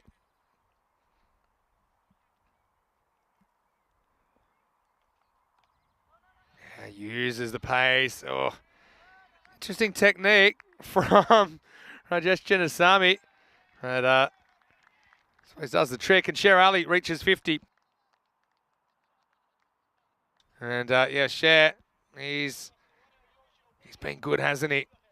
And nice return to form for him. He's had a bit of a rough one. And he brings up his 50 off 20 balls. There he is. And he's looking pretty chuffed with himself, so he should. He's got his team in a good position. This is Saeed Ahmed. Hits it down the ground for 1. He'll retain the strike this time. Ahmadi was pretty tidy, wasn't he? 1 for 15 off 2. But hasn't had a lot of help in this innings. 77 for 1 now, Sweden, after 6 overs. Have it more or less down to a run of ball. Hello to Kushal. And that's very nice of you to write your comment. He said, I love European cricket so much. I found this more entertaining than IPL. You guys are just so good. And I'm missing Punjabi commentator Rico Full. You know what? We're all missing Rico, but don't worry. He'll be back soon. In fact, he'll be back on Wednesday. Just He's got some family things to take care of, and obviously that's really important to strike that balance. But you'll be hearing plenty more Rico before the end of the year. Don't worry about that. Promise I'll try and sneak in a bit of Rico for you if you're missing him. Maybe this over. Depends what they give me. Saeed Ahmed to face up, and it's Asad Mohammed to bowl. Doesn't get all of this, but again, that's the luck factor because he can easily hit that down the throat of the fielder, but he mishits it well enough that it doesn't carry to Abdul Shakur down at long on. Thank you so much, Kushal. It's very nice of you to say that. Maybe let us know where you're watching from. Always great to get that feedback. A lot of people enjoying watching Saeed Ahmed, just in response to my question of who you're enjoying seeing. Got to say, Cypher's been a bit of a breakout, hasn't he? The Baltic boss. Slower one from Assad. Hit away leg side. Saeed will get the strike back. Sharali to 51. Made a good adjustment there, and that's just all about being in for a while. I think he was initially fooled a bit by the pace of the ball, but then just slowed his stroke down. Still got plenty of bat on it. Saeed Ahmed, he's thinking Maximos. That's the only thing he's thinking about. I think they're trying to push everyone a bit to the left. That makes sense. He hits a lot of balls to wide long on. Oh, this time he goes the other way, though. Gets a full toss. He can put it wherever he wants. Maximo! Hassan Mohammed sometimes has struggled with his length today. Again, it's the Saeed creep, isn't it? He's not the only guy to do it, but he's done it consistently throughout this 2 weeks. Sneaks down the pitch. Turns that into even more of a full toss, as it would have been potentially if he'd stayed at home. That's good adjustment, though, from Asad Mohammed this time. Pulls back the length a little bit. Just a single.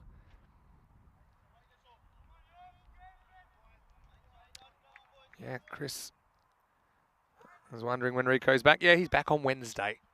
He's back on Wednesday. I know Romania starts Monday, but Rico will be back on Wednesday. Worked around the corner.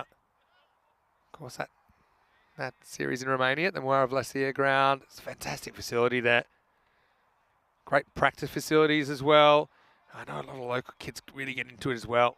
We've seen a lot of native Romanian talent emerging through the ECS and even sometimes into the ECL and the ECC. Last ball, the 7th here. On the charge, but this time he Yorks himself. Should be handled. It is. End of the over.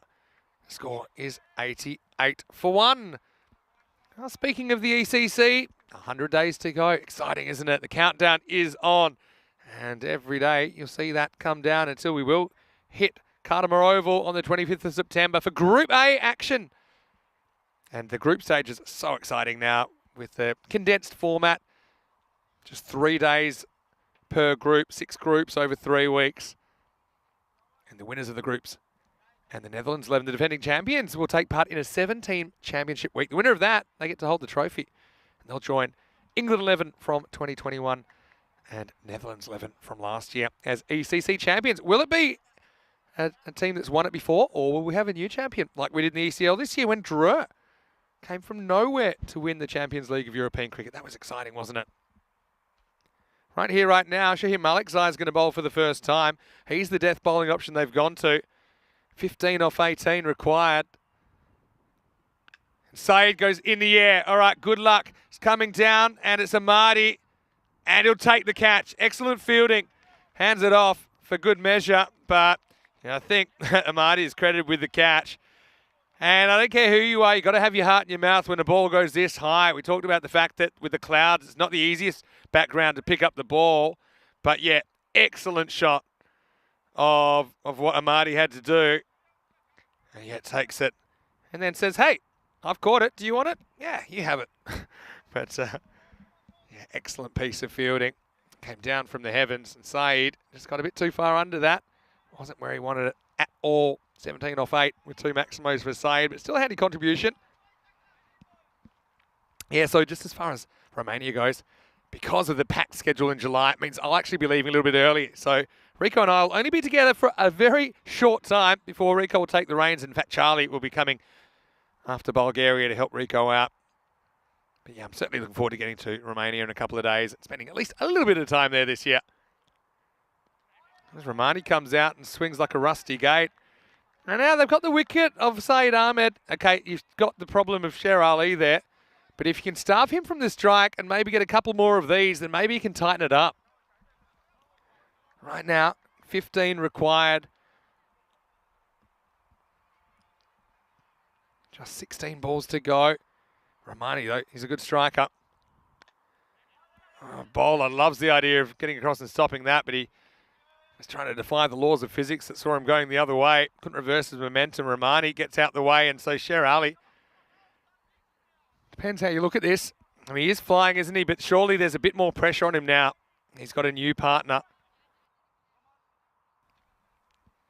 Pretty well bowled by Malik Zayat. 14 off 15. How long can Germany hang in this? It's an okay result if you get Sher out the way with a single. And you get a crack at Romani. Now, Romani is a very good striker of a cricket ball. I'll never forget Imal Zuvak and Romani putting together a partnership in the ECC against Belgium in 2021, the game that we called the Impossible Chase, where Sweden came from the clouds to chase 150. Romani gets lucky and he gets 4. So it's just been that kind of innings for Germany, hasn't it? Frustrating. And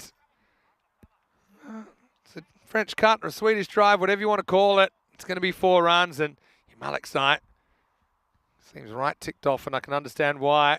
Because you can't really have the outfielders everywhere, and typically against players like this, you'll have them in front of the wicket trying to protect the drive, but then the little edge, the accidental edge, ends up flying with the pace of the ball for 4. That settles Sweden a little bit. 9 required now.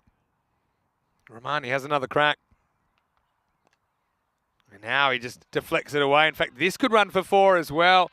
So frustrating stuff. But now let's give Romani a bit more credit this time. He just places this. He plays the ball that's bowled to him. He doesn't go for the big swing, but he identifies a gap right there. And another 4 runs. Gets them within striking distance. 98 for 2 after 8, which means 5 runs required. Just 2 overs remaining in the day. Potentially. Could be over quicker, though, of course. You Corey fans out there will be happy as well to know that at the end of the Romania series, we go to Hungary, and Corey will be doing the first half of that with Rico before Corey leaves to do the Netherlands women T10 internationals. That's going to be a great try series as well, involving Scotland and Thailand. Charlie, once again, will take you through to the finals in the ECS and through the ECIs in Hungary, where he'll join Rico. I'll be doing the Villetta Cup around that time, and then I'll be in Prague for the ECS with Danny Hudacek. Good to have Danny back as well. So plenty of cricket coming up. We announced it today as well. There's a night series coming up in Portugal as well, starting on the 18th of July, so for 2 weeks to the end of July. That'll be a good one as well. Anyway, last chance saloon. In fact, this will tie the scores. It was pretty much a half volley from Asad Mohammed, and it's bludgeoned by Sher Ali, and everyone was getting out the way of that, and rightly so. That was a missile. And now looks like Sweden, they're going to do this, and they'll do it a bit more comfortably than Germany got over them earlier today. Sher Ali 57, and a lot of his fans will be happy that he's back amongst the runs. Yeah, but you can't underestimate the luck factor.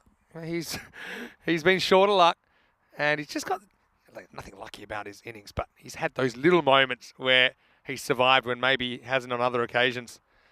As this will be game, set, and match. And Sher Ali is going to finish 63 not out in the end. And Sweden, they get some revenge over Germany. They end up doing it with 10 balls to spare. Really competitive day's cricket. I've really enjoyed it. Once again, thank you to everyone who's joined us. It's the first time we've seen Estonia in T10 cricket. Yeah, Sweden and Germany, though, they have looked like the teams, I suppose, that are the real challengers for the trophy. And right now, it's anyone's guess who will be taking the cake when the tournament wraps up tomorrow. And we saw early on that Zuvak and Sher Ali out there once again. Tough one for Mandy. He pretty much eats one like an ice cream. Then Asad Mohammed got unlucky as well. He went down, the ball went up. And then Asad Mohammed there, you could see, had a bit of an issue with that high ball. Understandable. This one was kind of inexcusable at this level. wasn't it? I want to say big thank you to Aram in the chat, who's become a silver spanner, contributing to the ECN. Thank you, Aram. We hope you enjoy plenty more action, including tomorrow. This was a good bit of keeping. It's a bit of a double play, actually. It was caught and stumped. Imel Zubak had to go. And I liked the work of Amadi. Just seemed to place the ball well where he wanted it. Said Ahmed got a bit lucky first up, didn't he? Ball that hung up in the air. The wind took it over the line for 6. And we saw a good catch taken by Amadi. He certainly stood up for Germany in this 10 overs, didn't he? But it's always going to be tough against a batting line like Sweden, who they were able to rock and roll for 88 earlier and kind of got the collapse on. But they couldn't really get through the top order that easily. And that was a shot from Sher Ali that brought up the win. This is what's coming up tomorrow. So yeah, certainly hope you can join us for that. 7 a.m. GMT, which is 9 o'clock in Central Europe, and 12:30 p.m. in India. Estonia searching for their first win in T10 internationals. Don't forget Estonia and Sweden. They are drawn in the same group at the ECC in September. Germany 3 matches, Sweden 2 to finish it off. So same time tomorrow, join us for day 2. Right here, it was Sweden that get over the line with 10 balls to spare. Sher Ali, great return to form for him. He had a big workload today when you consider he had the gloves as well. So wonderful effort for him, good conditioning to see him finish the day strongly, 63 off 25. Had a bit of help from Said Ahmed and Imel Zubak before that. Sami Romani came and helped him finish it off. Razul Ahmadi, I think, was the best of the bowlers, 1 for 15 off his 2 overs. Shahir Malikzai didn't bowl a bad over either. He took 1 for 10, but early on they just had a few problems keeping things quiet. And also a few loose ones, I think, early. Weren't really able to keep the pressure they wanted. Shirzad, sometimes some of the better balls were disappearing as well against the power of the Swedish openers. Once again, I want to thank everybody for making this happen, all of the Mashter Club and everyone that obviously makes ECN tick, including everyone in the back office as well, Spring Productions, all the players, officials, and everyone else. I want to say a special thank you to Andrew Ryan as well, who has left us. I'm sure he'll probably still be watching. I know he's had to leave at this stage, but I'll be here tomorrow, that's for sure. And Rhino, I know you'll be lurking around as well for our last day in Sweden before we head to Romania on Monday. Just quickly before we go, I want to remind all of you out there that we do have our YouTube channel. No matter where you're watching from, even if you are watching from the subcontinent, make sure you subscribe to it because there's lots of action on there. There's highlights videos, there's player of the match videos, and of course you can go back and depending on where you're watching in the world, you can normally go back and watch all of the action unfold. And there's even archives of the last time we were here in Sweden, and you can even go back to the ECC, for example, and have a look at how Sweden and Germany went in previous editions of that tournament. Don't forget our social media at European Cricket. There's lots of highlights on there. Ismail Zia's catch, I'm sure that has gone viral from yesterday already. So don't forget to follow at European Cricket. Finally, our website, europeancricket.com. That's the place you can go to get your fix of European cricket with some news stories there, as well as the stats, the standings, and, of course, not just of this series, but of some series coming up as well. From everyone here at the European Cricket Network and the European Cricket family, thanks for your company once again. We'll see you tomorrow. Until then, it's Vinny Sandu, Mr. Maximo for ECN. Hope you have a wonderful, safe evening, and we'll join you for some Sunday action here. Our last day in Sweden of our adventures. It's been great, and so hopefully you can finish the story with us tomorrow right here on ECN. For now, here's some highlights of the first day of the ECI. Hasta mañana.